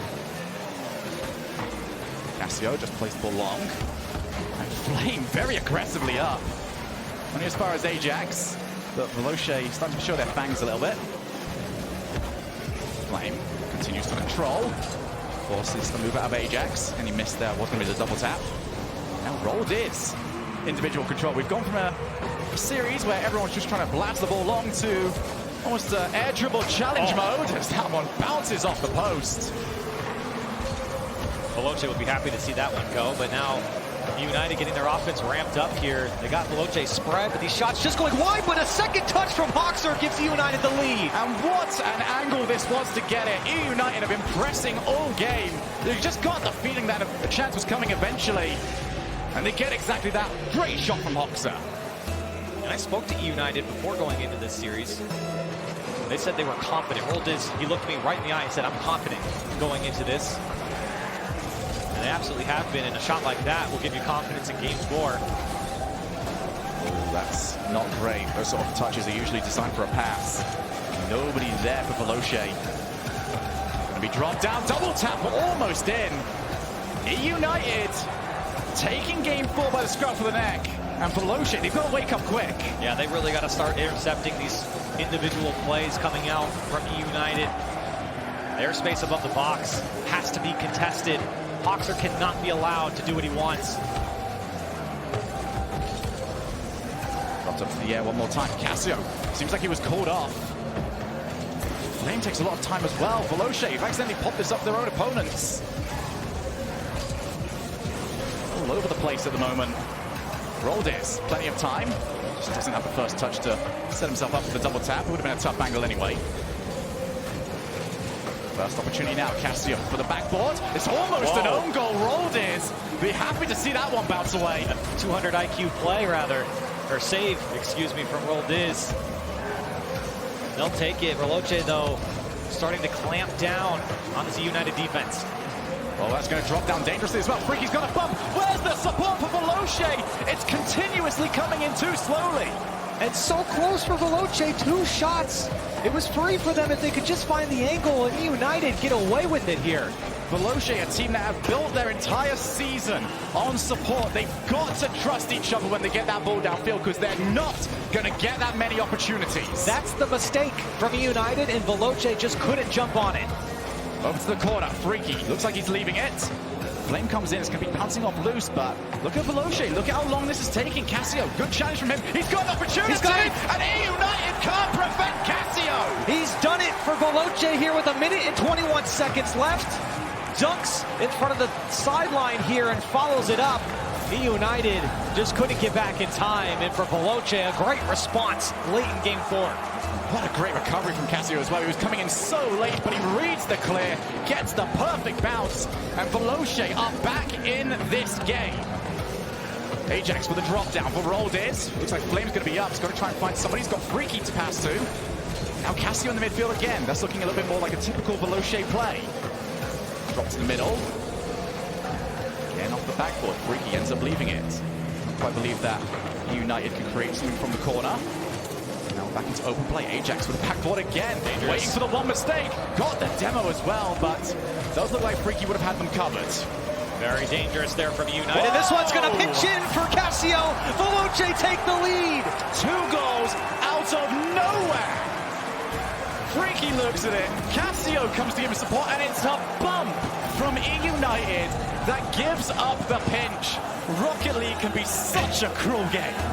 And for Veloce, smiles all around on match point here in the go-ahead goal with less than a minute left. That's a huge drop down as well. There could be number 3. There is number 3. Veloce keep the ball rolling. A 2-goal lead now for them, and game 4 so crucial off this post. The save was there from Roldiz, but he didn't expect it to go off the post. He thought it was going in. The follow-up, and Veloce, a commanding lead now with 37 seconds. Not much time left now. We spoke earlier on Veloce have been this close so many times to reverse sweeps this season. Can they pull it off this time around? Roldiz and the rest of the United, though, they've got to go on the hunt. Clear from Hoxer, but there's nobody around to support. He's got to try and take it himself. He's got past one player. Hoxer now has Ajax in the midfield. And that's a pass over to a Veloce. Time's running out. Yeah, that is all of the time pretty much gone now for United. And it was a game that just blink and you miss it. And it was out of United's hands. Freaky gets himself on the board. And what a game from Veloce. They stuck it out here when United was playing very strong in the beginning. But a couple of key plays from Cassio keeps them in it, and they stay alive, and they force a game 5 here. For United, I'm going to come to you here, Corelli. What's changed? What's changed? It's a great question, Shogun, because for United, there was a lot of opportunity here. But I think that for Veloce, even though they missed a lot of opportunity, you go back to the beginning of the game where there just was a lot of shots that they just couldn't put on target. They were able to close out the opportunities they got at the end of the game. And for United, it just felt like the defense fell apart a little bit. They got spread out too far, and Veloce there to take advantage. And you can see Freaky, he's up for this right now. This is his chance in this next game to rewrite his own history. We take a look at that. Cassio, he'll be happy to get that one. Yeah, why not? It's such a crucial goal, too. The go-ahead goal. And for Freaky, he was just trying to get a touch on the ball there. He gets bumped into it off of Cassio's touch. And like I said, when they scored, smiles all around. You can't be angry when it favors you like that. And for Veloce, a game 5 against United, and it feels good to win that game 4 going into game 5 because you have a lot more confidence. And for United, they need to respond back here.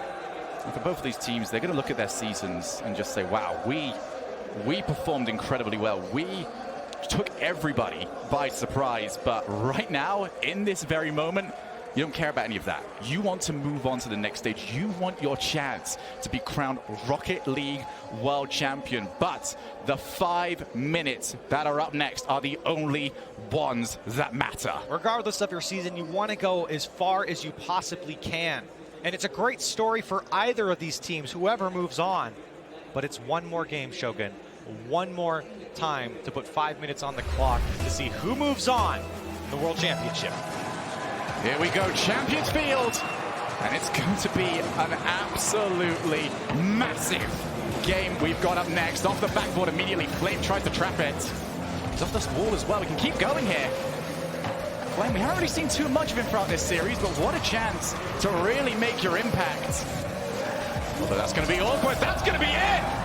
And what a start for United in the first 19 seconds. Hoxer gets the touch off the back wall. Ajax lurking in a big miss there from Veloce on the first attempt. Not able to make contact on the clear. And what a start for United. Yeah, the missed clear completely threw Cassio off. Tried to recover by putting himself up on the backboard. Simply couldn't do so. Good news for Veloce, it's very early on. Now Cassio can't quite win the challenge against Hoxer, who just had his eyes set on the ball. Goes to the wall again. Flame takes his time. He realizes that he's not getting challenged, and almost thankfully, considering he's on absolutely no boost. The United have realized that. Be able to take the ball away clean, and wow, what a great play from Ajax. 2 players out, and he set up Hoxer. This could be an opportunity. Everybody on Veloce trying to get back. But now we go to the other side of the field. Flame couldn't feather the boost enough. He had 6 boosts as he caught up to the ball there. Just not enough with a follow-up there from Cassio. Can't hit it. Flame, maybe another chance here for Veloce. Freaky's lurking. He puts it away for Veloce. What is this series? 2 teams that you would never expect to be here are putting on a show. And what a show it's been, Shogun. Game in and game out. We find ourselves in game 5. 2 beautiful goals from these teams. Veloce able to respond back in the first minute. It's not been pretty. It's not been flash. It's been punch you in the mouth Rocket League from both of these teams. And Veloce have got themselves back, and they got themselves back quickly. It means that they can reset entirely mentally. Now Flame looks for the infield pass. Nobody there! It's in! What a goal for Veloce! Freaky, clinical shot, and look at the setup from Flame. United, they let him have the space, and a backflip in the goal. Veloce take the lead. I want to point out how perfect that pass was. It's so easy in that position to go through as much power as you possibly can. It was a weighted pass. It was a perfect pass. And Veloce, in a matter of moments, have taken the lead. And in a series that's been gritty for both these teams, it's a beautiful play from Veloce to take the lead. Roldes off the backboard. Freaky just tries to control it. It gives Roldes a chance to move forward, and good positioning from Cassio. Lovely transition now from Veloce. Two players committed, however. Flames up. Want to try and win that ball, but he can't do. Roldes just that little bit quicker. Cassio now gets a little bounce, and it's that small bounce that slows down E United and cuts out their play. Backflip there from Hoxer, leaves the ball floating in midair. Cassio puts a shot on target, saved away by Ajax. And E United got to get control of the air right now, because they are giving up shot after shot, and then none of them are being contested. E United being outpaced by Veloce. Really turning up the heat here from Veloce, and the pace of play has picked up. They are hungry for this Game 5 victory. And Veloce desperate for that second goal. E United desperate to get back over. Going to be passed infield. Flame just wants a block. Not going to be available for him to take a shot this time around. Now rolled over to Hoxer. Clean challenge win, but it gives them a passing option. Cut out now by Freaky. Roll this to the wall. They're going to try something different now. Middle of the ground is simply not working for E United. They're going to try something else, but now again, cut out Veloce. Dropping E United to their own back half. And they've got to try and escape. They've finally done so. Roldes, though, needs a recovery, because you're simply giving the ball back. And every ball in the midfield is contested by Veloce right now. E United struggling to break out. There's a player in their face every single time. A big miss here opens up some space. Flame's going to put it off the sidewall. And United going to regain control. Dropped again to Freaky. United getting desperate for these challenges. That's a huge miss. That's right down the middle. And that could be it. Huge miss from United here. And Veloce, they'll capitalize on mistakes. Cassio putting it away on an open net. Roldes can do nothing about it. And Veloce a 2-goal lead. A classic Veloce game here. They got the lead, and they frustrated E United into pressing forward. And they got the mistake they needed. But E United with the drop down, and this game's not over yet. They're going to respond back. E United, just after the kickoff, Hoxer chases him into the corner, and a great touchdown from the ceiling. The pace of that ball on the bounce makes it tough for defenders to get there in time. And Ajax already there. He knew it was coming, and E United respond back. Huge play for E United. A 2-goal lead for Veloce would mean that they would have been able to turtle up entirely. And now Veloce have got to be a little bit worried. Flame going to try and drop down here. Gets blasted away. Ajax going to try and follow, but very heavy first touch. And that pass simply not good enough to reach Hoxer, who would have been unchallenged. They're trying to find these passing plays now. E United abandoning the backboard entirely. And now Veloce moving into the offensive side. Roll this for Ajax. Great interception for Veloce. Just got one player forward at the moment, trying to read the play, trying to intercept, and it was working out a lot of the time. But United, they just need to break down that first line once, and they might have their chance. Time is of the essence for United, and right now, it's against them. Just over 30 seconds left now for United. Can they break down the midfield of Veloce?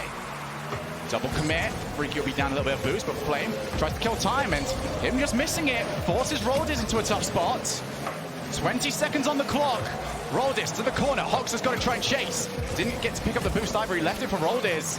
That's another midfield interception. Veloce are giving absolutely no ground right now. Ajax has got the control. All three players committed. Over the top. Going to drop down. That's all down to Flame. He's managed to get it away. Bounces awkwardly, but it will not matter. Veloce move on to the next round. What a tough series for Veloce, and E United will go down here. You can see Veloce celebrating this win and how much it means to them.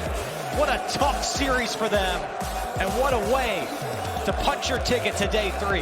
The objective for Veloce was a reverse sweep. Corelli, objective complete. Mission accomplished for Veloce, and what a story. It just gets the plot thickens for Veloce here. The league play stories coming into World Championship, and now the reverse sweep over E United.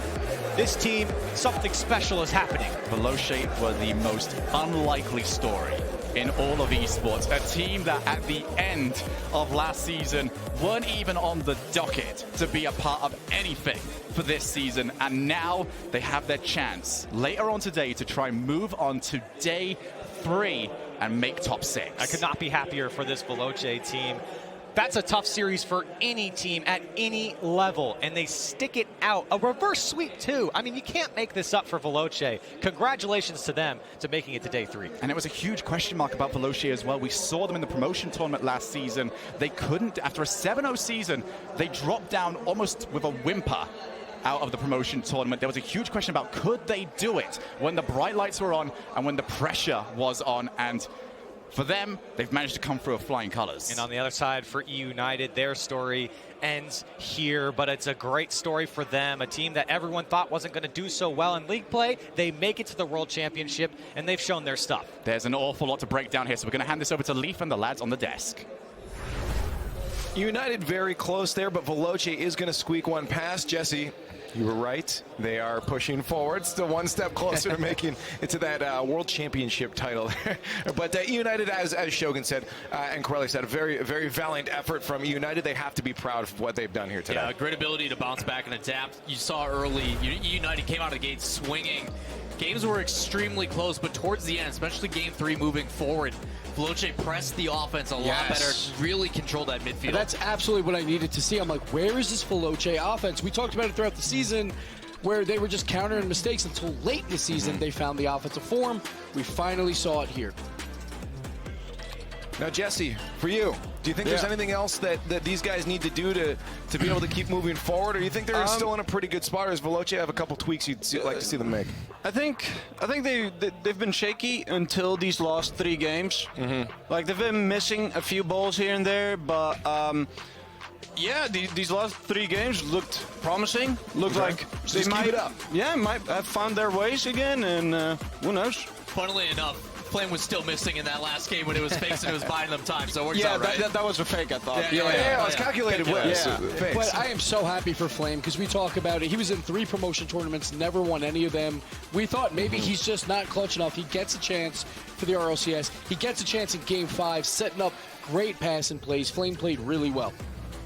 But now for United, what's the takeaway for these guys going into the next season? You know, is there what's to work on for them? Because I still felt like they played pretty well, but what's that missing piece? I mean, first and foremost, they gotta hang their heads high. They played very well first season coming in, able to go into the World Championship, get some victories, and it wasn't anything like we should be disappointed in their play. Like, they kept all the games extremely close, a lot of one-goal matches. So the ability to come in your first season, be a rookie, an entire rookie team, and still put up the performance they do, they need to be proud of that. So with the new demo meta, United really didn't do that throughout the season. We saw it a little bit here, but I think that is something that they will work on throughout the offseason. Makes sense. Try and get a little more physical, and I think that'll really help. Jesse, how do you deal that with like a, you know, you've gotten this far, but then obviously you're still knocked out. How does a player deal with? I mean, I've seen your streams. I see how you deal with loss, but like how should a player deal with this now that they've gotten this far? Leave our desk alone, Jesse. I'm not touching any desks, but I honestly think E United should be just proud. Like, they came into RLCS, they made LEN instantly, and then now they're here. They even won a game, so. Well, thanks for being on the desk here. We do have to go down to Freaky, though. He's continuing to prove his doubters wrong. Let's hear what he has to say. Yeah, Freaky's going to be feeling pretty good about that win. Did that go according to plan? Did you just give them 2 games, give them some false hope, and then you take it all back? Well, we had to get used to how they play, and then when we figured it out, we knew how to beat them. What are the comms like when you're down 2-0 like that? Is it trying to stay positive? Is it trying to find that one goal that will get you back into the game?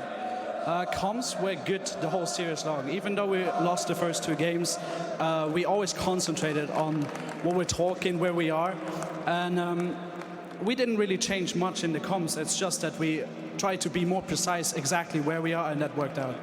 So just focusing on your own gameplay, is there any weaknesses you noticed in what they were doing that you were trying to exploit in that reverse sweep? Well, we tried to play very basic at the start. We made a lot of mistakes yesterday, and we tried to just not repeat that. Games overall were really close in the first 2 games, and we just thought, let's try to add some more of what we were known for in league play, and that gave us the win.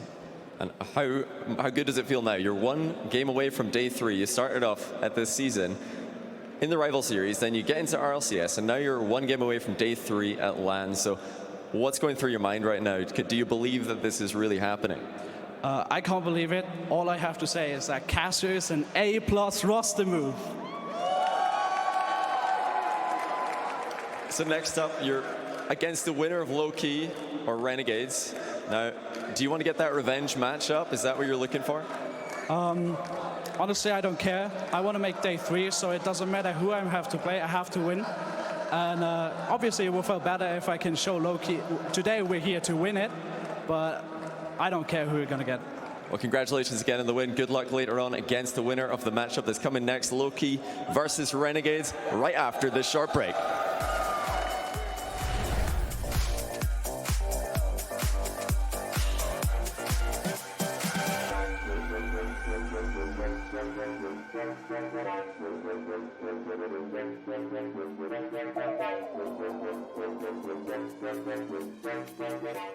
To be brilliant is to defy convention and challenge expectations.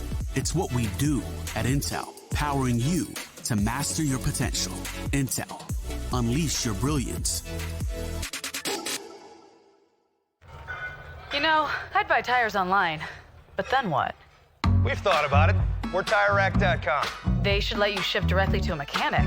We call them independent recommended installers. Then you just make an appointment. At a time that's convenient for you. This could change tire buying forever. Visit TireRack.com/Pirelli to find a full line of Pirelli tires. Pirelli, power is nothing without control. TireRack.com, the way tire buying should be. At CDW, we get you want happy, productive employees. That's why we've made our office pet-friendly. Maybe a little too pet-friendly. Well, you know, CDW can design a mobility solution with light, powerful devices from Lenovo to make your people more productive in or out of the office. Anyone have any questions before we go? It's great. I really need to get out of here. Snake people are freaking me out. Hey, Cheryl, do you have a sec? For workplace productivity, you need Lenovo and IT orchestration by CDW. People who get it.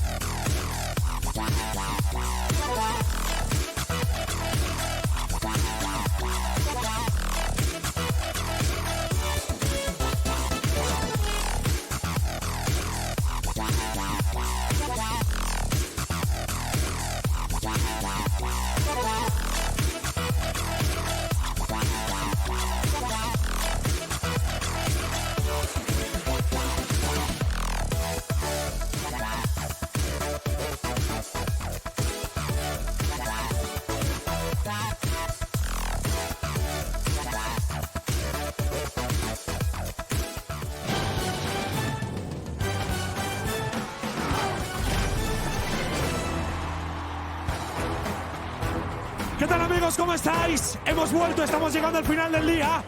El segundo día del Mundial del Rocket League. Y tenemos ya los dos equipos preparados. Quiero que deis un fuerte aplauso y un fuerte ruido para Low-K eSports. And Low-Key eSports, they made history yesterday, their first series win. But there's more history to be made. South America versus OCE for the very first time. Hey, man, 2 one-goal games against Energy as well, bringing 1 to OT. They've been competitive all day long.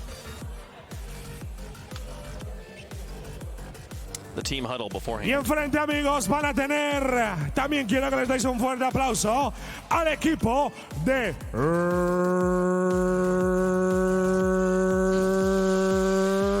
Renegades. Oh, there it is. I thought he was going to say reciprocity for a second. I was like, no, it's Renegades. Yeah, these guys, man, Cammy and Torsaz, they have been here so many times. Can't wait to watch them play again. But can they get those wins, man? The wins have just eluded them so many times. 2019, not been great for them. 0-12 versus quality teams from international competition. But again, never played South America. So, but so I you're saying got some 12 stats. quality losses. Okay. What you're saying. I'm not saying that. I'm not saying quality losses. Gibbs has numbers. All right. Go. 3 years ago, South America, like an OC, they put on a tournament where they had to play with extreme pings. Okay. South America, they won the group stages in both groups, but OC won the entire tournament. That's the only time that these guys really have had a chance to match up. But again, 3 years ago, plus they're all playing with like 150 ping because they want to play versus one another. Finally, we get the matchup that both of these regions have been waiting for. It's the Renegades, the best team from OC versus Low-Key. Sure, they're the number 2 seed, but everyone considers them the best from South America. This is for bragging rights for sure here. Yeah, been wanting to see this matchup for so long, and we finally get it. As for Renegades, I think this one means a lot to them, not only on the aspect of, hey, we got to prove that we're the better region, but also Low-Key's coming in hot. If we can beat them, we're going to get that nod. I'm excited to watch that the Card versus Siki matchup with the double, like both of them with the 1.1 plus goals per game. That's a crazy stat there. I'm excited to see these guys go up against each other. I think just the biggest thing for both these regions right now, though, is representing the regions. Right? Yeah. They're the last hope for either one of these regions, and someone has to go home. This is an elimination match, and not even both these teams could end up getting eliminated later. Like, there's a lot on the line for either team here. Like, getting to play on the, like, you're talking about like having to play on this like high ping situation just to play against each other, and now here they are on land. It's gonna be no excuses. No excuses. Very interesting because Low-Key, they give up the least goals per game in the entire world, but Renegades, they give up the least shots per game in the entire world. So it's two great defenses from their regions. But again, let's see how they match up. This is, again, the matchup that both these regions have been waiting for so long. They just take turns 1v1ing. They just sit there and send a warrior. And now we've had all the matches that are possible region-wise. Like this, we'd had like NA versus OC and NA versus SAM and all the other variations with Europe. But we hadn't had SAM versus OC. This is a historic moment for Rocket League, for the Rocket League Championship Series. And for all these guys, I'm also, Torsauce, every tournament has some moment where I'm like, wow, Torsauce is great. I haven't seen that yet. So I'm hoping we get to see that in this match here. And we have seen Loki get a win. They're the only team out of these two that now actually has a win on land. Of course, they end up in the same spot, just the way the bracket works. But, you know, they at least have that taste of victory. They know what it's like they're the ones that knocked down Veloce, right? Like, yep. First match and first series, they're the ones that take them to him. So, got a lot of confidence. If they can get the victory here, you got to feel like if they can move forward, they're going to be able to take another victory. They've already done it once. Exactly. When you look on paper, once again, Veloce takes out eUnited. Well, eUnited beat Renegades, but Low-Key beat Veloce. So on paper, it looks like Low-Key should have this. But again, it's a brand new day. And all the experience is on the Renegade side. They've been here so many times before. And normally they have a lot of success. Just 2019 has not been their year. Yeah, I mean, but a lot of success is still even maybe overselling it. Like day 3 still eludes these teams so often. So often. They do have a top 4. They do have a top 4. Just play Drippy at this point. Drippy leaves and everything falls apart. It's his fault now. He's not here this time. We can't blame him. He's not even in the house. So I don't know, man. When I'm sitting there like, what would I predict? Who would I think is going to win this? This is so hard. It's a difficult one. So hard. But do it. Loki. Okay, sure. That was really tough. Hard. It didn't seem like it was that hard. I flipped a coin in my head. Yeah, whichever one. I believe in card. We'll go with card. Yeah, well, I'm on that side too, but it's more just because I believe that they don't have as much to worry about. They got one of their main goals out of the way. They got a win out of the way. Their first South American win. They did that first for the region. They've done that now. They're in a good spirit, saying, well, now it's just the sky's the limit. We can do something else cool, right? So I feel like they have those spirits. But again, for Renegades, you know, their teams are not doing well for OCE. So much more weight, I think, is on their shoulder because they haven't done anything for them, right, at that point. So I don't know. The mentality might be on their side, but we're going to find out very soon. Let us know what you guys think online on Twitter at RL Esports, hashtag RLCS8, hashtag live the moment. But it's now time to find out which region which will prevail. Well, the Death said it absolutely perfectly. This is for the first time in RLCS history. It's going to be South America. I said North America. That's how used to I am. South America against OCE. And we're not just getting like a 1 seed versus a 2 seed. Yeah. Well, we are actually. But it almost feels like it shouldn't be that way because these are the best 2 teams from either region. And they are teams that have dominated throughout 2019. We were talking about this earlier. This is literally history in the making right now. And Renegades, I mean, they've had such a poor season, a poor year, actually. Just constant loss. They've been in a curse, in a slump. Versus Low-Key, I mean, ever since we saw them splash into the scene, they have been impressing us left and right. Low-Key, one of the best teams out of them. And for both of these teams as well, we've already having, you know, their other sides gone. We've seen the Three Sins gone. Yeah. We've seen Canberra Havoc also gone. This is the chance. This is the game that if you win this, you're the better region. Yeah. You are objectively the better region. So much is on the line. And not to mention, you know, this is just for bragging rights, but also their tournament lives are literally at stake here. 1 loss and you get sent home for both of these teams. And I mean, you've just got to be feeling the pressure at this point. Low-Key, I mean, Leaf talked about it. I don't really know how much I agree with the fact that they already got 1 loss and they're satisfied. I think they're hungry. They have got to be at this point. Oh, absolutely. And you have to talk about that win for Low-Key, that they did get the first ever win for a South American team at the World Championships. But you look at Renegades, you see Torsos on there. He says he's been there, he's done that. He's represented the region and got that first ever win for them. You know, as far as he's concerned, he's not impressed. Exactly. I mean, he knows in his head. He's thinking to himself, we're obviously the better ones. This is our game to win. We have the bragging rights, and I can't wait to see really who's going to take it in this close matchup. It's this very weird spot as well for everybody else here to be in. We're so used to the Europe versus North America battle that, you know, gets harped on every single season. This is a completely new ball game. This is a chance for either team to represent their region in the next stage and take on Veloce for the right to go to day number 3. Ladies and gentlemen, it's Low-Key, it's Renegades, and it's gonna be a banger. We're going to start ourselves off over in the blue side of the field. An actual opportunity for Torsos, but he goes up so late. Came in a bit too early here now. Usually if you do go too early on these plays, it will mean that you have to slow down. You've got to try and pick yourself back up for the play. going to be very interesting to see which team can position just that little bit better. And even just the last series, we saw United start out so strong, 2-0 up in the series, then they got reverse swept.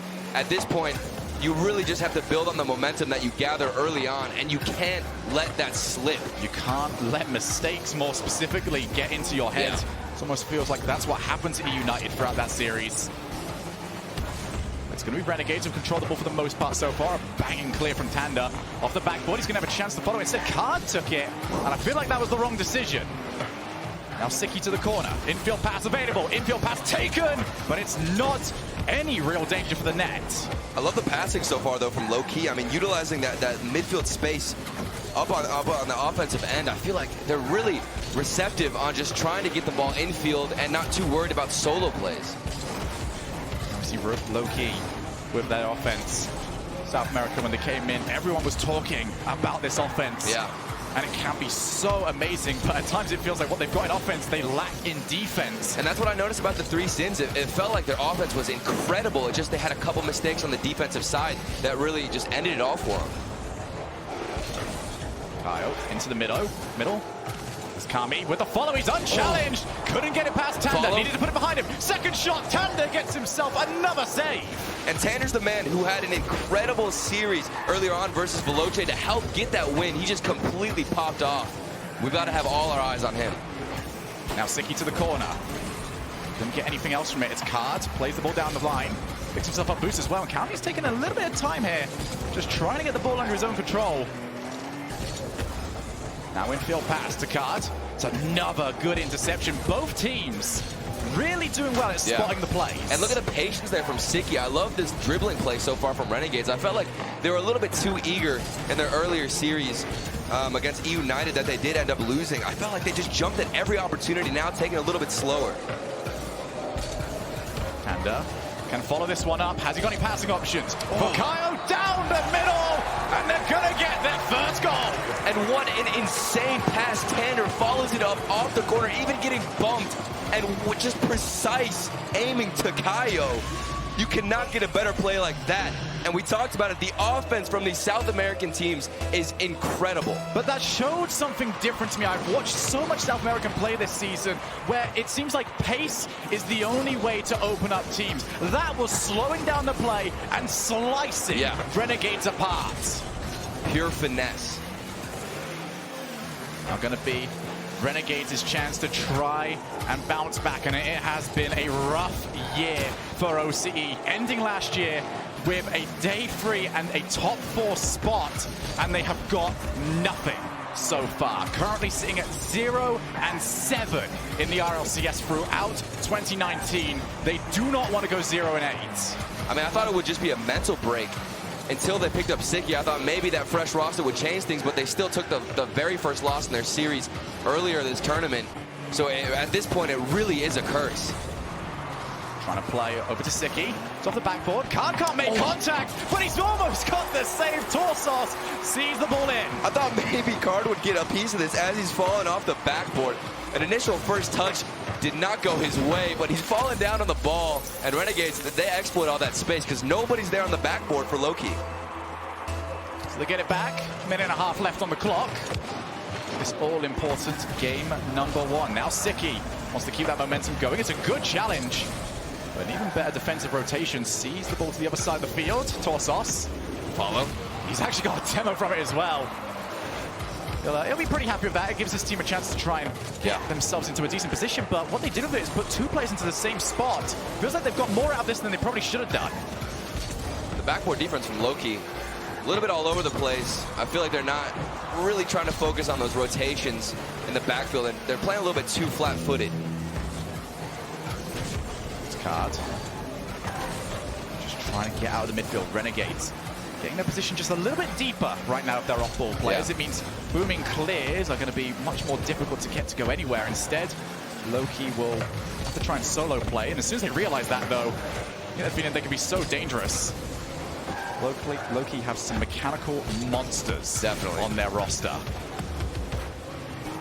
Out to Kami for the double tap. Card has to get there, and he sees it away, but that was a dangerous moment. Oh, double commit as well. Tanders might not have spotted it. just gets his car back around, but it's now pressure in a second touch for Torsos. It means that it slows down the play. A couple of nervy moments for Loki, but they've got away unscathed. All the pressure so far really has been Renegades. I feel like Loki has very pop-off moments here and there, but so far they haven't really been able to starve out Renegades. But still, it's all tied up. Siki will be by himself. It's an awkward bounce. Does get there, and he's going to try and follow it. Infield pass and a tame shot to finish us off and head us into overtime. Kami just straight to the corner. He's going to be the one to follow. Gets boozed. He's still got the ball as well. Leaves it for Torsos, and that's open for a shot. Couldn't quite get the players in position in time, but Renegades testing the net early. And then we see Kyle on the backboard, and still nobody there. There was nobody on the backboard, and still a shot open for Renegades. Everybody is on the ground right now for Loki. It's so difficult to defend, while you see Renegades just banging it off the backboard. But Renegades needs to be so careful about their third man positioning. If they get too far forward, it will just take one big clear for Loki to set them through on net, and they've managed to transition themselves out of defense. What have Loki got on the offensive side? Well, they've got a bump from Kami, and it seems like not much else. Good play. Over to Tanda, then back out again. Loki getting better at getting out of their defense. Off the crossbar, follow! Gonna be blocked one more time, but Kaio for the top corner, and Siki dives in, keeps it out of his net. Tanda's gonna take his time. It's a lovely tip over the top.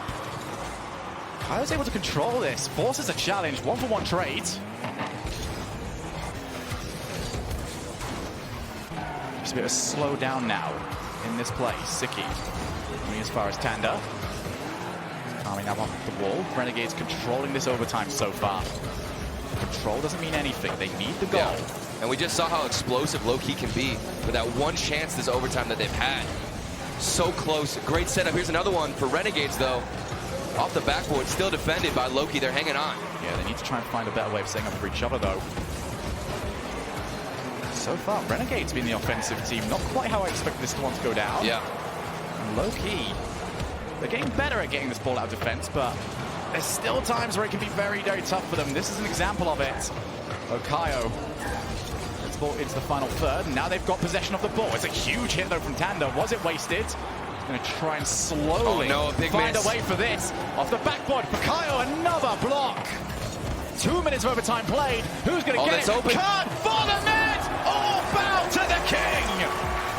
And it gets reversed onto the Renegades. All that pressure just fails, and Card sinks it in onto an open net. Nobody's there. Renegades, they were just so disorganized, and that's what I was talking about, the explosive play from low-key. They managed to just hold on last second on defense and then explode out of their own half. And who better to get it than Card? Yeah. He has come into this tournament at 1.6 goals per game over in South America. He was by far the most talked about player. Many people calling him King Card coming into this. A legend. He is showing that he is royalty on the field. And he's facing against Siki right now. This is such a historic match. I mean, we were talking about it earlier, Shogun. We could not wait to cast this because we've got Siki and Card, both basically the representatives right now of their regions, coming in and just clashing right now on this field. So, low-key able to get the win. They played a lot of that game on the defensive side of the field.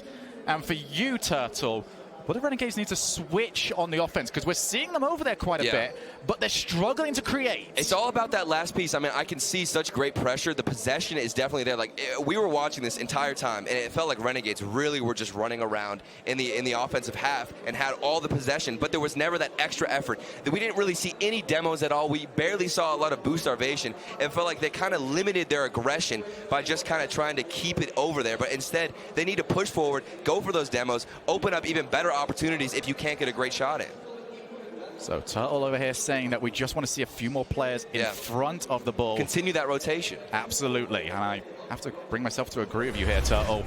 Let's see if Renegades can make the changes necessary, because when low-key get themselves on defense, they are so hard to break down. You're going to have to punch your way through that wall. And like you said, Shogun, we didn't expect low-key to be the defensive team out of this matchup. We thought it was going to be the complete opposite. Ball popped up. It's going to be Card. Overtime winner in our previous game. He'll want to try and take that further forward. And Torsos Well, he's not putting his team in a great spot right now, handing away possession in the opposing side of the field. Kyle for the drop. And you can see Card was lurking. Another shot on target. It's just to test the defender. But a half volley given up to Siki means that Renegades can escape. Now Torsos to the corner. This is going to be very awkward looking. It's bounced off the post. Card has to just get the ball away. Only to the midfield, but that was a interesting jump there. And you saw all the work that Torsos did to open up that space, and nobody from Renegades was pushing up with him. Siki. Downfield. There was a player downfield from former Torsos, but he went too far forward. The further you press downfield, the easier it is. The longer the ball has to come for you. And it does also mean that more time for any defensive players on Loki, they can spot that, they can intercept that. And as an offensive player, you haven't really got much play smooth, whilst the defensive player can just run straight forward and take it. Kaio with Card up at support. It's going to be blasted downfield again. Renegades happy to keep doing so, but Torsos comes up with an insane play. We've been waiting for the pop-off from Torsos, and look at this shot out from of nowhere. The full field clear. Torsos snipes the corner coming from the other side of the pitch. Wavepunk said he was waiting for the one Torsos player that made him say wow. And there it is. We have gotten it in probably one of the most historic matchups we can get. Absolutely. Renegades suddenly explode into the series. And it was doing exactly what you said. Leave someone downfield. Give yourself an extra option. Be confident in your aggression and your positioning. Renegades, they have the skill. They've done the work. We've seen it in their league play. We know they have what it takes. Card trying to find control up on the wall. Torsos dropping the ball to the middle. It's another great transition, but they've got to try and find another way. Maybe getting that third touch. The first two touches are very good. Just getting rid of the immediate danger. Now they need to find a way of getting that third touch that finds their way into the Renegades half. They're finding a way to alleviate that pressure, like you said, and it's just kind of almost the same concept, having real confidence to push forward, but they don't have any boost because they're getting starved off this Renegades possession. An experienced Renegades performance so far. Drops down. Tanda recognizes he's got space. At least as much as Kami would allow him, but Torsos, you know, there's the other side of Torsos. We talk about how he can sometimes come up with absolutely insane plays, but other times, a little shaky. He's a veteran at this point. He's a veteran. He did so much on that stage. And you can see that still the nerves can get to you. Such a high-pressure situation. There's no experience quite like it. It's a huge demo as well. Siki, though, still in a good spot. Now Kami for the drop down. What a goal that would have been. Low-key, still defending well, but defense is not what they need. It's Kami for Torsos. Have they got a third player? Siki is slowly creeping in. Two players committed. Will that leave a shot? Kami just puts the ball up high. I think that was the right decision. Get people back in position. You don't need a shot on target. You just got to get that ball up high, make it hard to transition again. Don't get too desperate, and that's what I noticed, really, Renegades jumping at everything in their previous matchup against E United. It's so much more calm and collected here against Loki, who are just stuck on defense. Huge challenge from Kami.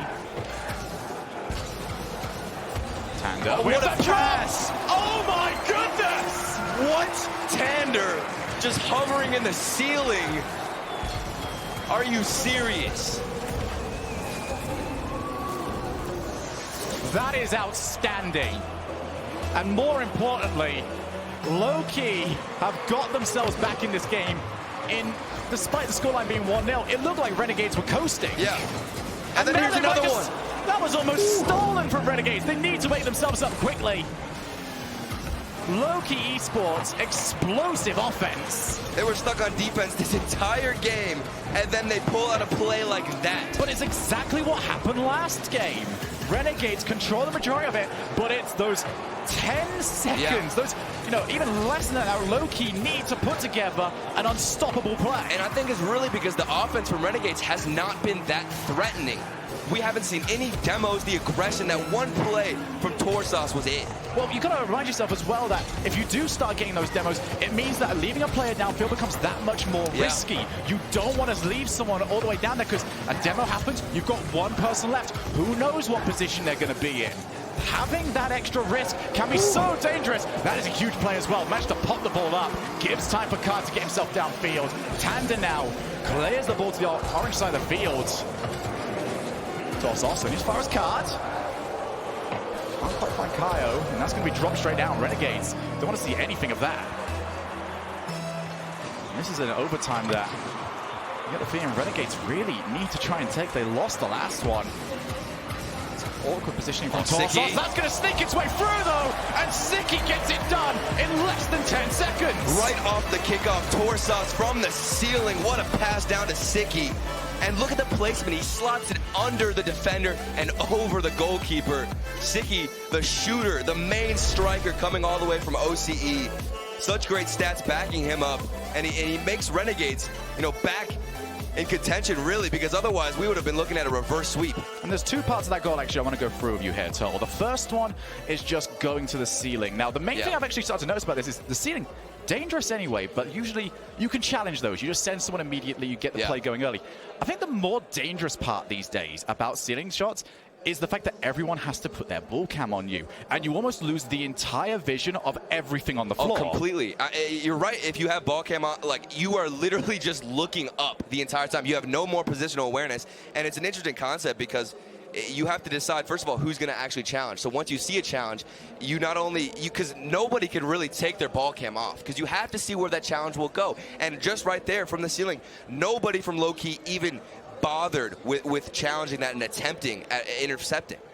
Absolutely not. And the other one I want to bring up to you is how Rocket League shooting has evolved pretty much over the last year or so, I would like to say, and where a lot of these shots these days, they try and go where the defenders have just come from. So if a defender is coming in from the left-hand side, a lot of shots these days also try and go to the left-hand side to try and catch a defender going past the ball, because in Rocket League, so much easier to move forward than it is to move backwards. As soon as you cross that line, as soon as you are not defending that top left-hand corner, that's a shot to make. Yeah, and I think one of the greatest things about Rocket League over the years has really been the recovery from players. I mean, you talked about how most people would rather go forward than backwards, and even I feel like ceiling shots, ceiling passes have all really just been more integrated through great recoveries.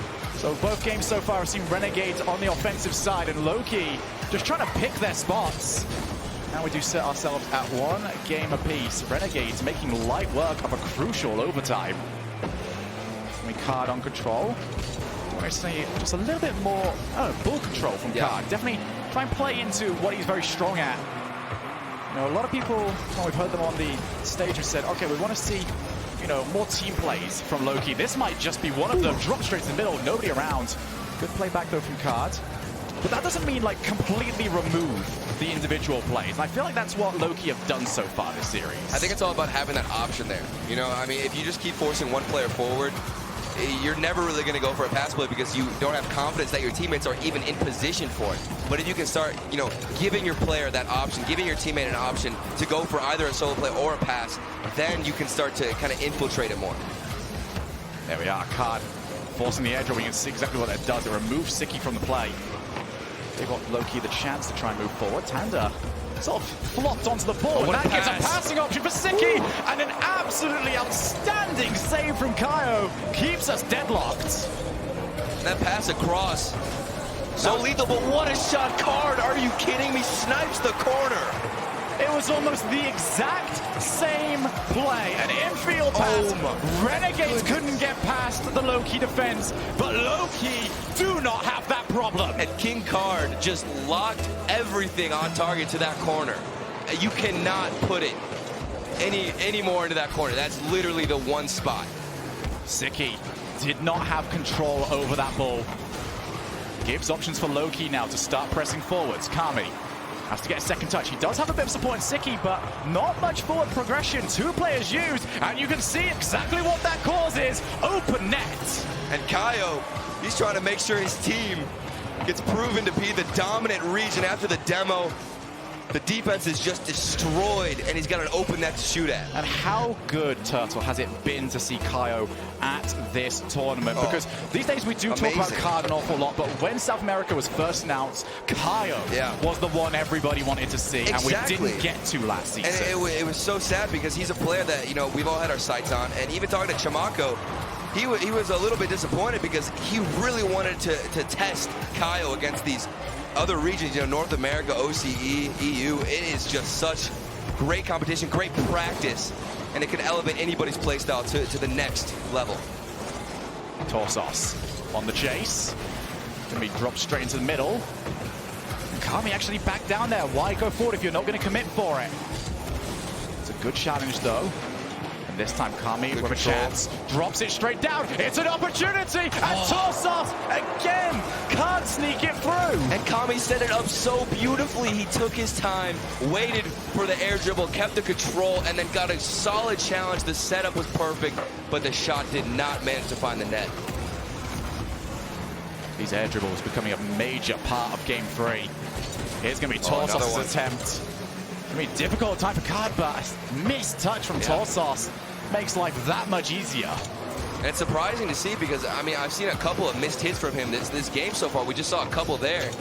I mean, he had such a pop-off goal earlier on in the series, and now it's kind of deflating a little bit. Kami tries to get a bit of time to find some passing options. Siki just drove straight forward. A little bit of desperation from Renegades on the offense. Remember, regional pride on the line here. Siki up. Can't find the double tap. He's going to settle for boost. It's a straight shot. There was the infield passing option on Torsos. Didn't end up taking it. Have a minute and a half left. Renegades still looking for 2 goals. And Loki are almost giving the opportunities away to Renegades because these shots that are coming in and the way that they're using the space is not there. But there's an opening from Kaio. He slots it into the net. I'm very curious as to how this net ends up being open. Kami was over in the shot. Siki misses. Oh, there you go. You see a lot of teams try and use a player over in the corner to get a half volley, but you've got to hit the shot. You have to make contact there because that bounce was just too brutal to handle. 3-0. Loki eSports rocking and rolling in game number 3. For Renegades, the offense just not there right now. They've got to get something going. Oh, what a double. It's going to be dropped straight into the middle, but another challenge and another challenge win for Loki. Siki, that full bounce. And Loki eSports, you know, this has been an impressive defensive display because a lot of times we're only hoping that they at least get in front of the shot. They're not only just getting in front of the shots, they are blasting the ball back down the other side of the field. And even whenever they can't manage to find a challenge, I found that the goal line saves from Loki this game have been really solid. Earlier on in this initial game, there was one incredible save across the corner. I think it was Kaio who got it. Just clutch plays overall, and you can tell that Loki in this game really are here to prove something. Well, that might be number 4. Siki has to push the ball away. But Loki eSports dominating in game number 3, and with 14 seconds left, there is nothing Renegades can do but fight for a consolation goal.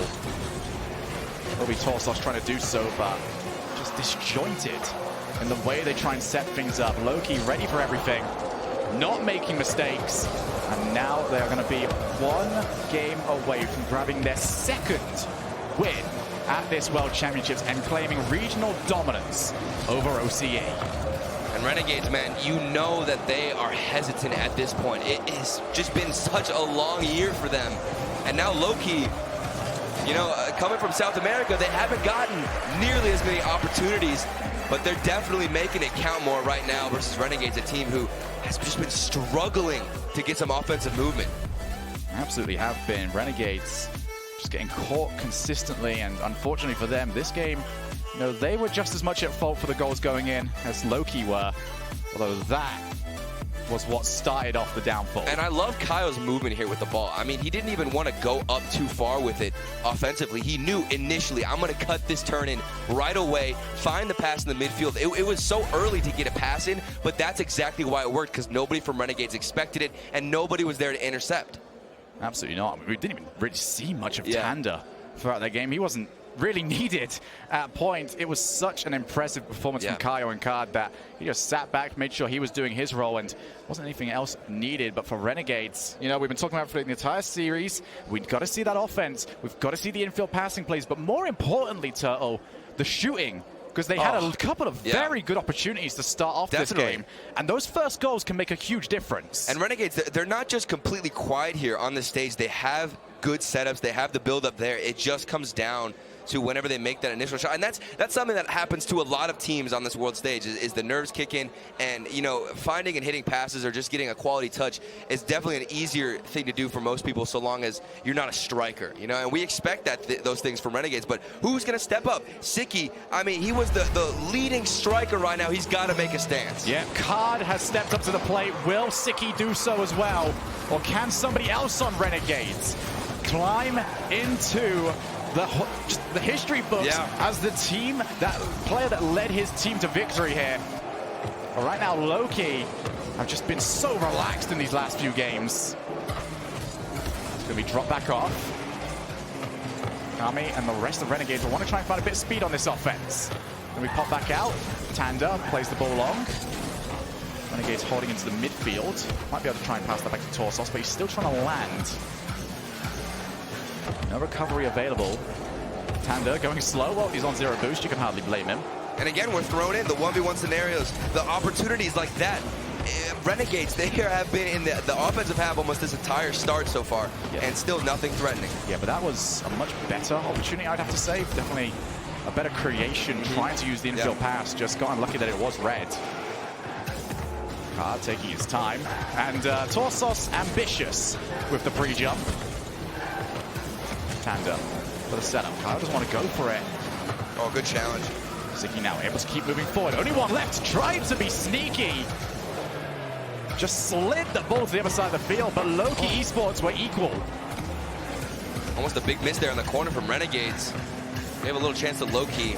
We've seen what they can do with just the smallest windows, the smallest opportunities. As Renegades, you just have got to be shaking anytime you're on defense. All played out. Siki might have a passing option. Nope, Card just immediately clears. Only over to Torsos, though. Back over to the middle. This is the opportunity they need. And Card just delicately plays the ball away. This has got to be so infuriating if you're on the side of Renegades. You find that last pass, the opportunity, the window is there, and then King Card saves low-key and blocks your shot. Renegades, though, back on the offense. Looking very similar to games 1 and 2. Got to try and find the goal. It's going to drop down. Card straight into the path of Siki, who does get demolitioned for his troubles. Card clears again. Kaio's going to slowly chase this one. It's a very heavy first touch, though, from Card. Means that Kaio will not be able to reach it. That's not a good touch, though, from Tanda. Siki wants to try and lay this one off. It's very awkward. Bounces straight down. There's no way to miss that. The defense has finally broken for Loki. Kaio, he had enough boost to get the save. He just didn't expect the positioning of the bounce at Torsos. He is not going to miss that one, like you said. It feels like Loki were expecting the optimal play. They were expecting like a powerful shot, an infield pass, and it was just a bouncing, slow shot. Completely threw them off. It's just a change of a mix of what Renegades have been trying to do, and it works out beautifully. Now off the backboard. We're going to try and get their second. Renegades have not scored 2 in a single game so far this series. Well, actually, they would have done because they won the overtime. Torsos. Back into the middle. Kami. The bump. Looking for the bump, and Torsos will remove the defender. And this is what I was talking about. If you can't set up the best opportunity or shot because there's a defender in net, just take him out. Set your sights on him, and that's exactly what Renegades did to get that security goal. So now it's Loki, who have had very limited time to put together offense, getting the majority of their chances, punishing Renegades as they move forward. Renegades now don't need to move forward. It's going to be on Loki to try and create something. Well, we talked about it before. I mean, just the smallest window. If you back off and you're Renegades, you give them space, it could be the end and the start of a comeback for Loki. Torsos Back into the middle. Will it be free? Quite get it past the defensive side. A minute and a half left. Renegades will be feeling very good about themselves, and Kami just went on the warpath, removed 2 players from the back line. Takes away any supporting players. Here's Kaio. Oh. Goes straight for net, and there's nothing any defender on the planet is gonna do about that shot. Kaio literally launched a missile from the wall, saving his flip, and that was so fast onto the net. Torsos couldn't even get anything on it to try and block it. He got a hit, but it was not nearly enough for how fast that ball was going. And suddenly nerves will creep back in for Renegades. 2 goals up, they had the opportunity to try and play their game. It was going to force Loki to come to them, and Loki, they were happy to take that challenge on. Now we need 1 more with 1 minute remaining. Drops over, Tanda and Card. We're trying to see who fancies this. It's going to be Kami up here first. Low-key struggling to find their rotation. Siki straight on net. Bounces off the post, but a couple of warnings to Low-key that they're not just going to get offensive. They've got to cover the defensive side as well. And Renegades, they no longer have that security goal. Everything on the line. Low-key are at match point. If Renegades lose this and allow a comeback to happen, it's over for them. Kami up onto the wall. More offense for Renegades, although that's going to be 2 players committed. Torsos, though, I don't think this is the right decision. Should have hit it hard first time, and they're going to get punished. No, missed! And Kami is going to thankfully see that one over the top. Low-key should have been sending us to overtime. They've still got offense. Going to be bouncing up high. Torsos with the clear. He makes the right decision this time around. And they're just going to see this one onto the floor. Turtle, what was that? Renegades have got to be the most relieved you could possibly be in Rocket League at this current moment. Look at his face. Look at Torsos. Torsos knows he just got away with that. I cannot believe they missed. Nobody on the back line. Torsos decides to try and control it. What? And he almost gets caught. But he'll be very thankful that he was at least involved in that play. He was the one that got the bump. Oh, but there will be only 1 play remembered from this game. I cannot believe what just happened. And we saw the demo plays, the better integration of new play styles from Renegades, which really gave them the edge just up into the last second, low key. It was there, but now they've got to bounce back. They've got to put that behind them. Will it tilt them is the real question at this point, because that is the closest you can get to scoring a goal in Rocket. Well, they're definitely chatting to each other, and this was a huge criticism of South America in the last World Championship, is when they were losing, they went really quiet. They weren't talking to each other. They weren't trying to figure out how to improve for the next game. So this is already a massive improvement for South America. Definitely. But now it all comes down to this. Game 5, Renegades against Loki, South America against Oceania. Who is going to take it? We're going to find out right now, Turtle. Literally. I was excited for this series all day. Yeah. And I'm so thankful that it's lived up to my expectations. Which region is dominant right now? Which region will continue on in the RLCS World Championship? Both these teams, the final representatives. Veloce waits later on in today for the winner of this series. And I'm just going to pay attention right now to Loki so far in their confidence. Just want to see if it's any tilted them. I mean, that huge miss, how will it affect them versus Renegades? I mean, they've got to be feeling so confident right now. All the momentum really is in their favor. Kami tries to keep following it up. Does steal a boost as well. Loki got plenty of options, though, to try and clear. And instead, Card wants to take the ball coast to coast by himself. It's a good play. Kaio now moves in. Siki straight over to Tanda. Tanda, infield pass! Not quite there, but Siki, I think, had him covered. Now tries to move to the other side of the field. Kaio avoids the block. End-to-end gameplay so far. Kaio gets it over. It's not quite on target, and Torsos calmly moves the ball away. And good speed there from Torsos as well. He could have just waited a bit, but he definitely would have gotten dunked on by the offender of Loki. And just dribbles it out, patient clears. And even here, we see him being so aggressive in the midfield, so fast. For Loki, this is the most offense we've seen from them in the beginning of one of these games. They realize what's on the line, and they don't want to put it in Renegade's hands. Tanda off the wall. He's got Sicky trying to put pressure on. Who's going to be first to this ball? Card already up, and he was unchallenged. Torsos over to Kami. Another great play. Both teams trying to show off their ways of just removing pressure from their defensive side. Oh, that's going for a crossbar. Card trying to control it. Does steal boost instead. Quick warning shot from Renegades. Torsos now to Kami. Will Kami go net? He does. Both teams so far trying to take route one. You see the boost deal as well from Kami. Now the defense is just all over the place. Renegades really doing numbers and slowly tearing apart this low-key defense. Kaio needs to get a block. He's done one better. He's got the ball passed. But now Sicky, he finds Kami. Kami for the net! What a goal! Kami from the corner. One of the most insane angles. And he uses the flip. There cannot be any better timing to hit that shot right now in the battle of the regions. Renegades are 1-0 up. Over half the game to go.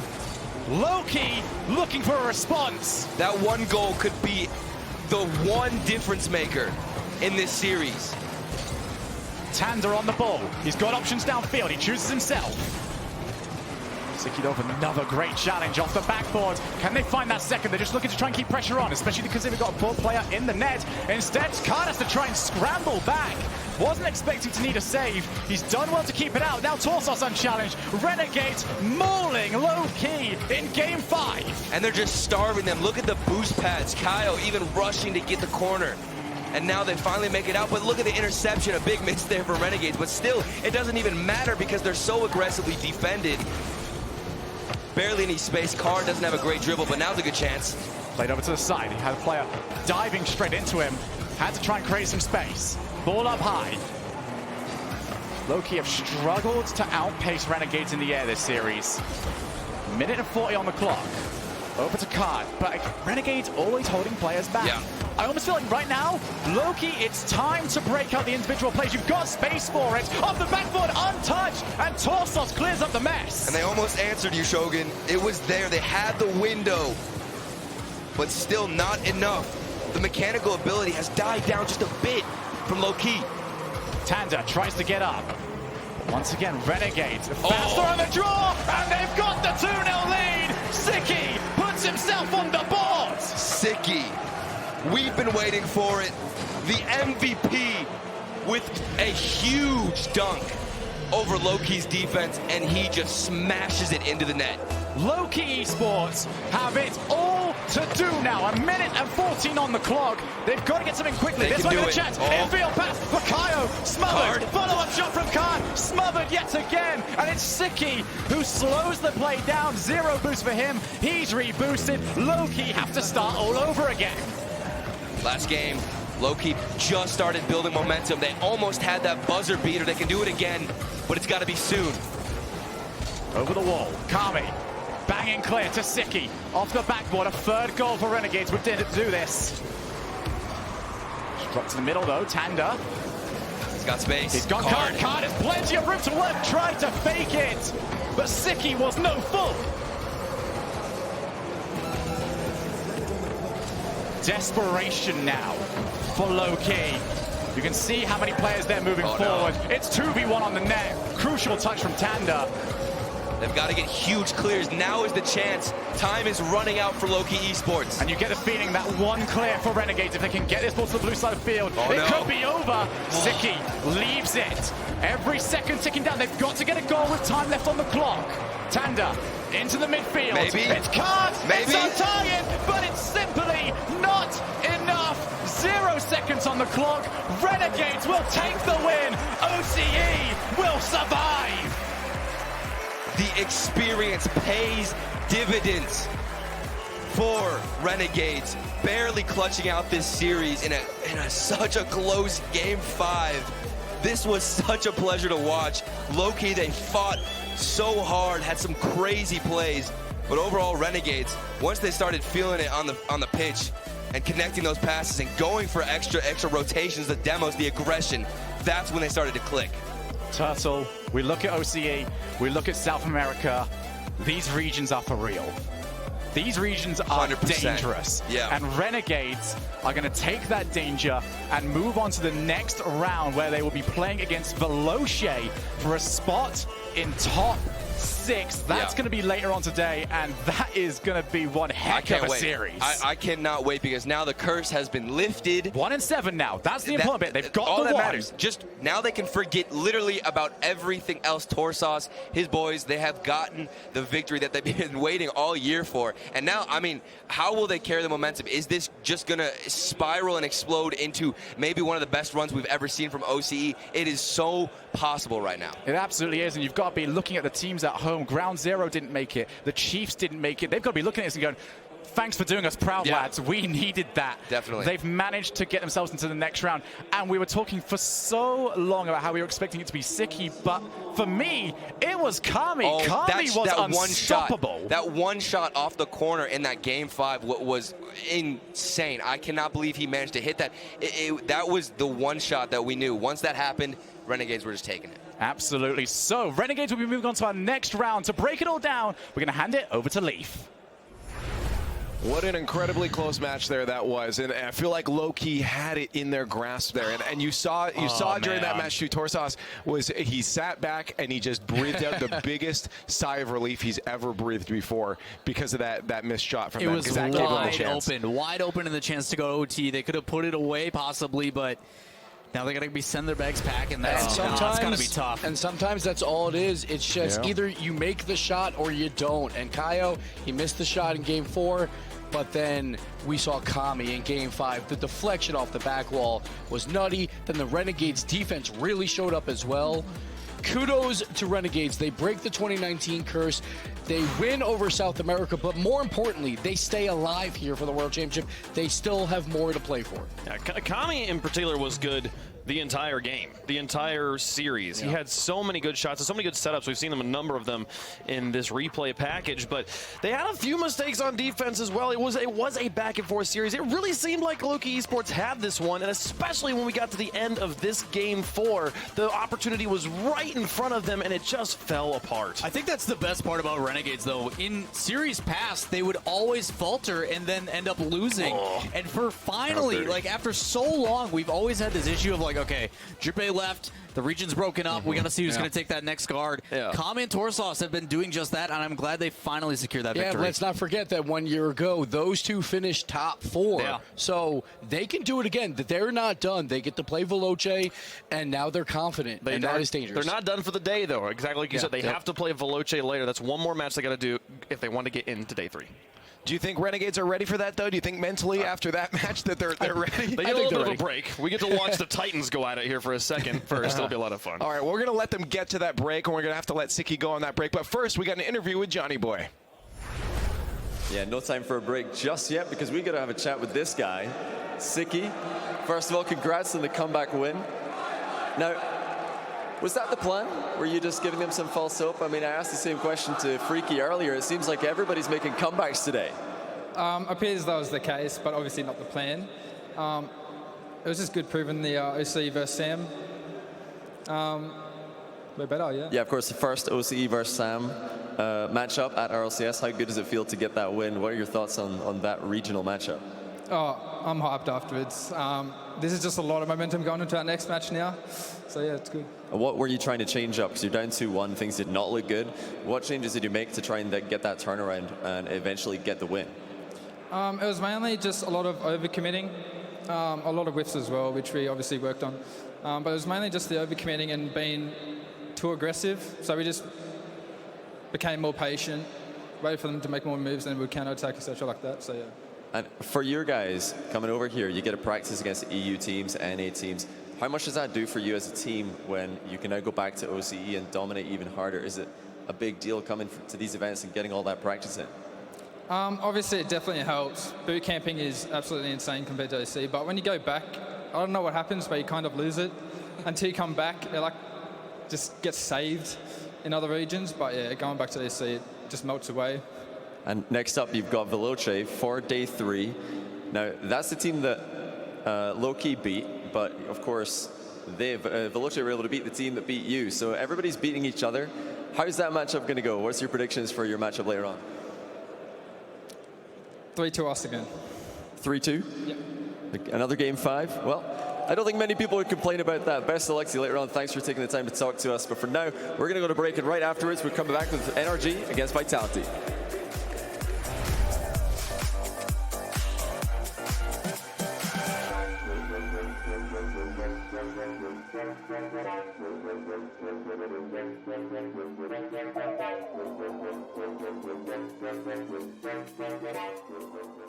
To be brilliant is to defy convention and challenge expectations. It's what we do at Intel, powering you to master your potential. Intel, unleash your brilliance. I think I'm going to try buying tires online. TireRack.com can help you with that. I guess I could buy the same ones I have. No need to guess. Our tire decision guide gives you all the right options. Someone should invent a tire decision guide or something. Can he not hear us? Visit TireRack.com/Pirelli to find the full line of Pirelli tires. Pirelli, power is nothing without control. TireRack.com, the way tire buying should be. At CDW, we get you want happy, productive employees. That's why we've made our office pet-friendly. Maybe a little too pet-friendly. Well, you know, CDW can design a mobility solution with light, powerful devices from Lenovo to make your people more productive in or out of the office. Anyone have any questions before we go? That's great. I really need to get out of here. Snake people are freaking me out. Hey, Cheryl, do you have a sec? For workplace productivity, you need Lenovo and IT orchestration by CDW. People who get it.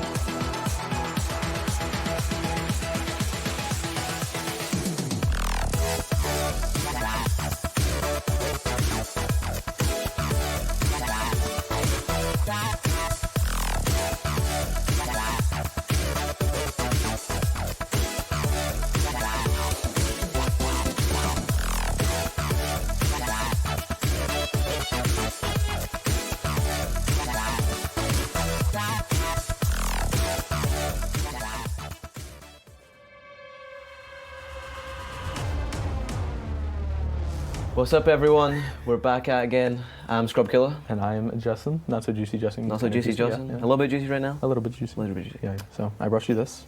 Oh. You're looking kind of parched. Yeah, I'm really dehydrated right now, you know. Hydration. Hydrated gamer, hydrated gamer. Yeah.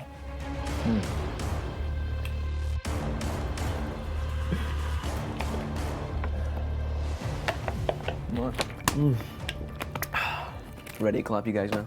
So remind me again, how did Worlds go last season? Kind of trash. Not gonna lie. Oh, really? Yeah, you can tell me in detail though, you know, the results, just what happened against us. You know, I think I was just too tired, you know. Yeah? This is kind of boring. I'm just gonna watch a World Championship over again. Okay. Well, this is the part where we D1'd you guys. Oh yeah, this is the end. Oh, I love it, I love it. So how did it feel when we 4-0'd you in Rocket League Summit? Wow. That's pretty personal, you know what? But you know, we kind of figured it was a meme tournament. Yeah. Remember when you were 1 goal away from the promotional tournament? Wow. Remember when you were 1 goal away from winning the World Championship? Ooh. That hit too close to home. I'm about to cry myself to sleep tonight. That really hurt my feelings. Really? Yeah. Let me just Oh wow. Oh, very fancy. You're gonna propose to me. Hold it, hold it. This is what it feels like to be a winner. Come on, hold it. Yeah, this is mine now, by the way. You're not having it back. Okay, okay. Because I'm gonna be a winner this season.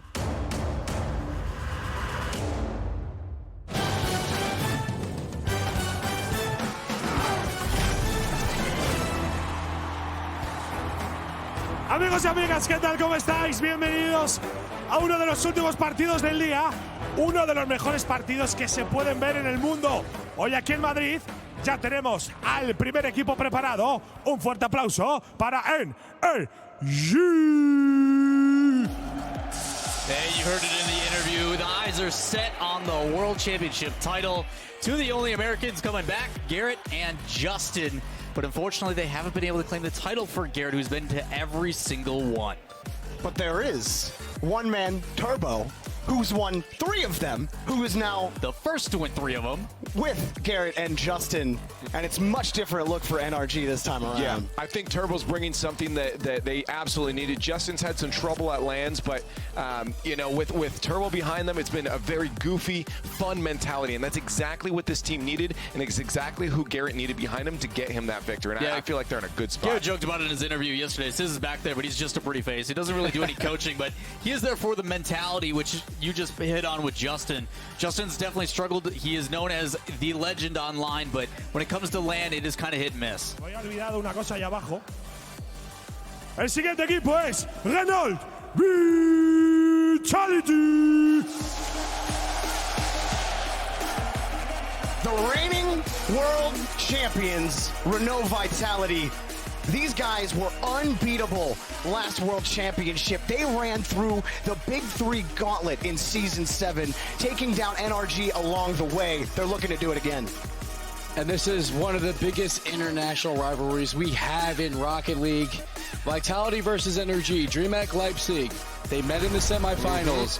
Vitality takes them down. DreamHack Dallas, NRG gets the revenge in Day 2. But the most important one, Season 7, quarterfinals.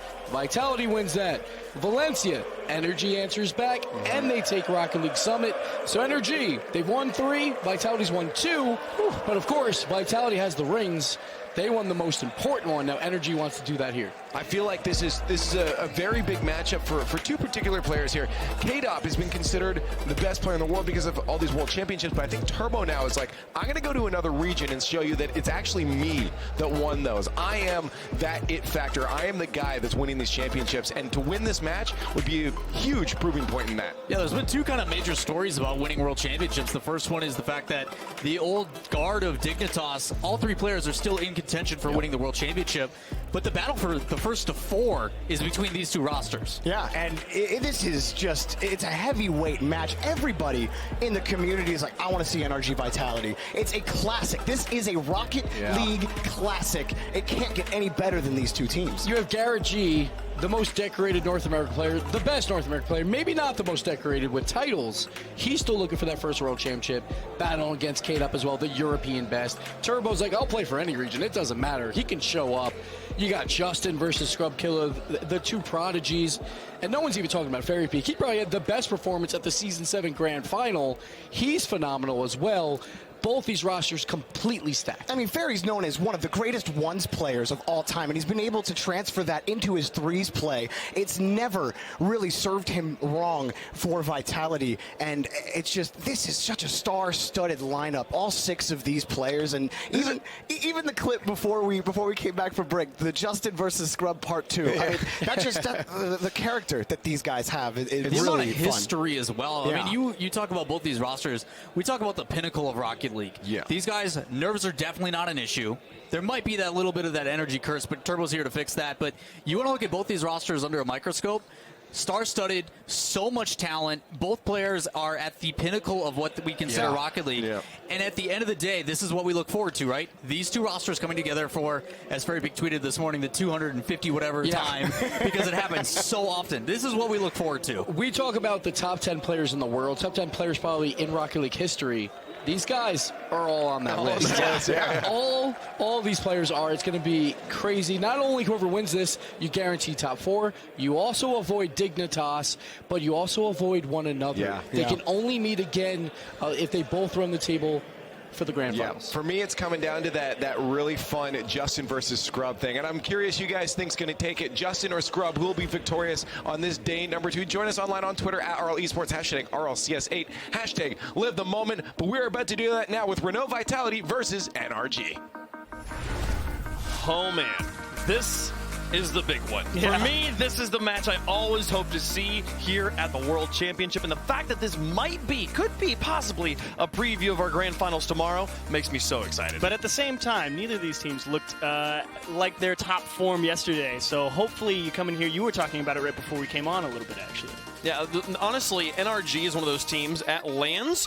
You just have to see them in the moment. How are they playing right now? Because how they played yesterday might be a zero indicator of how they will play today or tomorrow. So I'm really hoping that this is the best matches we can see, especially because both these teams, they get to go through to tomorrow. Neither of these teams is being eliminated right now. If they win, they are automatically the top 4, which is a bumping prize pool. So there's definitely an incentive to win this game. Definitely. But both teams, I think, are going to be playing with a few less nerves, and we might see some spectacular Rocket League. Certainly, and if you want to guarantee that top 4 spot, whoever gets over that quick, or at least starts off better, because neither of them, I think, were anywhere close to their ceiling potential. Yeah. So hopefully, like you said, maybe already having guaranteed that day 3, they both come in here settled and ready to play some awesome Rocket League, because these are absolutely 2 of the best teams in the world if you had to put everything onto a piece of paper. 2 of the best teams, 6 of the best players, the legends of Rocket League all on the stage at the same time, and so much storied history. The only 2 players in the world that have 3 world championships. One right here on your screen, Turbo Pulse. So the other on the other side of the stage is his teammate K-Dop. They won 2 together. They've won 1 separate from each other. Yeah. And Violent Panda, if he were to win this one, that would be all 3 of the Dignitas players having won 3 championships. But both these guys looking for their 4th. So this is the first time these guys playing against each other with the new rosters, I believe. Like this is so cool. So much story on this match. I cannot wait to get this one underway and see how they do. First time also with coaches standing behind them, able to talk during the games, in between the games, and let's get into it. The match I've been looking forward to all day, NRG in the blue, Vitality in the orange, a best of 5 for top 4, and a trip into day 3. Both will be into day 3, but a top 4 spot. You'll be one game away, or one match away rather, from those grand finals. And to me, this game, it doesn't come down to Justin versus Scrub or anything like that. It comes down to, does Turbo Pulsa hold the midfield versus how Vitality breaks out of their own hat?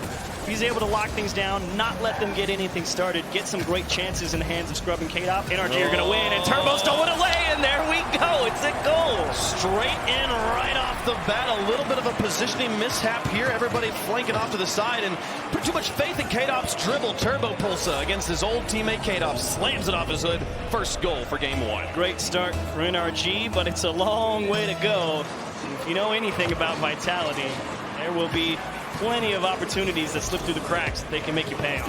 There will be very precious few goals given away for free like that. The mistakes. There's few teams that are better than adjusting on the fly than both of the rosters that are currently on the field. So expect this match to evolve as it goes. Now Fairy Peak slowing this one down dramatically in the corner. Turbo Pulsa will demo him. Now Scrub Killer looking for a play. 2 Fenix here on the side of Vitality. 1 Octane. Against what I believe is the 3 Octane. Oh my goodness, Fairy Peak gets that one nearly in, but Turbo Pulsa denies again, and he's been all of the NRG action so far in game 1. Again, that long boom and clear, and Fairy Peak up so quick, but still just drilled through. K-Dop tries to play it out of his corner, and Justin moves in now the midfield. He'll beat one player, and it's off the backboard. He's up for just to create confusion. Fairy Peak very loose in the sky, but nobody from NRG really in position to use that ball.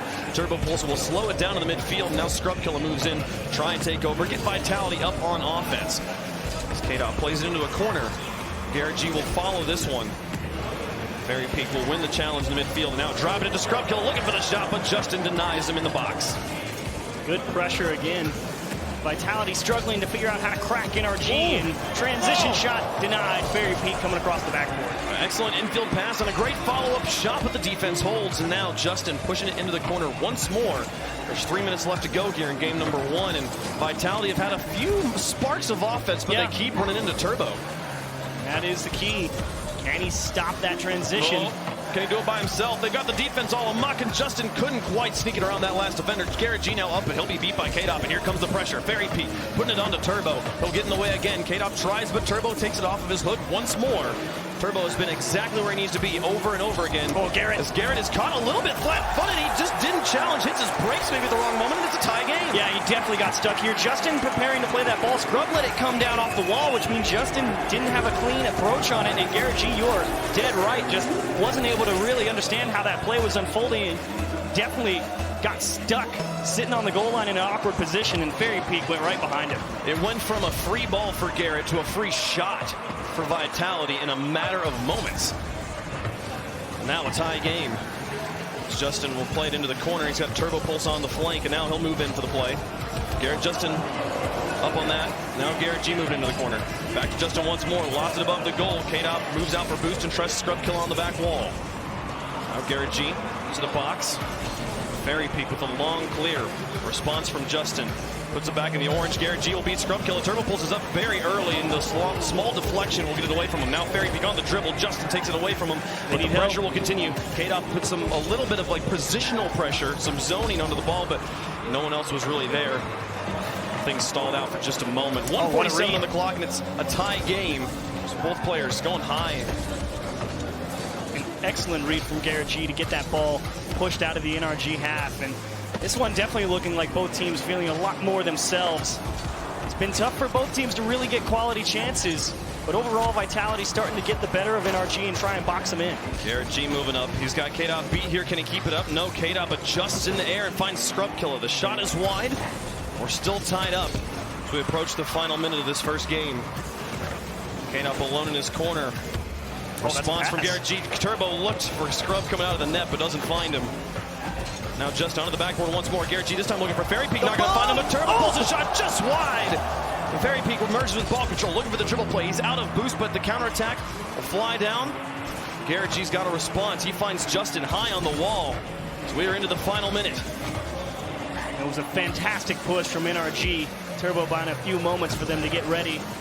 As once again, Vitality go for that long clear. Scrub Killer looking for a couple demos, and a huge challenge from Turbo. Make it 2 to give them the free possession here. Justin sends this high, and Scrub Killer is high in the air already. Follows behind this one, and they get 2 of them onto Garrett G. That's a lead for Vitality. Justin trying to do what he always does, keep that ball close and follow it up, but he realized he hit it too high and he tried to run away because he knew. He saw Scrubkilla in front of him, tried to go back, but Scrub brought it down to Fairy Peak and a wonderful pinch to take the lead late. 31 seconds remaining. Vitality takes a late lead. Can they hold on, or does Justin do Justin things? Fairy Peak will shut him down.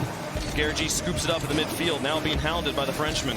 Into the corner here. They tried to set it up for Turbo, but no good. Scrubkilla finds is demolished, and now K-Dop on the far side is going to try and put pressure on Justin. He'll get the save, but can Turbo fly down the field with just 12 seconds left? He's got Garrett G to work with. There's the pass, there's the shot, and there's the goal! A tie game! The thriller counterattack from NRG. Justin makes a big stop. Turbo Pulsa gets command, beats Fairy Peak with a great pass. And Scrub, you can be one of the best defenders in the world, but 128 Ks right at you is never going to be an easy one. And they tie it up. Fireworks in game number 1. 9 seconds left in overtime on the horizon.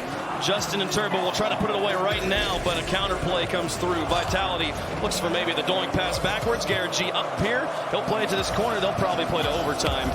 Fairy Peak tries to keep it alive, and now it heads into his own corner. Turbo Pulsa's got a demo, and K-Dop keeps it alive. Both teams happy to play for the spectacular moments, but overtime here in game number 1. A good one. This is a great, I think this is the perfect descriptor of an appetizer for what the series can be. And then he misses the shot. Scrubkilla tried to do it all by himself, and K-Dop just not quite able to read it fast enough. Not a sentence to say very often.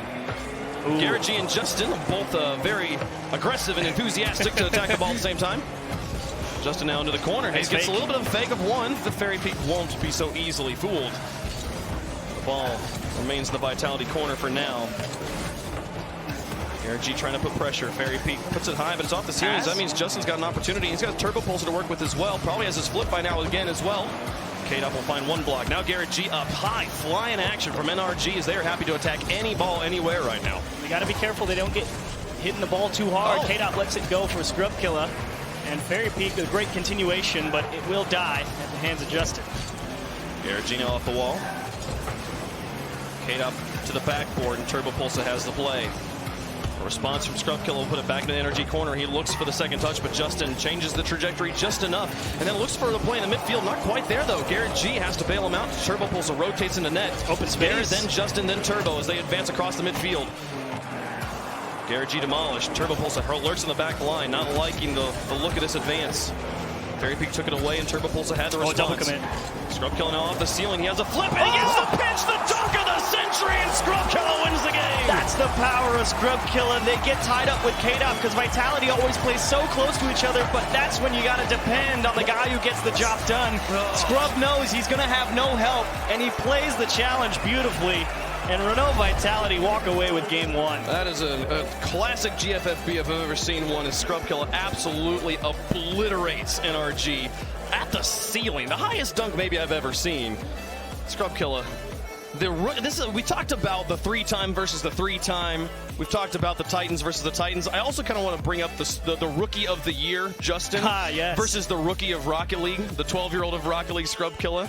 The 9-year-old wonder who had to sit by for seasons, for 3 years before he was able to play, and now here, hitting goals like that. The MVP, the reigning MVP of the World Championships from Season 7, wins Game 1. There are a lot of similarities between Justin and Scrubkilla. Young talents that just have phenomenal capability to take any game into their own hands.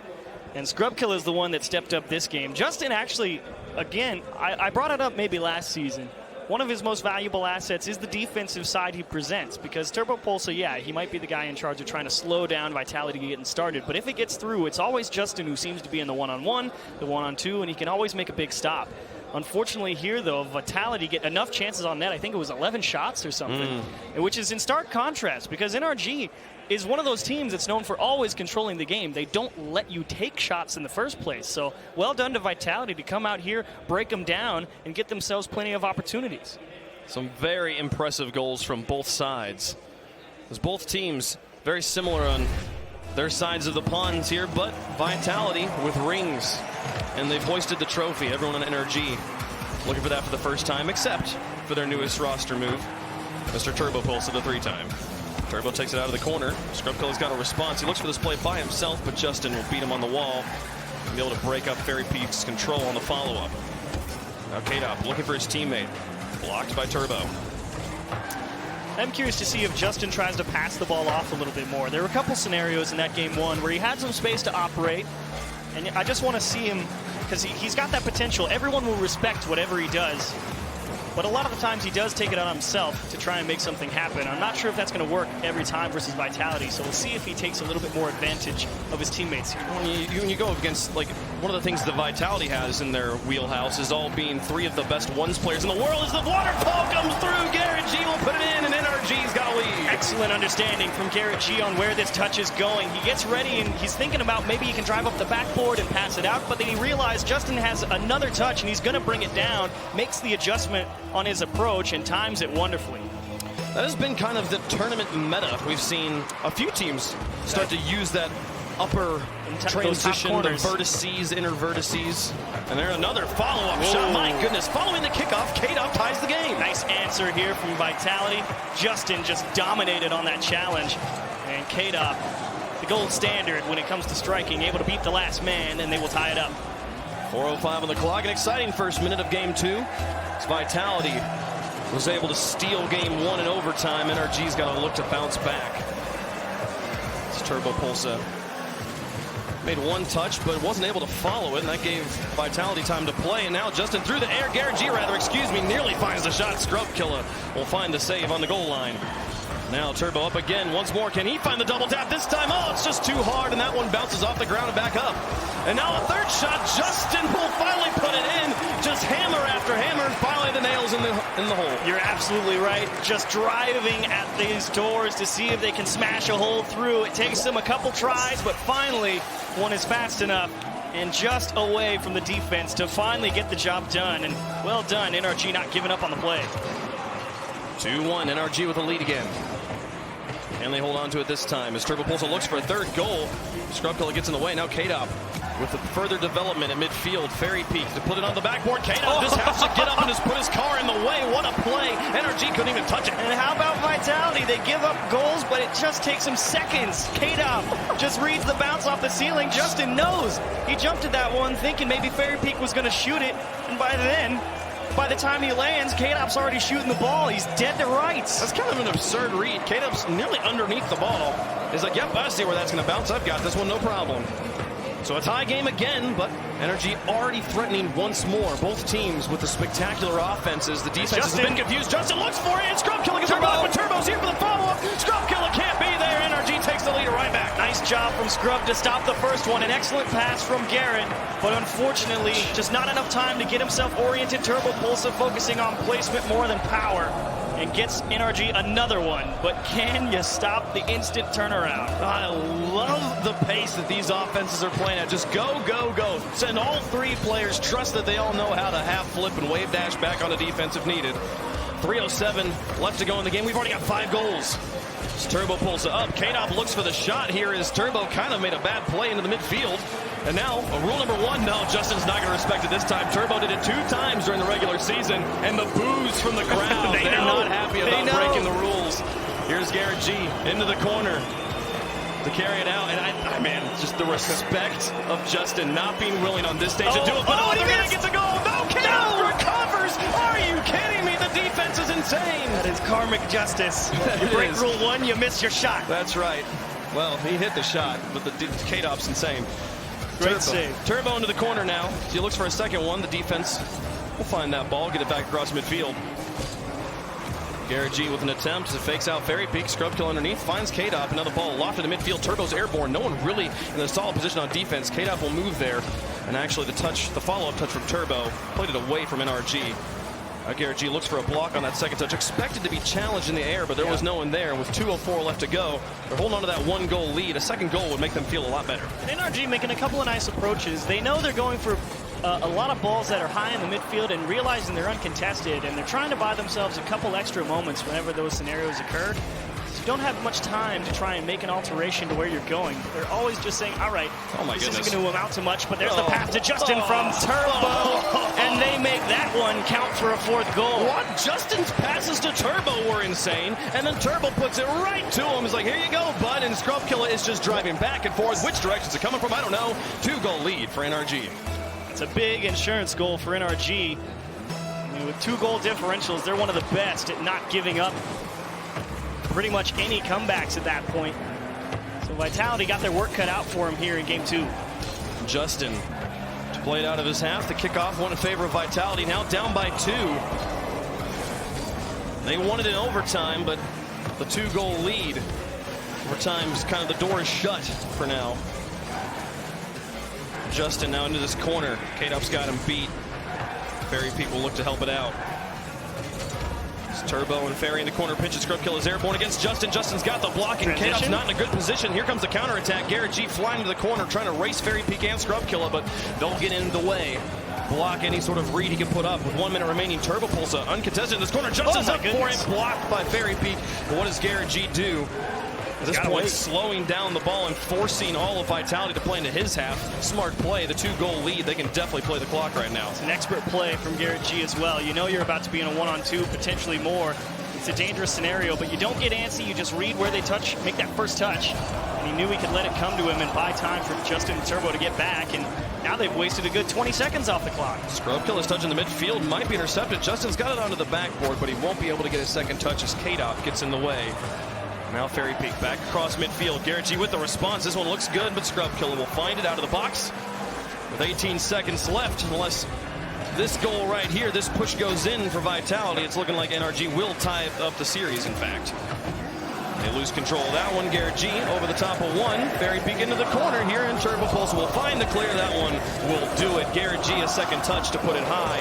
And that'll be a 1-1, 4-2 in favor of NRG as they win game 2. They find a way to equalize, and definitely an excellent follow-up to what was an enjoyable game 1 experience. Now it's NRG who turn the tables.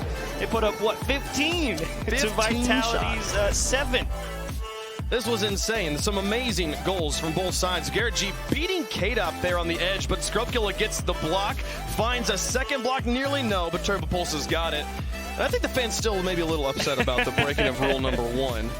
For any of the many thousands of viewers watching at home, the first unofficial rule of Rocket League is if you meet yourself head-to-head with somebody, you must maintain that lock until either one of you is demoed or until somebody scores a goal. And we saw that rule respected during the regular season. It's more of a community joke than anything else. But indeed, Justin definitely 100% community not willing to joke. hold on to it. The funny thing about it is that everyone who has broken it has lost that game. So NRG the first ones to break it and win the game. So. That's right. Surmounting the curse. That is the power of this North American dynasty. Yes, that's how that works. We don't need the rules. So Vitality going into game 3. I mean, you played a great game 1. It was back and forth all the way. You started off good here in game 2. Unfortunately, though, it was just they didn't have the pressure on NRG's net, the same level that they had in game 1. So you're looking at, all right, what are NRG doing differently? And the difference is the passes come out a lot more, not necessarily from Justin or anyone in particular, but Turbo was making a couple of great setup touches.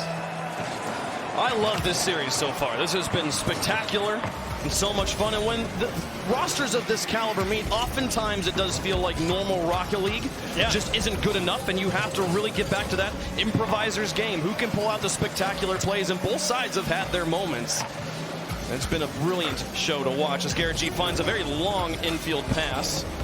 Finds the shot, but easily blocked by the defense. Turbo on the far wall. Fairy Peak will go up against him.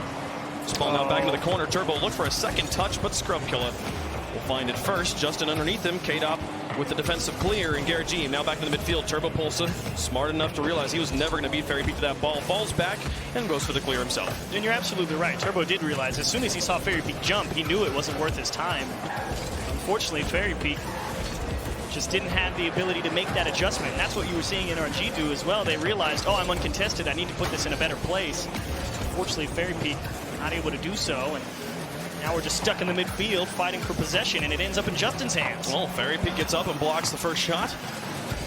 Garrett G comes around, looks for a pass, but he actually overshoots his teammate. Now Turbo Pulsa has to think defensively here. Fairy Peak's challenging him. He'll get the ball, and now he can move back up, but K-Dop wins a challenge as well. Now the ball is dangerous in NRG territory. Scrub with an excellent read after jumping very early. Now K-Dop tries to move in. Justin will follow him over the top of Fairy Peak. Now Fairy Peak gets a wheel on it. Oh, can he tip it? And Turbo Pulsa out to Justin. I can't believe they connected on that. The shot's not quite on target, and Scrub Killer will find the defense, but NRG still firing on all cylinders. Operating at a Madrid's margin of success, though. A couple of these plays, they've come from a great distance away and just been able to sneak it past Vitality in a couple of key instances to hold on to the ball. And if those start going Vitality's way, NRG might be in trouble for a quick counterattack. Now, the speed at which NRG's playing right now, they're having trouble keeping the ball close to the chest, and it's giving some space for Vitality to get in the passing lanes. A lot of their shots are coming from that midfield area, and there's nothing that this veteran roster can't handle. So 2:54 left to go. It's by far the latest we've gotten into the game without a goal being scored. Slipped through Garrett G right there in the Vitality corner. They quickly had a 2-on-1 back the other way, and thankfully able to delay it. But it's a close call a couple times for NRG, but they're holding strong. Got a few jumps out of Vitality's defense there. They're feeling scared. They understand how many times all three players have gotten shots out of NRG, but lucky for this time, it was only one player up on offense. Justin with a shot from midfield again. This one should be blocked by Scrub Killer, but he had to reach all the way from the corner. Now Fairy Peak. Everyone in the midfield trying to break into the blue. He'll get some help from, I believe that was Scrub. K-Dop comes through. Now Scrub Kill in the midfield. He's got Turbo Pulse a beat, but Justin off of his back walls got in the way. We're across halftime, still no goals. Garrett G demolished in net, but Turbo and Justin build a wall in the corner, give him plenty of time to respawn. He even spawns in the close corner, making it so difficult for them to sort this rotation back out. They handle it just fine, and the mind games. Justin's got it around. No block as Scrub Killer gets in the way. That's the power of the demo. It forces your teammates to plug the gap that was just created, and it was almost just absolute havoc with that close spawn, and you're absolutely right. That required some good communication and poise from NRG to get out of that cleanly. Here comes Turbo. The corner, a demolition from Garrett. Justin too far back in the clear, very excellent. By a lot of time for the respawn. There's one player beat, another player beat from Justin. Fairy Peak will have it away. But Turbo Pulse on the far side. He'll look for Garrett G in the midfield. Infield pass blocked at the point of contact by K-Dop. An excellent play. The defense holds. We're still scoreless. That's a quality read on defense from K-Dop.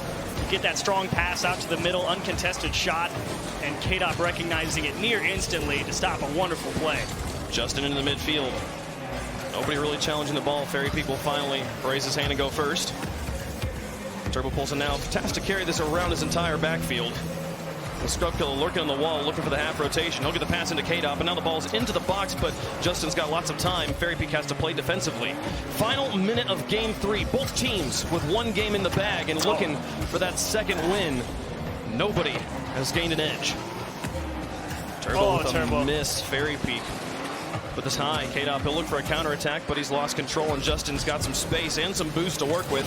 Airborne high. Garrett G will get the demolition on the K-Dop, but that kind of strengthens this back line for just a moment. Scrub Killer will get it out of goal. K-Dop's now there to make the play happen. This is to the side. Garrett G looks for the shot himself, just takes it. Scrub Killer will get the play, and the shot was just wide. Turbo just right down the middle. I think just letting Justin and Garrett G get ready here in the midfield. Unfortunately, Turbo doesn't have boost, which means Vitality might get the last shot of this if they can break through the midfield. They'll try, but Garrett G on the wall, sends it in the midfield. K-Dop, it'll reach the far wall. Turbo pulses up. Garrett G's lurking for an opportunity. Justin will hope to pass it off of his hood, but no good. Overtime here in game 3 after extremely firework-heavy games 1 and 2. The antithesis. We've got a golden goal situation. Oh, look at Garrett. He's just asking Scrub, are you going to panic? Try and do something and make a bad touch and just let it roll. A strong pass play, but Turbo, can he find the hole? Fairy Peak will take a shot. Turbo Pulse gets demolished. Garrett G and Justin can just fly at the field knowing Turbo's coming in behind them. Garrett G now. K-Dop in the midfield. Turbo Pulse challenges it off of him. Justin slows down to try to avoid the demo. Turbo trying to get a piece of Fairy Peak on the back wall there, because if he did, it was going to be an uncontested shot. Justin out of boost. He's going to be out of this play for a little bit. Turbo and Garrett G. Actually a double demolition from Justin and K-Dop. So we'll kind of reset things for a moment. It's the first minute of overtime. It's about to come and go. Oh, aggressive from Justin. Turbo pulls off the wall. Scrub Killer lofted high. Garrett G with a response. He'll look for Justin on the far side. Extremely elevated pass plays. Justin puts it across the box. Garrett G reaches for it and puts it underneath the defense. The two-man play from their own box wins the game. They slip it through. Fairy Peak finally not in position to deal with the bounce off the backboard. He's made a couple of good reads in this game to get them out of tough jams, but finally just doesn't have the positioning to handle the bounce. It slips through, and NRG will win Game 3 and take a 2-1 lead. 2-1 lead, and again, best of 5 still here on day 2, so they are 1 away from a top 4 finish in Season 8. And Vitality again held to just 3 shots on goal, and that has always been a hallmark of NRG. Sure, you might have one good offensive game, but as the series goes on and on, boy, did they just lock you out. KDOP held to no shots. No shots and 5 saves, having to do it all on the defense there. And Vitality definitely was stuffed quite a bit. They had a few decent opportunities, but it felt like many of their best drives down the field, the ultimate shot went just a bit wide. It was never really that threatening. The follow-up could possibly be in the clear, ultimately neutralize that, but that opening attack wasn't threatening enough for NRG to really feel pressured. And the few moments where they really had what could possibly be a catastrophic situation with that Garrett G demolition, NRG's communication crystal clear. They sorted it out just fine. Yeah, those were the real big hiccups that NRG had to handle whenever they were put under pressure, but it was always the ball in the corner, never really a ball uncontested off the backboard or a strong infield pass. It's just Vitality generally not being able to create enough space to get those opportunities going. If they want to win this out, they're going to need to get that offense clicking in some other manner, and usually that comes in the form of Scrubkilla making some incredible solo efforts, but it has been tough. Justin and Turbo and even Garrett G all have made some incredible plays on the defensive half. So Vitality, do you have the teamwork to get things going in the midfield with some strong passing clears or individual efforts? And most of the times it's yes. Well, with Game 4 here, NRG 1 game away from a top 4 finish and being 1 game away, or 1 match away rather, from the grand finals. Turbo pulls and looks for a shot. Not quite able to find it. And with NRG, their whole struggle has always been that day 3. We did the math recently. They've won 1 series on day 3 at the World Championship ever. It's generally never been a good showing for NRG, but the big difference this year, they've got a guy who's done it many times. He's won more games on day 3, I believe, than anybody in existence, maybe, other than possibly KDOP. Garrett G looks for the dunk on Scrubkilla. Won't happen this time. Scrub still with the best dunk of the tournament. Absolutely. He's going to need another one to get them started. Yeah, oh my goodness, Fairy Peak nearly hits the backflip shot, but it's just wide. And again, you can forgive that shot for being just wide, but man, you need those. You need something to go in at this point for Vitality. We talked about it many times in RLCS. Quick transition, and that's what Vitality need to get going. The strong, quick passing plays up the midfield and put NRG in tough spots on defense. It almost works there again. Justin Company looking for the counter clear. Turbo over the top of 1. Garrett G now in the corner with a little bit of space, but getting crowded quickly by Fairy Peak. Justin, they'll look for Turbo, but Turbo just rotates in. Now Justin winning the challenge against KDOP. It's all up to Fairy Peak here on the backboard, but he's got a lot of space, and he'll find Scrubkilla. They'll 2-man rotate this one back into the blue. It's Turbo Pulse will look to duplicate that success with Justin, but this one's intercepted by KDOP, so ball constantly being pinged back into NRG territory. Turbo through 1, Fairy Peak over the top of that. Now here comes Justin again, but not really able to get the solid contact he wanted. Pressure was there, and now KDOP looking for Fairy Peak. Not a good continuation from Fairy Peak. NRG makes a rare mistake on offense. Unfortunately, Fairy Peak not able to get the ball into a scoreable position, just straight off the ceiling, and NRG have had time to get set here. Turbo Pulsa out of boost and missed that stop, so his teammate's a little bit stuck here, but the ball will kind of end up in his area, so he'll make a play on it. I believe he got the corner as well. Justin now moving up, looking for the solo shot, but Fairy Peak's got it away, and Scrubkilla's got a response. Fairy Peak and Scrub have been tag teaming the clears on defense, and Vitality's been able to keep NRG very quiet. Yeah. Both teams with very few scoring opportunities so far. Only less than 5 shots aside, and we're across halftime. Feels like you kind of walked back into that Game 1 initially until people started finding the net a couple times here and there, where everyone's kind of settled in and Both teams have had a chance to get a good look at the other, and KDOP with an excellent stuff and make it 2. Maybe Vitality have a little bit of time to get ready here and get this good pass into the middle.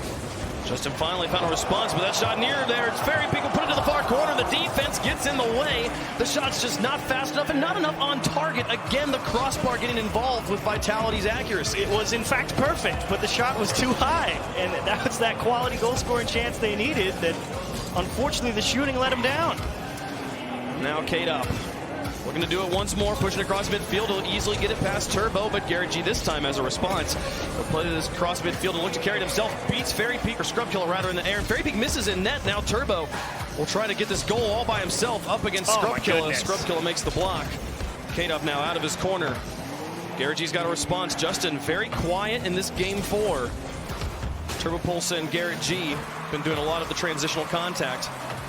Justin with another miss in the net. Will be Scrub Killer across the field. Turbo Pulse is up just to kind of bring the crossbar down a little bit. Again, it's just that delay game from Turbo Pulsa. So valuable.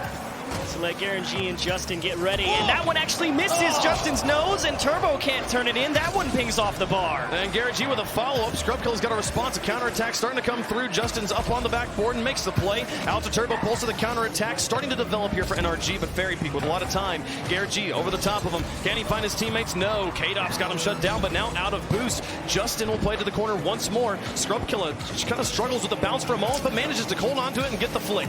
23 seconds left. Vitality's trying to come alive, but not really finding the successes. Again, both teams' defense has just been stalwart. Absolutely. The midfield line, tough for Vitality to break through later on in this game 4 than it was at the start. Pass to KDOP, but well off the mark. And looking at another 0-0 overtime. Unless they can put it away right here. NRG with a bit of an opportunity, but no. Shut down in overtime 2 games in a row. 3 of our 4 games have gone to overtime between these neck-and-neck squads. Both absolute legends, not just in their regions, but in the world. It's Fairy Peak. Across the field, KDOP will just try to take a shot from his corner. Justin slows it down, baits in one, gets it over the top of Scrub. No, Scrub manages to get a wheel onto it, back to midfield, but Turbo Pulsa has the read this time. Now Garrett G moves up. Fairy Peak trying to move up on it. Justin's got the shot on the back. No one's home. Can he find this one? No, KDOP from behind the ball makes the save. Unfortunate for Justin. Finally had a clean look at a backboard shot, but just didn't have enough in the tank and had to wait for it to come down, and KDOP took it away. Garrett G with the pop at midfield. Turbo Pulsa will be the only one challenging. KDOP's got the counter, but Justin's got him red. Garrett G lurks deep in energy territory. As KDOP will look for the crazy redirect. Turbo Pulse is up and makes the play. The first minute of overtime as Garrett moves into Vitality territory. Justin now into the corner as well. Garrett definitely making Vitality think for a moment, but again, look at NRG. They all just ran away. They're like, nope, you can have the ball. And KDOP not able to sneak it past 2 defenders in the goal. NRG 1 goal away from day 3's and the top 4 finish. Tough ball here for Garrett. Peak on the try, but Garrett G managed to get out of his own goal and make the save. Now Scrub Killer with the attempt, no good. As Justin plays across midfield, just trying to clear it, give his team some breathing room to pick up boosts. A miss means KDOP emerges with control. He's going to kind of beat Turbo here a bit as well. Turbo managed to get back again and stall it out, so Justin has time to rotate. Garrett G has all the time in the world to try and read this situation. Oh, here we go, double commit. All right, KDOP versus Justin for the win. KDOP fakes him out and sends us to game 5. Vitality. Turbo bought time on the side, but Garrett G not able to do it. Turbo trying to offer help, and KDOP definitely inside Justin's head. Got him to bite, and he just let it go right under. And KDOP will deliver a big goal, and we're going to 5. Oh, my goodness. We brought it up a little bit earlier, and then I think we got interrupted because something spectacular happened, as seems to happen every 5 seconds in these games. But this team, Vitality, are not just 1 or 2, but 3 of the best 1v1 players in the world. If there's anyone I would put my money on to win a situation like that against Justin, it's literally just a 3-sided coin flip of that team. And KDOP shows it off with the brilliant fake. And that's 2 overtimes now that they have won to send us into game 5. Indeed. NRG able to win game 3, but Vitality winning game 1 and game 4 in overtime. And so I mean, what else would you expect? What else would you want? If there was a series I got to pick today to go to Game 5, it's absolutely this one. And it's been spectacular stuff. The thing that I love about this series is that we have not had a single game that was decided on like, oh, that was silly. Oh, they missed one. That's the one that won the game. You know, like, man, that was a brilliant fake. We've had a great dunks. We've had some great just passing shots.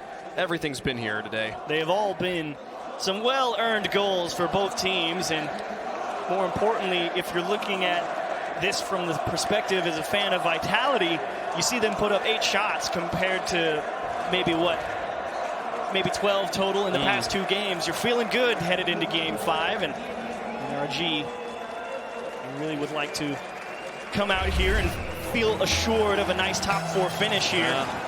Both teams, again to clarify, both teams are making it to day 3, but the winner of this gets to advance to top 4, skip the first round basically of quarterfinals, and be 1 match away from the grand finals and a chance to play for the World Championship. Game 5, this one will decide it all. 5 minutes of absolutely intense action. It's Garrett G and Justin there on the side. Fairy Peak. Clear it long, and Turbo Pulsar will try to slow this down, but now pinching in the midfield. Scrubkiller's got Fairy Peak to work with. They'll go for the pass, plays that shot great, but Justin's got the block, and Turbo's got the clear. An absolutely immaculate offensive play, perfect placement, and Justin says not today. Told you, it's that defensive value that goes so underappreciated from that young man in the NRG jersey. They will keep things tied at 0s, but a boomer of a clear from Vitality off the wall will force them to try and break out of their own half again. Turbo on the side. Garrett G now looking for the dribbles. This ball lofted high, and Scrubkiller's got a read. Now coming back off the wall. Turbo to the corner. Demolitions in front of momentary 2v2. Here is Turbo, and Justin will try to advance down the field. Turbo looks for the goal himself, but Scrubkiller's got the block. Justin looks for the pass back across, but K-Dop will intercept. And now in the 1v1 against Garrett. Can he do it 2 times? 1v2. It's not even a 1v1. He's got the dual threat, and Scrubkiller scores. Scrubkiller came out of the bottom of the screen from where I was looking, and Garrett knew this was going to be a tough one. He went to the back post to give himself as many options as possible, but the shot too quick. Well, with the angle of Garrett's car there, absolutely he's on ball cam. He didn't see Scrubkiller coming either until it was too late. Vitality takes an early lead. Can they hold on to it? We've seen NRG tie this up very quickly already in this series. Turbo Pulse airborne. He'll beat K-Dop. He puts it onto Justin's hood. Excellent ball control and good position here. They send the 3-man all the way. Justin trying to do it by himself. He gets it past 1, but Fairy Peak's got the block. And now Turbo back into the box, but Garrett G didn't commit. He knew K-Dop had that block. Now Scrubkiller looking for a goal on the far side. Justin's got the block, a bit of a double commit, but Garrett G will hit that inner post, ground himself quickly. And now Airborne looking for a counterattack over the top of 1. Can he find the second touch? Turbo fakes out the defense. Oh my goodness, Kane up on the line's got the save, and they stay perfect for now. And the counterattack, no, Justin will block it, but the pressure's still on. Vitality looking for the goals. It's Turbo Pulsar will send this one long. It's that good quick transition from NRG. The hardest part for them when they get those big clears is hanging on to the challenge after that. And unfortunately, the one time they break through, Turbo can't find the strong shot on the net. It's by a defender. It goes right at K-Dop. Justin past 1. K-Dop's got him red from a mile away. Now Justin off the wall once more. He'll go for a second chance. Lure for Turbo this time, but Scrubkiller's there. Turbo? Garrett G tries to come in. He might actually have it. Is anyone there? It's in! Garrett G hits the lob of the lifetime to tie the game. Justin just tries to drill this one through the defense. Turbo Pulsar just trying to see if he can hit a defender, but it turns out it doesn't matter. All of Vitality drove forward to try and put pressure, and you're absolutely right. It's like a 9-iron out of the sand Garrett just chipped it right over. Let's go right there. That's perfect. 2:27 right here at halftime. Tie game, Game 5. Winner gets to be in the top 4 tomorrow in Day 3. Gets themselves an extra bit of cash as well. Every win here at LAN earning you a little bit more. Oh. Into the corners. K-Dop plays this one high, and he'll try to follow his own touch. No one challenged him, so it'll work out. Scrubkiller deflects it into the corner. Now Turbo will try to dribble this one out. Fairy Peak will challenge him, but it keeps rolling into the orange, and K-Dop will find it just fine. It's dangerous that NRG wasn't able to sniff out the passing lane, but a bad clear, and Fairy Peak able to recover. Garrett G down the middle, and NRG will take the 1-goal lead. Echoes of Fireburner ring in the air as Justin Justin does all the work, and Garrett just comes in to slam it home a second time. All the defenders caught on it. They respected Justin just a little bit too much, and they had no response for Garrett. And how about a great job from Garrett G as well? Fairy Peak was right in his face. It's so easy to want to shoot that away from the two defenders in the net.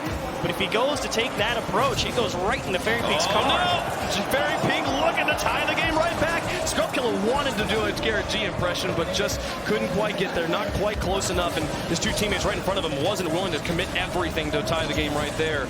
He'll live to fight another day. What a read. He gets the read over the top of that one, but now two players in the corner, and Kadoff knows he has to just bail on this. Their position is not strong enough. Now he'll try to challenge, but Garrett G gets the better of him. That one's on target, and Fairy Peak has to make the play on the goal. Now Turbo looking to pass it out. Justin tries to make the play. Garrett G pops it high once more. Kadoff to the edge. Garrett G's there. Justin now up. What a play indeed as Scrub Killer extends it across midfield into the blue. Kadoff near the ceiling making the touches, but Fairy Peak no contact. 1 minute remaining. NRG's holds on to the lead, but a slim one. Vitality in a moment could tie this game. That's the thing. Only down one. Vitality, no, they still don't have to really take too many risks for a bit of time. They just keep playing their approach. It's very possible they can sneak one through NRG with 40 seconds. You got 3, maybe even 4 or 5 looks at the net potentially. They could definitely do it, and they're getting quite a few here over and over again. Justin makes the stop on the goal line as the shot was just not strong enough to get through the defense slightly higher. That was probably in. 30 seconds left, and NRG's looking for some insurance here. So they go the other side. Kadoff now straight onto the hood of Scrub Killer. With the trouble onto Justin, the bulldozer plays are starting to work, but no, they get it off to the side in time. Now they're going to press. And here comes Turbo. He's got to find his way back into this rotation as Garrett G sits in net and says go. 10 seconds left as the ball's lofted high. Vitality thinks about it, but Garrett G's out of the net now and firing. Scrub Killer with the long play down the field. Turbo pulls it, reaches and blocks. Kadoff is going to be up to Fairy Peak. Can he keep it in the air? It's towards the goal, just into the corner. Turbo pulls his gun up once more. Garrett G's got it away. Nobody stays in the net for NRG. They're just trying to get out and kill the ball. Garrett G over the top of 2. Scrub Killer can get it to the wall here. But that'll be it. No, oh my goodness. It's still alive. Do they get one more? Fairy Peak's got it for it. This is going to be a long one for Vitality if they get it out of this corner. But they're following each other. There it goes. They tried their best, but NRG go to day 3 in top 4, rather. Oh my goodness, what a performance. And they sniffed it out there at the end, NRG. Vitality definitely started to get a little frazzled as it slowly started working its way back onto their own half.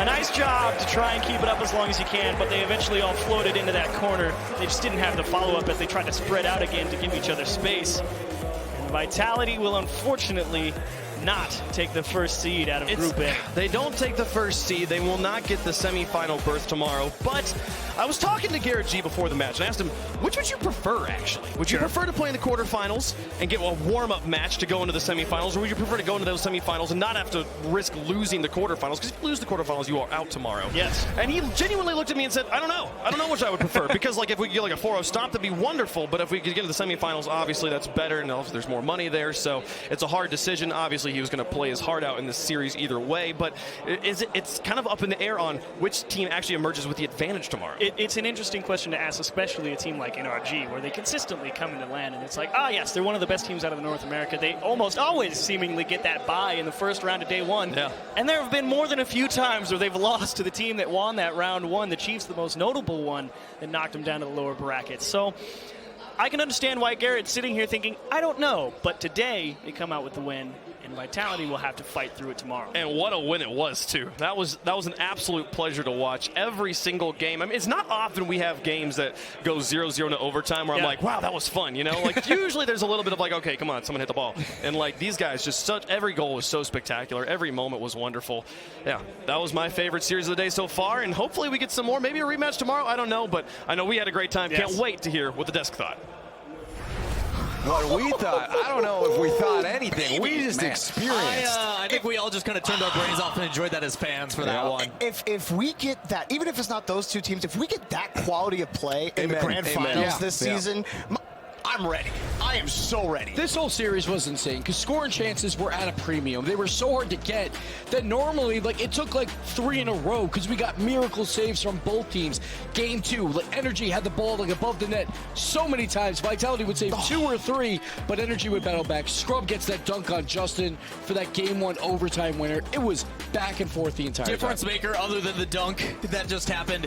Justin winning just about every 50-50 challenge. I talked to his parents on the way here. He is a once-in-a-generation talent. He is very special. Part of the reason why everybody looks at his aerials, his ability to make something out of nothing, it's his challenge game. He wins 50s better than Fireburner. And that is against the best 1v1ers in the world when they want to be. Fairy Peak and Scrubkilla, he was winning them time and time again. This overtime was huge. This pass was huge. This is the thing. It is highlight package right here. It's all these goals had to be something dumb. It wasn't. It couldn't just be something normal. Look at this fake. Like, this is one of the few that Justin lost, and you can't even blame him. It was an amazing play from K-Dop. It was so smart from K-Dop there to jump first and baited Justin into that. And make it look like he was taking the shot. That's all K-Dop needs to do. Get Justin the bait. Get him a jump. Yeah, that's all he needed to do. Right? Right. Well, that's the crazy thing is, like, in this game, especially Game 4 where it was 0-0, it felt like all 6 players were seeing 3 steps ahead in the future, and they were already reading where the next touch was it's like before another it ever dimension came. you enter. You It know? was insane. And now we have the Pittsburgh Knights watching this. It looked like an old meta game, not a lot of demos, and that's because these two teams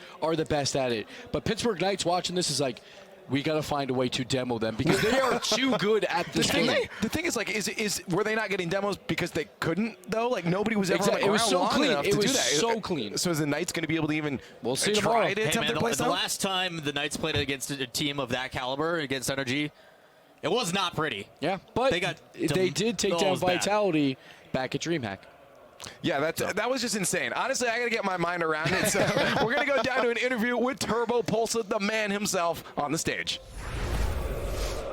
Yeah, that's right. I'm here with Turbo. And I've been waiting for that noise. They've been building up for a couple minutes. So what's it like, Turbo? Your first LAN representing the United States of America, representing North America. Feels K-Kona, to be honest. Now, I've got to ask you as well. So I believe it was Game 3, or was it Game 2? Justin was head-on with K-Dop in... you know, I'm gonna let you decide. What rule do we call that when, you know, you're head-on with somebody in Rocket League? It's rule number 2. Yeah, that's what I thought. But so Justin broke that. So Justin broke that engagement. Were you mad at him for doing that, or did you want the 2v2? I didn't know about it, so I don't know. Until after he told me that.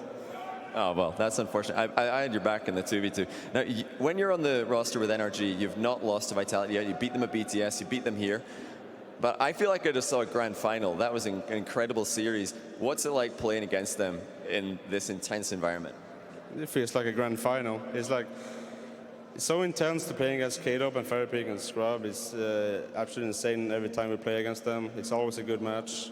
I mean, I hope we see them in the finals because it's going to be a good match. So you want to play them again? If we make the final. So that would be a pretty good matchup, the rematch. Yeah, go for the 3-0. But what other teams are you looking at this weekend? Obviously, you say if you make the final. I believe your next matchup could be against either of the teams that are getting set up on stage right now or Space Station. Anybody there that you'd rather face? No idea, actually. If we want to win everything, we have to beat everyone, so I don't really mind beating everyone. Yeah, well, I'm personally hoping we get to see that rematch, but hey, no bias from me. We'll be right back with the last match of the day right after this break. Thanks, Turbo.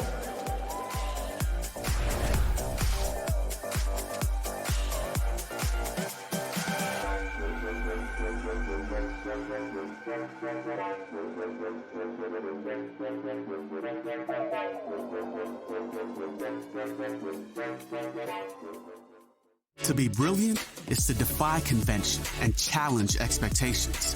It's what we do at Intel, powering you to master your potential. Intel, unleash your brilliance. What if they sold tires online? We do. We're TireRack.com.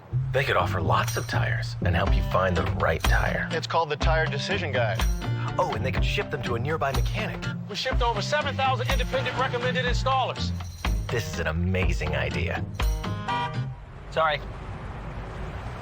Visit TireRack.com/Pirelli to find the full line of Pirelli tires. Pirelli, power is nothing without control. TireRack.com, the way tire buying should be. At CDW, we get you want happy, productive employees. That's why we've made our office pet-friendly. Maybe a little too pet-friendly. Well, you know, CDW can design a mobility solution with light, powerful devices from Lenovo to make your people more productive in or out of the office. Anyone have any questions before we go? It's great. I really need to get out of here. Snake people are freaking me out. Hey, Cheryl, do you have a sec? For workplace productivity, you need Lenovo and IT orchestration by CDW. People who get it. 誰もが旅をする。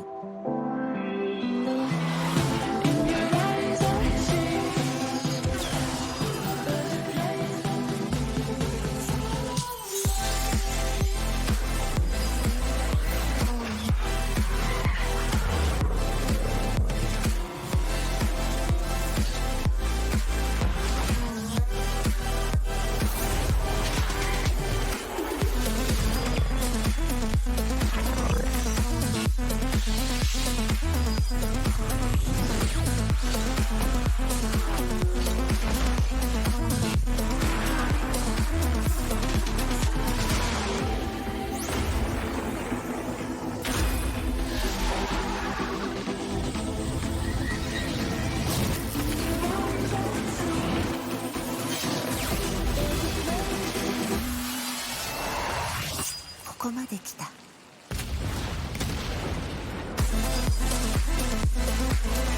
たはどこまで行く？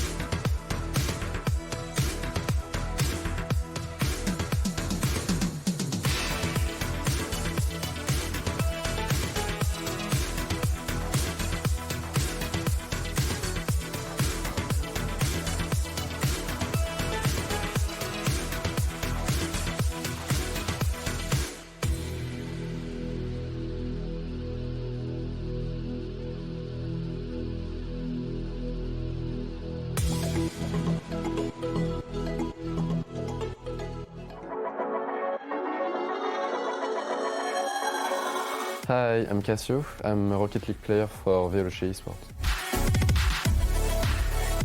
Cassio, to me, he's a player that everyone keeps on being like, nah, they're not going to do well this season. Surely he can't. And then he keeps on ending up at Worlds. I always try to be the most useful possible in the team. I always try to make the difference by not trying to be too flashy or anything. We've had a bootcamp in London in Mayfair. So we've been able to practice a lot together. The bootcamp was helpful for us. Cassio plays in a way that losing is a possibility for him, but as long as he plays his game, he doesn't seem to really care about it. Being underestimated and being put as an underdog is always giving you some kind of energy. The reciprocity game was the first real series where we were really strong together. It felt great to prove people wrong. As a team, we've only tried at the beginning to qualify for next season to keep retaining our spot. I mean, Cassio's been a strange one because I've had to follow him for a while now. And if there's one word that you use to describe Cassio, it's goals. Personally, I hope we will be top 6, and I'm hoping a bit for a semi-final.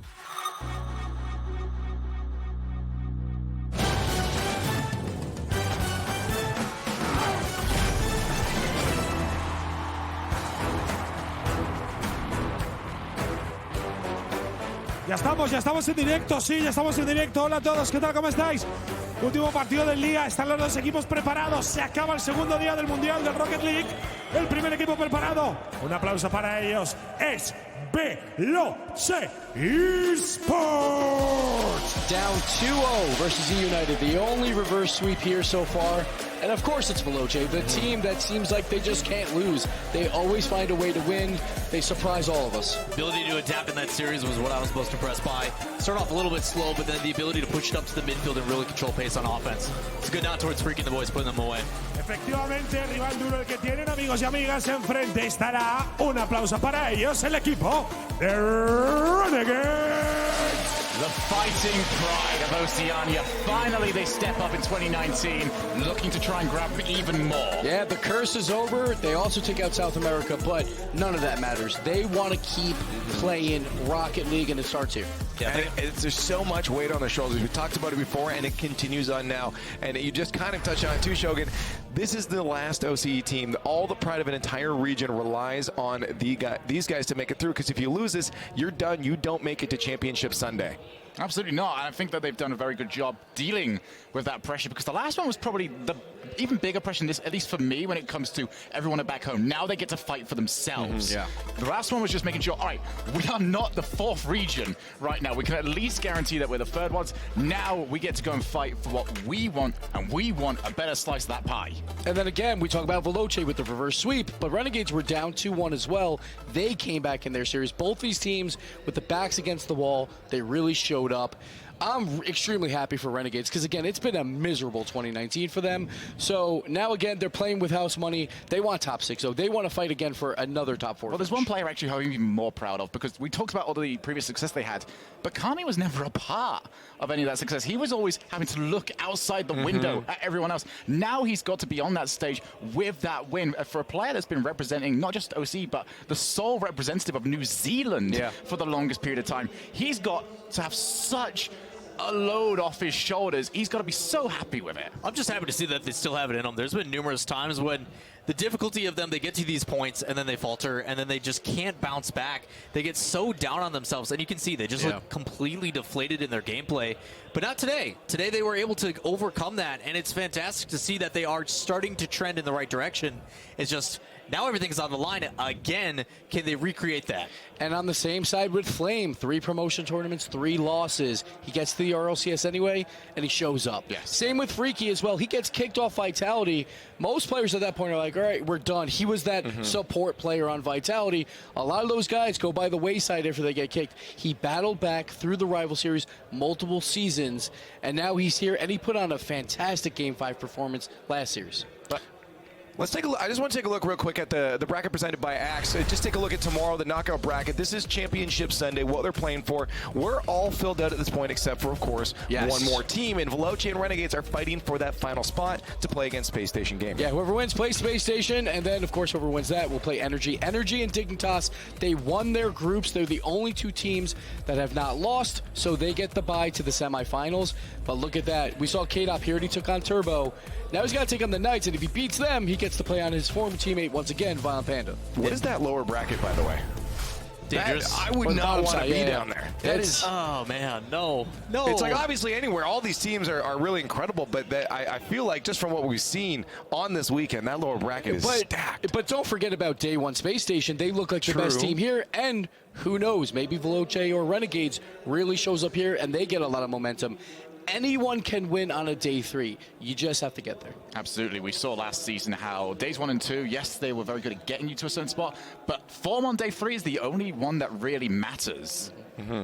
But just on this Veloce match, Renegades match, I don't know which way this is going to go. Like, we've been seeing both teams just improving so much over this.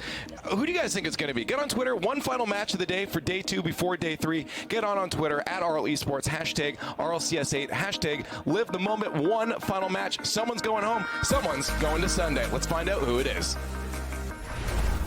Yes, indeed. Let's find out who it is. And I think, I'm just going to put a little prediction out there. This is not a bias. This is just a prediction. I think it's going to be Veloce because they are the Cinderella story of a lifetime, right? The team that qualified by default, by a team falling apart. They earned a spot in the RLCS. They did not earn the spot. They were just gifted the spot. And then they have made the crazy run to get all the way here.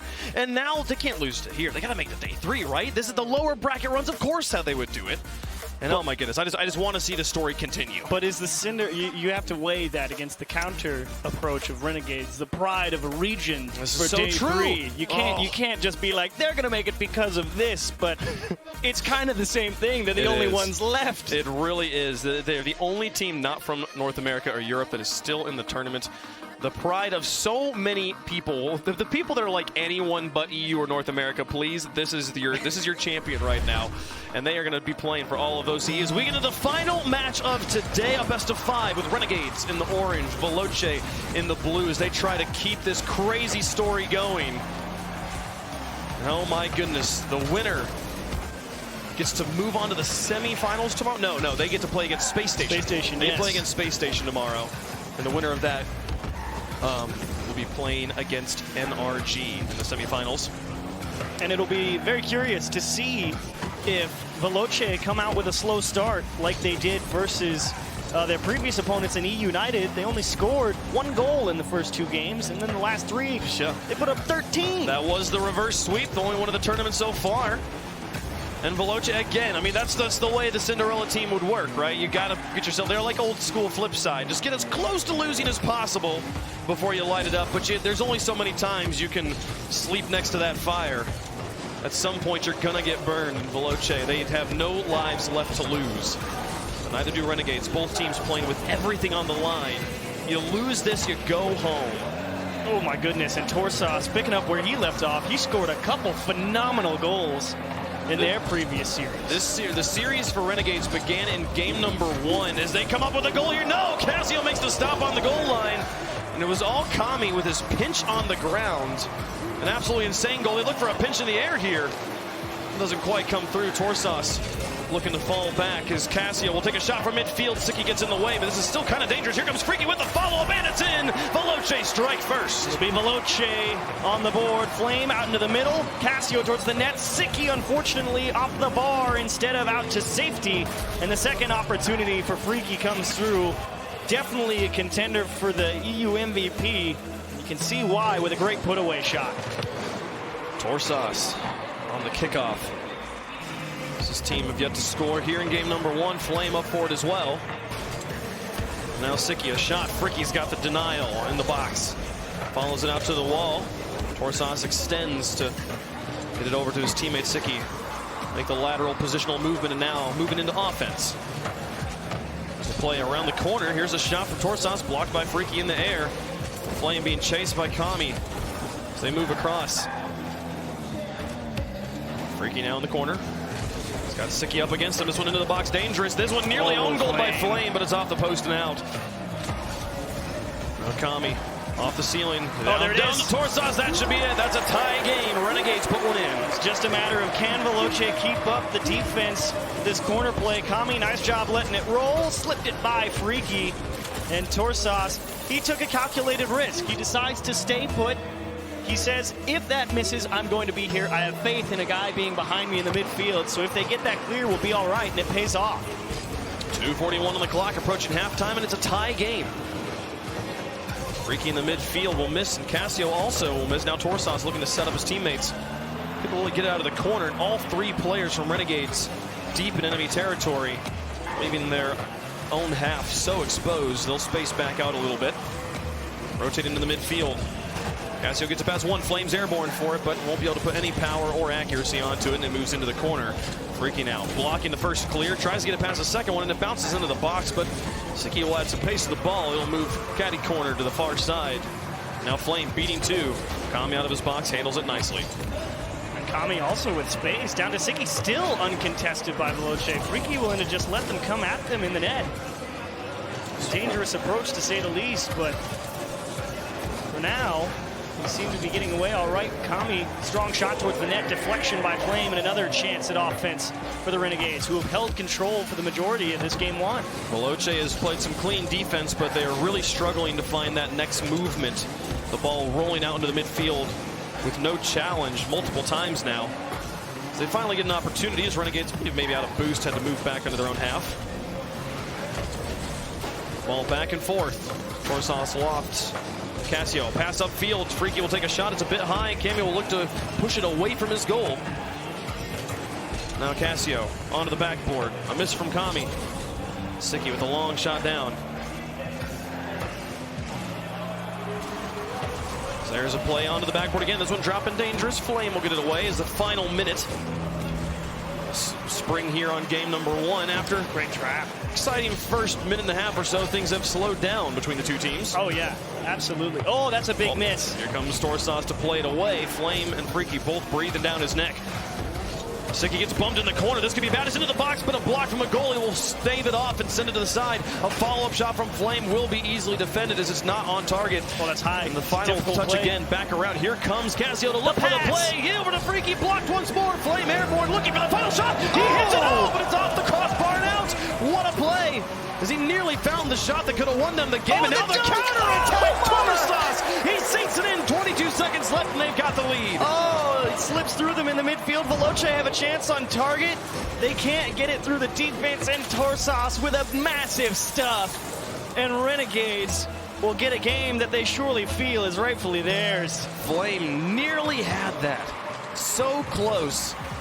And echoes of the low-key Renegades match. Oh, yeah.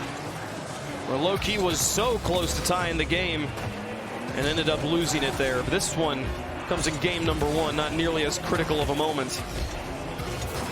It's Kami with the attempt.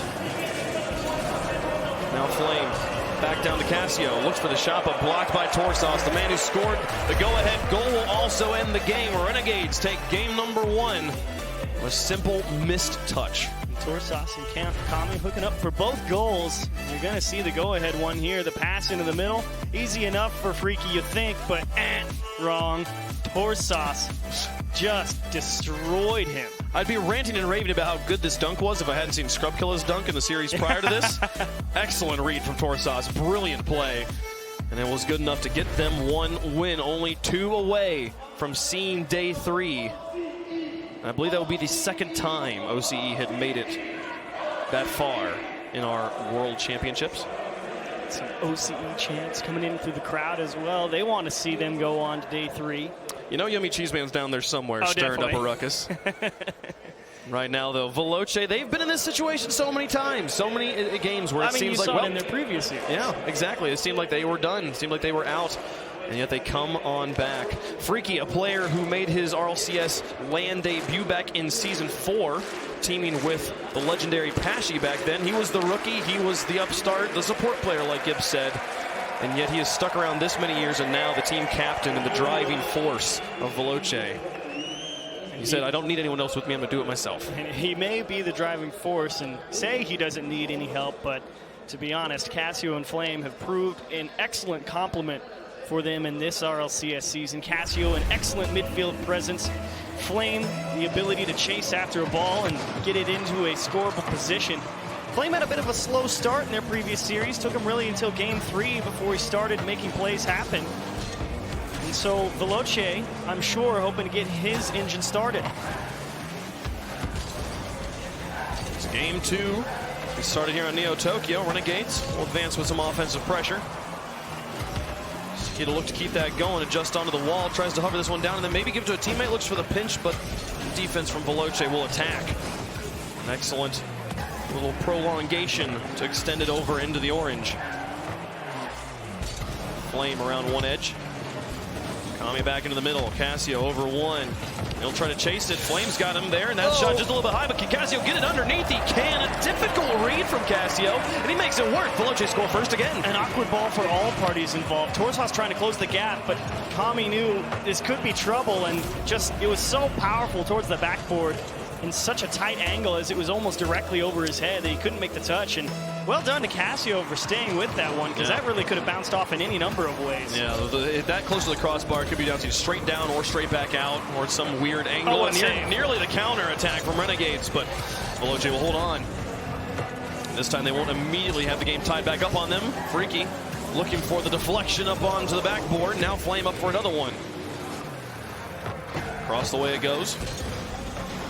Cassio. Oh, right through. Back to the goal. This one's just in. They find it. They just punch it through the back line. Well done here. Kami just trying to get a little help in the midfield. Unfortunately, it's a little too ambitious. Cassio sees the pass coming and just goes and eats it up. And Renegades, in a little too sure of themselves, all of them started pushing up when they saw that clear come out. Didn't think that it'd get stolen away, and they were proven wrong. Well, that was the third man passing to the second man, which is not a good situation. An interception will almost immediately result in a goal. Got to have that rotation behind. 3:37 left to go. Veloce with the largest lead of the series so far, 2 goals. Torsas will handle this one just fine on his goal line, but pressure continues. Cassio now with more ball control. He's got it over the top of one. He's going to look to extend this one over and see Doug Sicki coming back down. It's a little bit wide of the goal, and none of his teammates felt that they could make the shot. An opportunity will come and go, but Freaky keeps the pressure on the pass from Cassio, but the miss, and Kami will just let it roll on past. Flame trying to find a few gaps on that backboard. And that Freaky, the guy who's been such a phenomenal shot scorer, the leader on that Veloce team all season, come through and clean up another one as Veloce now getting a firm grip here in game 2. Out into the middle, uncontested clear, but can they hang on to it here in the midfield? Goes back down. Renegades will look to provide some offensive pressure for the first time. Nobody's home. They should be able to score this, and they will. Sicki finds their first goal. Renegades is on the board. That demo on the goal line. Torsas towards the net. Kami got the demo on the opposite post.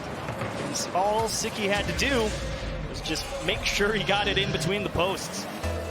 2:41 approaching halftime.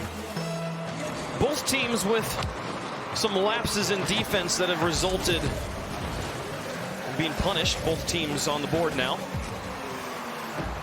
Kami onto the backboard. Cassio out to midfield. Torsas puts it on the edge, and an excellent adjustment there as Cassio manages to hold on. Tries to get the pass to Freaky, but it's a little bit ahead of him, and Sicki manages to do some damage before being demolished. Oh, what a brilliant touch.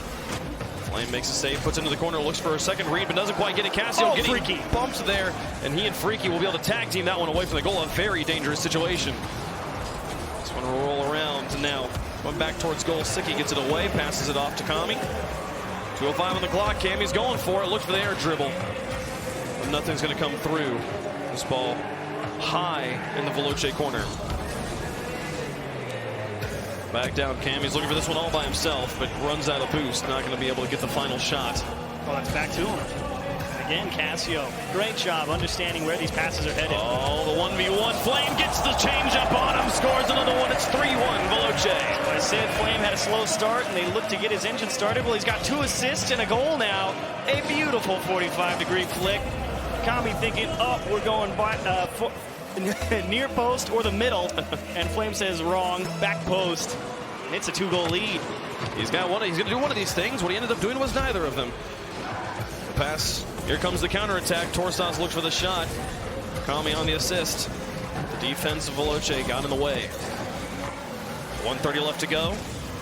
Kami looks for another one, but Cassio's already so airborne and just completely scares him off. And now he'll look for a setup play, out of boost by himself, but commanding respect. Flame puts it into the corner once more.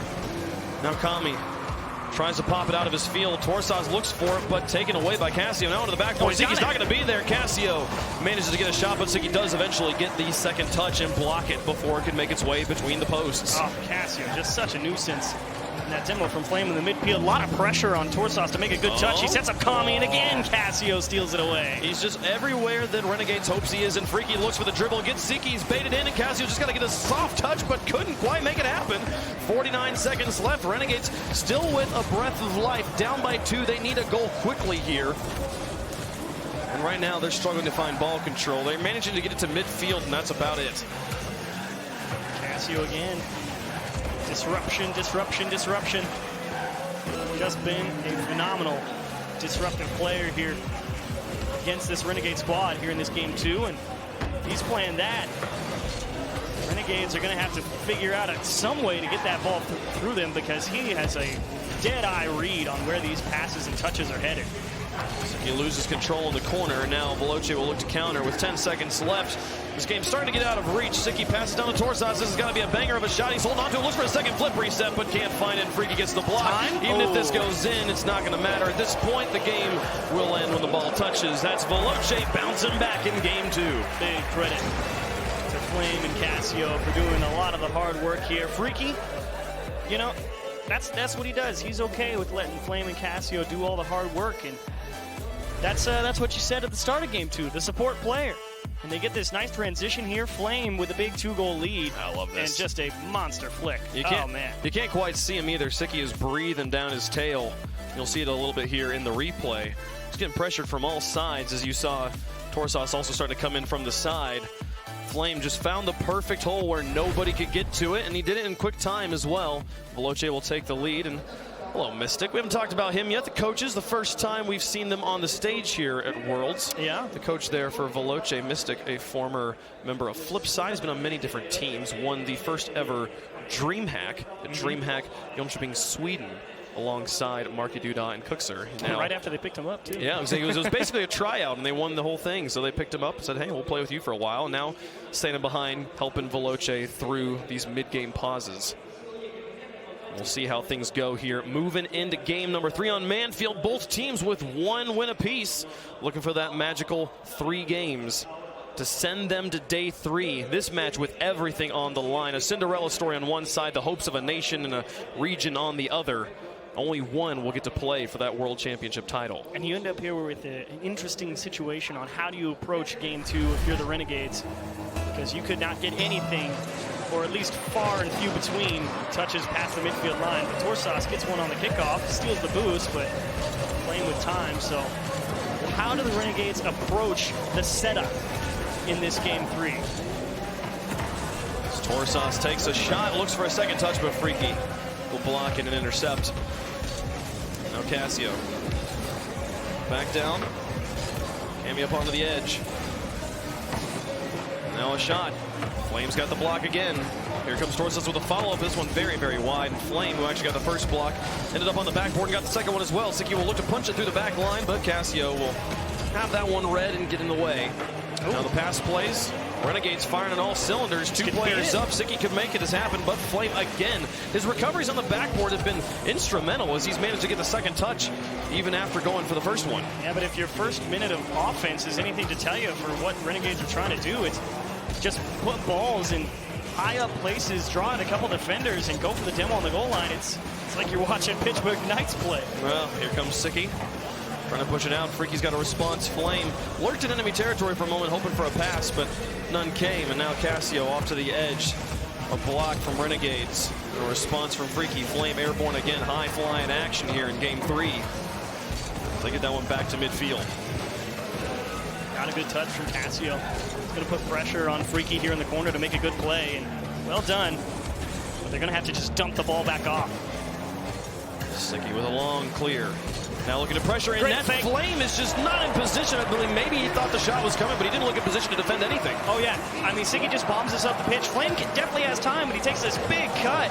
So it wasn't even a fake. Initially on the angle, it looked like Flame might have thought Sicky was going to hard cut that, and he went to go play back post, but Flame just didn't rotate properly, and Sicky said, okay, thank you. Yeah, both teams, it feels like maybe the nerves and the intensity, the stakes of this situation starting to get at both of them, knowing that a loss here means you are done. Neither one wanting to make the mistakes, but both making a few. We nearly see the equalizer come through for Veloce. Nice job from Flame getting that ball just back to the corner to try and get his team some possession, because they have had few and far opportunities to get out of their own half and hang on to the ball. Huge credit to the Renegades for always being able to make a good challenge and keep this Veloce squad from getting back onto offense. Flame challenge on the wall, but not able to get the read in time, and Sicky will get it past him. But Freaky emerging now with ball control, push into the orange corner. He'll look for boost and bumps. Finds one, not the other, and the ball back down into the box again. This one a bit dangerous for Renegades, but they managed to get enough control, and the rest of Veloce's back in their half playing defense. Oh, afraid to move forward. Flame even going to hold on to this one by himself. He's just going to go for the flick, and it's an easy read. Kami gets up for it. Now Cassio shot a bit high. Sicky gets the first block, and Freaky was crowding that shot. The block will be enough. That was the first shot towards net from Veloce in game 3. It's how little they've been able to break out. Here comes Flame looking for a shot. Is this one in? No. Torsas gets in the way. The backup shot from Flame is no good. Here comes Freaky on the backside. Finds the upper 90, and that's a tie game. Great job from Freaky to rotate in here. Flame thinks about it. He says, maybe I can go get that, but he either gets called off or just knows he's not going to make it. And so Freaky just takes it in his own hands, and that is why he's in the running for an EU MVP. Just perfect shot into the top left. 1:59 left to go. And a tie game once again. Renegades managed to sneak away with the first win. Veloce got the second, and now they're looking to get that lead right back. But oh my goodness, Freaky in net makes the save, and he finds Cassio on the far side. The pass back down the Flame, looking for the lead. It's going to be good. Oh, it's off the post. Yes! Cassio will find the second shot. The follow-up's there. Play it through all the way into the net. That's the lead. So fast out of their own half. Cassio into the middle, Flame to the back post, and they had everyone beat, and a merciful bounce right onto the hood of Cassio and into the opposite corner. Renegades crisscrossed and down by 1. 143. Veloce up by 1. They're going to look to hold on to it and gain match point. Freaky moves forward. Cassio in tow. Flame lurking in the midfield. They're going to send the full house here. Flame wants to play up, but here comes Renegades with the counterattack. This is the punishment for pushing all 3 players forward. But Renegades backs off. They don't push their own advantage. And now, here comes the follow-up shots. This one good. Sicky will finally make it work as they play from midfield. Kami, great pass here in the middle. Excellent give back, but Cassio sniffed it out. But there we go. Sicky, he's ready. He saw where Cassio's line was going to be, read the bounce before he even hit it, and just a strike. Any strong touch laterally onto the wall, if you don't have a teammate who's picking it up, it can very much function as a pass for the enemy team. Sicky saw that one, and Renegades, they tie the game. A back and forth affair, and what has been kind of slow, 2 teams playing timidly, starting to light up here in game 3. A miss in the air. Torsas will look to fake out everybody. Gets it past one. No, the back bumper of Cassio's car going to get that save. Now Freaky underneath 1. The chase from Cassio across the field. It's going to make rotation really confusing, and Veloci's going to have to sort themselves out on defense, so that's going to be Renegades with the lead. Renegades backing off, though, maybe low on boost, not confident in their play. Here comes Freaky over the top of 1. Now Flame into the corner. Up for the shot, blocked by Torsas. Torsas now low on boost, and that corner is gone.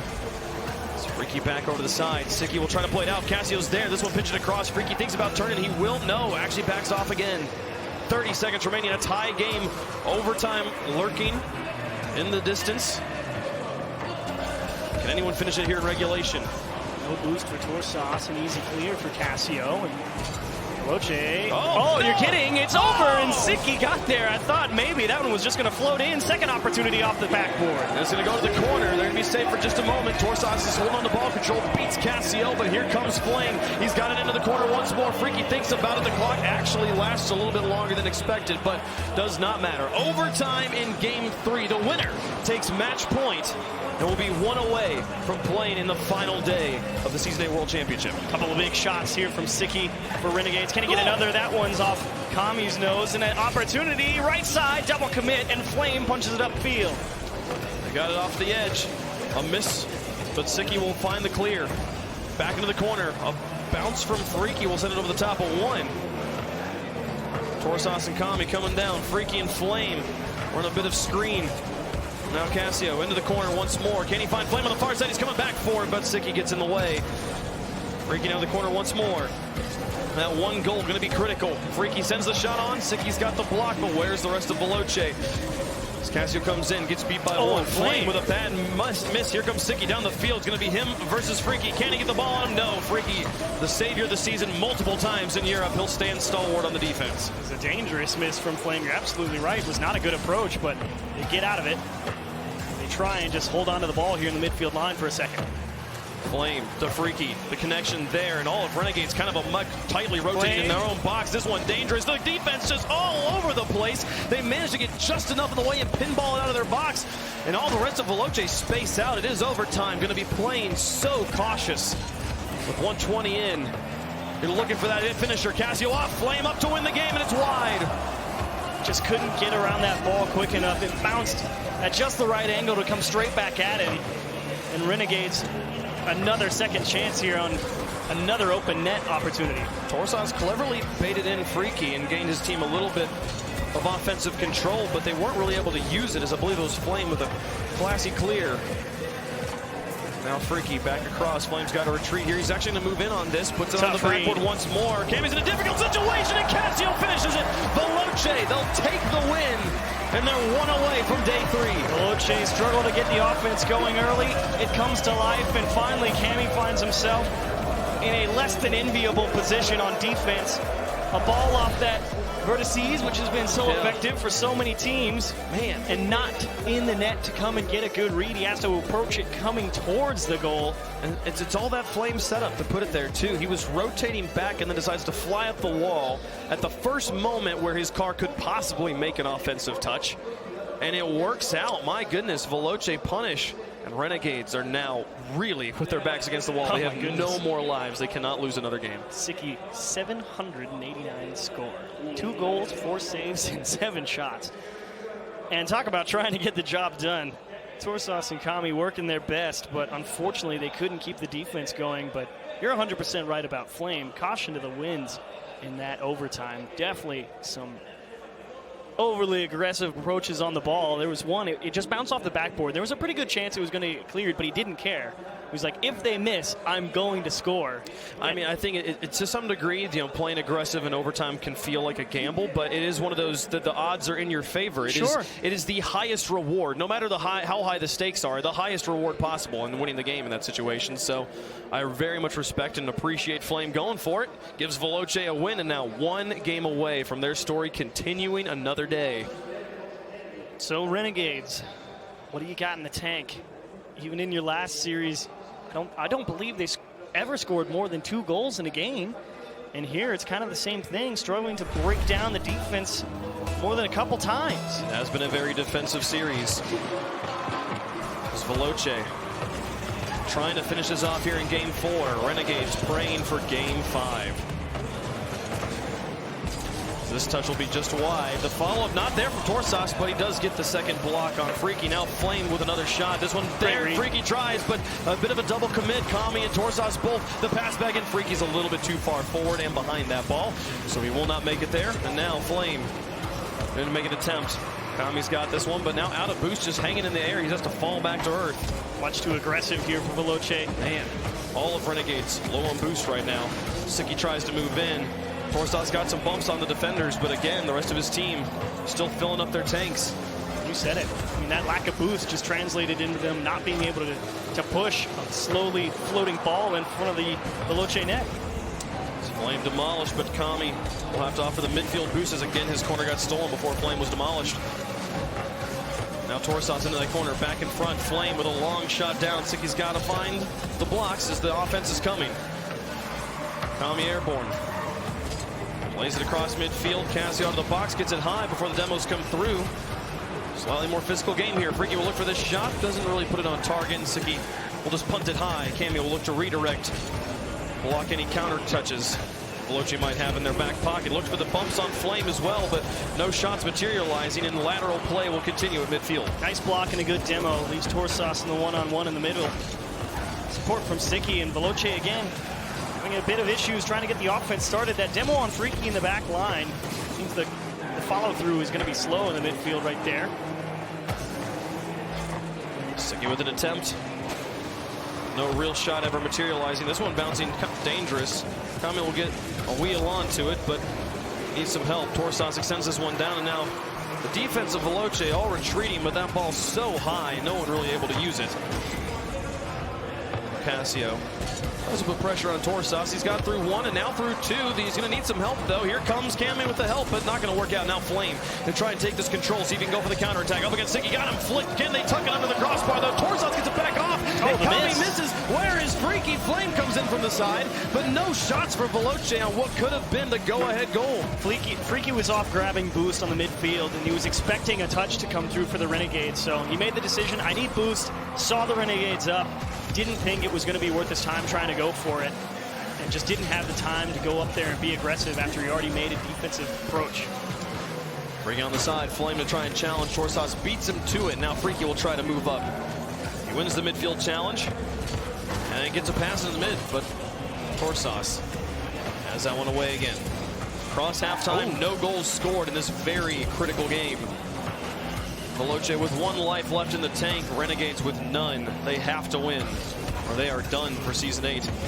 Freaky moving in, off the wall. Torsas plays it behind the back line. This one just a bit wide, though, and again, a shot that, if it were on target, would be the lead for Renegades. Freaky away, Torsas with another attempt. Shot wide once more. Cassio flies on the field. Freaky in the midfield and Flame on the side. But put onto the backboard. Does Flame go up for it? He just sits on the ground as Kami misses. And it seems like nerves plaguing Renegades right now as touch after touch is just slightly off. The ironic thing about Flame being positioned right there is he positioned for the miss, but when it actually came through, that's the first time that he wasn't actually there for it. Kami surprisingly winning many of those challenges despite having no boost and no momentum on his side. And now Sicky looking for the dribble back the other way. He got one defender to bite, but the rest held. With the final minute of Game 4, Veloce, one goal. It's all they need. They send two players up. It puts a lot of power onto it, but it is wide. Kami gets it off to the side. 48 seconds remaining as it's back into the midfield. Cassio thinks about it. Sicky puts it into the corner. Cassio played it back around the wall. Torsas with the attempt. Kami with the block. A demolition on the goal. Sicky could beat the lead here. Cassio's got the block, and Flame looks for the clear. The defense. Oh my goodness. And now the counterattack. Flame can't get it through Torsas, though. The pressure might be still on, though. Sicky up on the wall. He keeps his one very high, and Kami will be happy to challenge.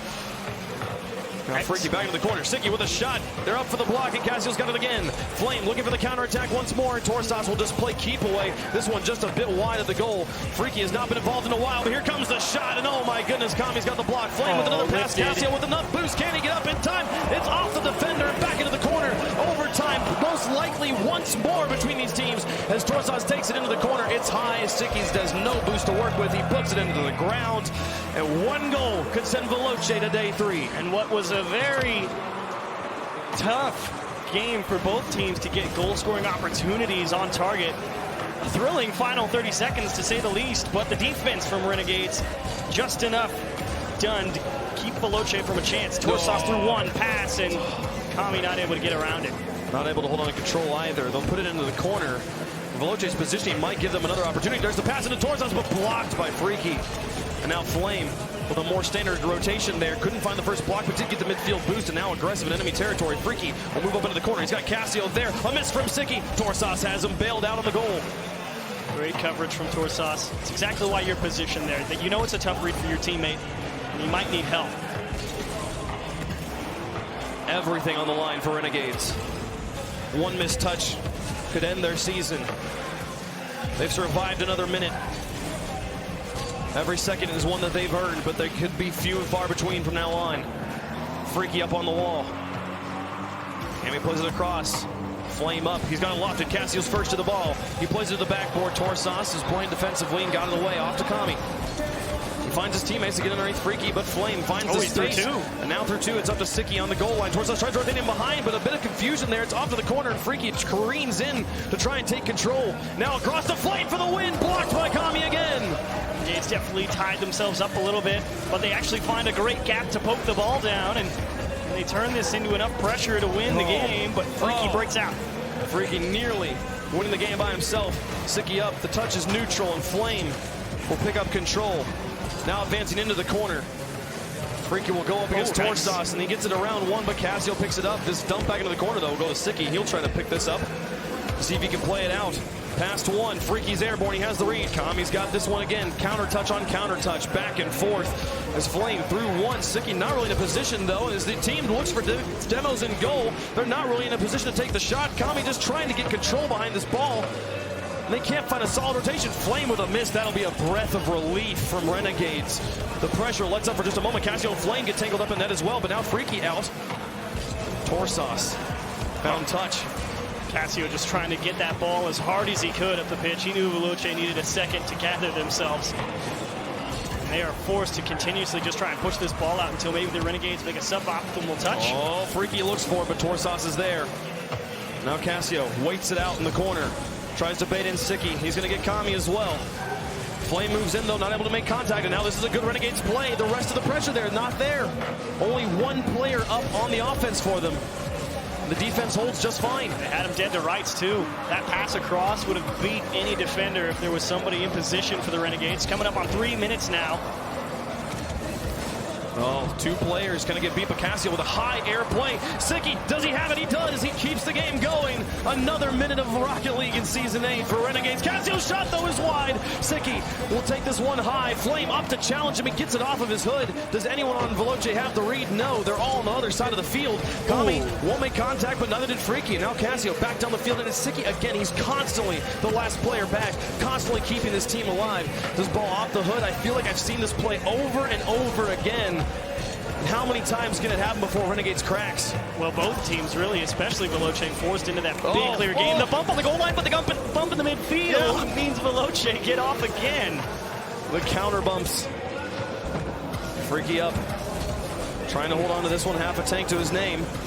He's through one player and through two as Kami's rotating back. It's up to Torsas in net. Kami plays it long, but Flame's got this one red. Torsas needs to make the touch, and he does. He's up to Siki, and Freaky will try to flake off Siki, but it doesn't work. Now Cassio has to make the save.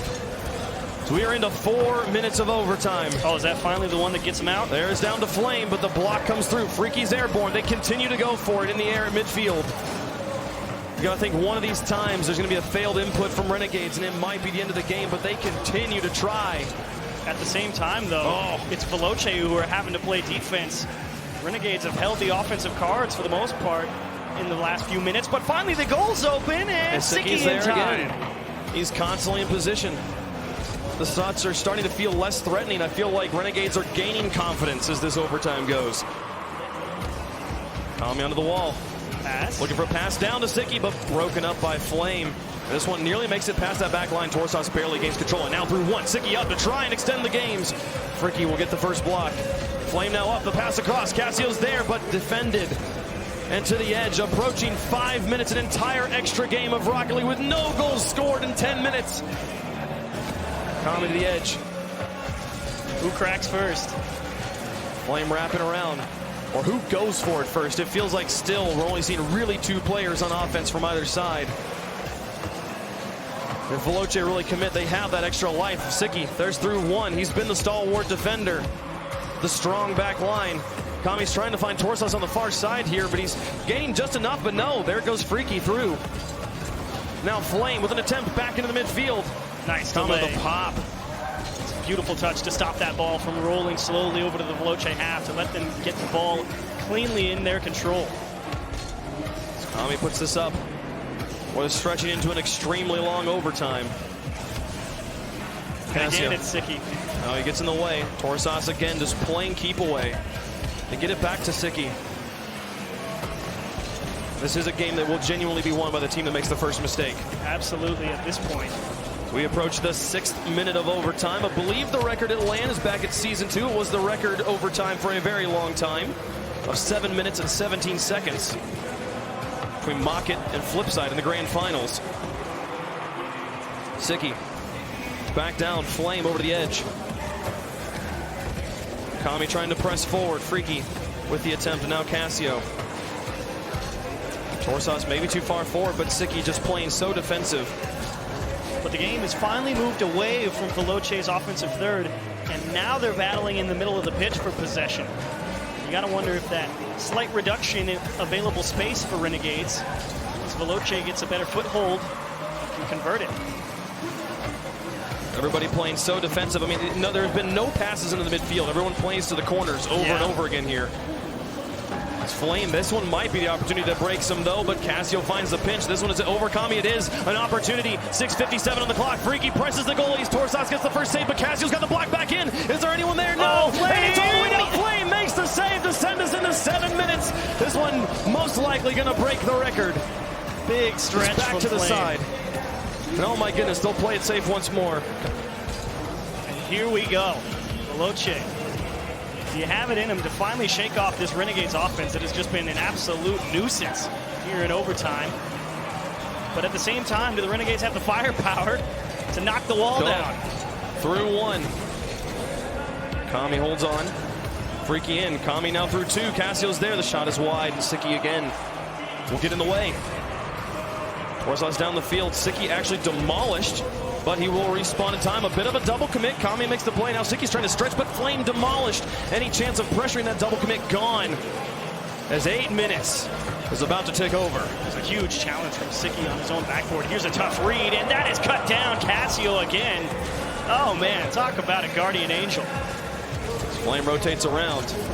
Freaky back out. Now Flame to follow this one. Looks for the dribble play. Gets it past one. Sicky's up. Plays it off to the side. Is Cassio advancing? He's on the wall. There he is. And now coming back down will be Kami. Now Freaky with a punt over one. The best positioning we've seen from them all game. Oh my goodness. It's right in front. He shoots upper 90. Oh. It's off the crossbar and down. They keep playing in Utopia.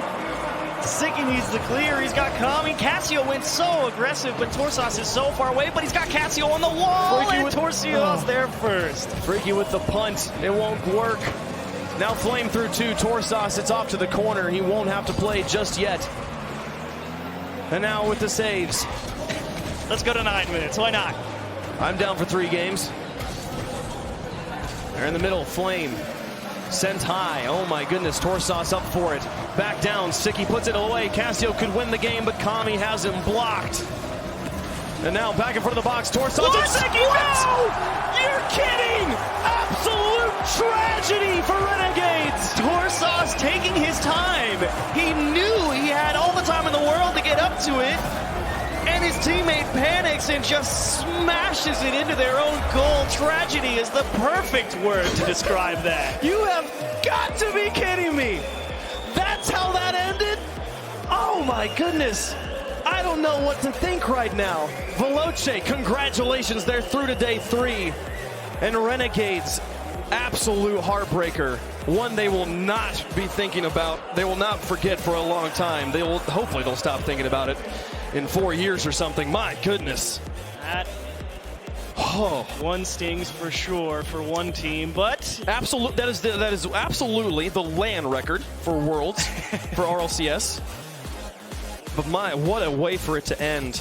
But all smiles for Veloce.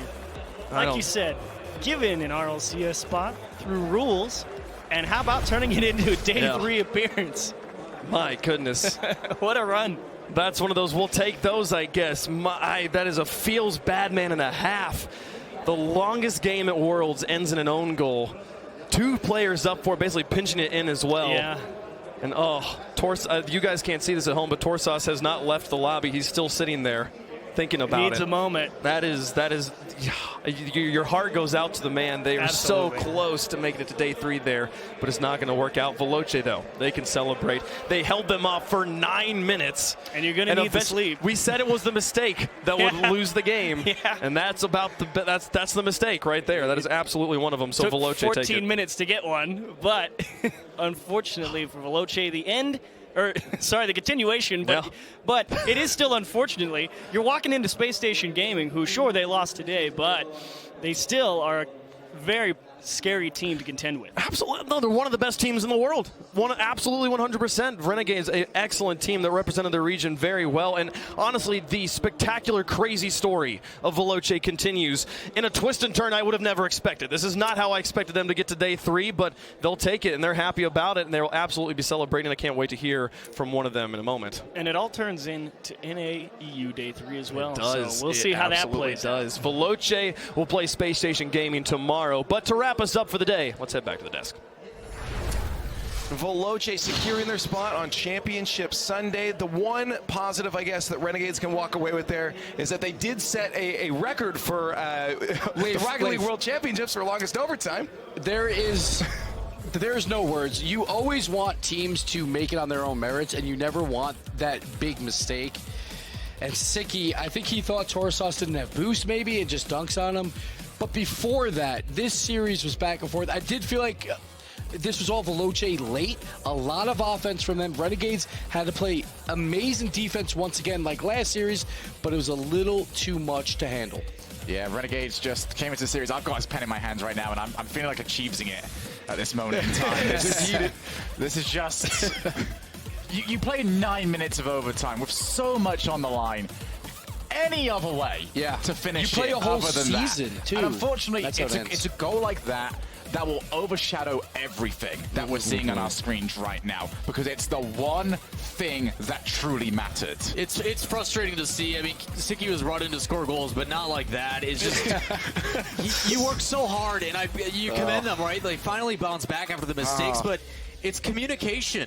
Torsos has to call that and say, I've got it. I'm in position. I can go for it. That's on Sicky. That's on Sicky. Oh, yeah, he thinks he doesn't have boost, but and he doesn't matter. He's going for it out of panic, and if Torsos says, I have it, you have to trust the captain to go for it. But that is also why when you play Rocket League, and it was 14 minutes of Rocket League, it is very hard to play 14 minutes in a row of Rocket League. Oh, yeah, because you just have to be so ready for it, and just one mistake.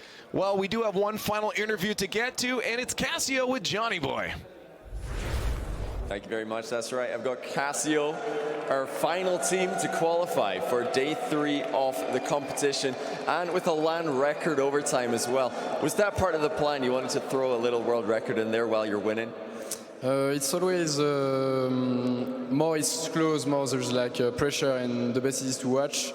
We didn't mean to really go in 8 minutes overtime, but the other team played really well. They weren't making any mistake the past 8 minutes, and we've been able to get it after the 8 minutes. So is that your guys' play style, to look for those mistakes and then punish them? Because like you said, Renegades, they weren't making many, but you guys were patient. You're waiting constantly for mistakes to happen. It's a part of our gameplay. We often try to capitalize on the most mistake possible on our opponents. Sometimes it's not possible when the team against us are in a better level, so we need like to play a different way. But against Renegades and E-United, we felt like we could done that and play like in a scrim or something as usual. Now tomorrow you're going to be against Space Station Gaming. Do you think there's going to be mistakes for you guys to punish, or are you, like you just said, going to need to try something different? I think there's always like team who make mistakes, like it's part of the game, you can't play perfectly. I still think that we will have to try different things if it don't work out immediately. Maybe bumping more, or some infield pass a bit risky or something. Well, again, congratulations, Casio. That's amazing to see you making it all the way to day 3 of RLCS in Season 8. Now we're going to go back to the desk to close out the day. Leaf, over to you. Again, congratulations to Veloce for making day 3. This is just great for the team as well, especially for Cassio, Freaky as well. All these boys had something to prove. Once again, for Cassio, he takes 2 rival series teams, first season of RLCS, makes it to Worlds, and also another day 3 for him.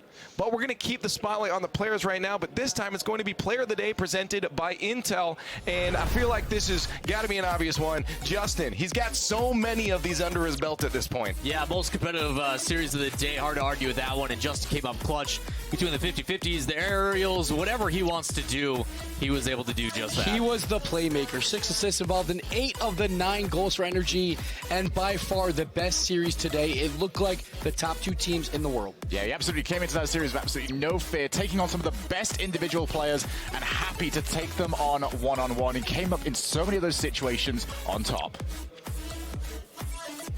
And Justin, though, again, he just always does it at land. We saw it in Season 5. We just see him always just come up into these big moments and make big plays. And again, versus Vitality, he had a few defensive mistakes. It wasn't really mistakes. It was just outplays by Scrub Killer, the one where he dunks on him, with K-Dop. But at the end of the day, that goes 5 games between those 2 Titans. And Justin, again, he shows up. But now we finished 2 days. We finished those group stages, so let's go take a look back at everything that happened. We had a lot of good Rocket League. We're going to take a look at the bracket presented by Axe. Group A is first. Just reminisce over this for a moment. This was considered the group of death, but I feel like both have proven they were both difficult to get through. We had the top 2 teams from the smaller regions, as well as Energy and Vitality, and Energy and Vitality really played well, both in the upper bracket. But then at the end of the day, that lower bracket was a mess. All those teams were trading wins throughout the weekend. Veloce, though, a great day 2 performance. Absolutely. They came into this one. They were not really the team that was talked about by anybody. I remember they came into the season expected to be 8th place in regionals. They get themselves into top 6 in the world. But that's NRG, Vitality, and Veloce making it through from Group A. And over on Group B, this was Insanity 2. Really hard to predict, but I feel like Lawler and Gibbs, I think you guys did pretty well in your prediction. Yeah, for the most part, we did really well. The only one I think I got off was Reciprocity. Unfortunately for them, they dropped. But Pittsburgh Knights, really big surprise from them. A lot of young guys coming in. Wasn't sure how they're going to perform on the stage, and you look at that, to end the 3-0 on both of their matches. That's a huge performance. So this group we thought would be top heavy, be very competitive between the top 4, and it was. Reciprocity, the #1 team from Europe, always finishes top 3 when you're a #1 team from Europe, but they're going home early. And Shogun, any surprises on this bracket either? I think what I was most surprised about is how dominant Dignitas looked in this bracket. They came in throughout the season that we saw that they were slowly getting better, but we didn't know if they were going to continue getting better during the few weeks they've had off. They look terrifying at this moment in time. And of course, it all comes down to tomorrow, the knockout stage, single elimination, best of 7s. These are your 6 teams that have made it that far. Now, Leaf, I don't want to brag, but my predictions on YouTube earlier this week had this exact bracket. That's all I'm saying. I knew it all along. In the exact positions. Wow. So we're going to talk about what's actually important. Gibbs was finally right. We're going to talk about what's actually important is one, he's still going to be guessing tomorrow. That's true. That's if I have a voice. That bottom side of that bracket, it's rough. Wow. That is so scary. Knights looked really strong, and they're coming in against a Vitality that look like, again, the top 2 in the world. I think the thing that's most interesting to me right now is that all 3 of the greatest team of all time, the old Dignitas, are still in this tournament with different rosters. Well, the players need energy. We need energy. You guys do too. So I'm going to get some final thoughts before we sign off. We've finished our group stage. We have our knockout bracket ready. It's been crazy so far, and I expect more. Don't you, Leller? I'm going to agree with Johnny Boy. I'm not biased, but I need to see that rematch. Yeah, I need to see that rematch. I think we in the deserve grand that finals. as fans of Rocket League. Best of 7s tomorrow. That's all I'm going to say. I'm going to save my voice. Fair enough. Give me some of those Dignitas intermatches. That's all I've wanted for so long. And I'm just excited to see more Rocket League, so we're going to sign off, guys. We'd better see you here tomorrow. Championship Sunday is on its way very soon, 2:30. Don't miss it. It's going to be great.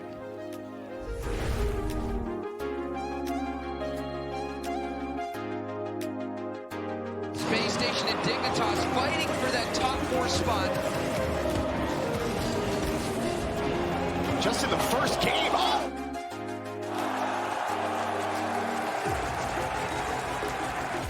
To find more headway. Another chuck from mid. Back to Gyro! Very dangerous there from United. This one's going to pitch in for Cassio. Veloce take the lead.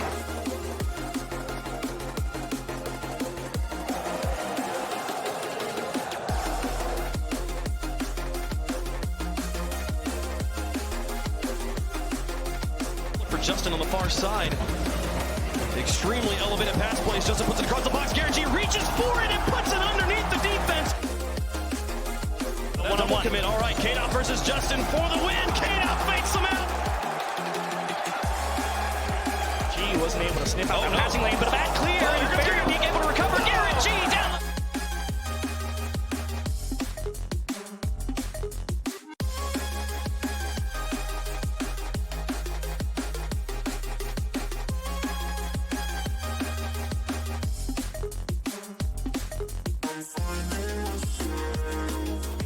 Blocked. And now back in front of the box towards Santos.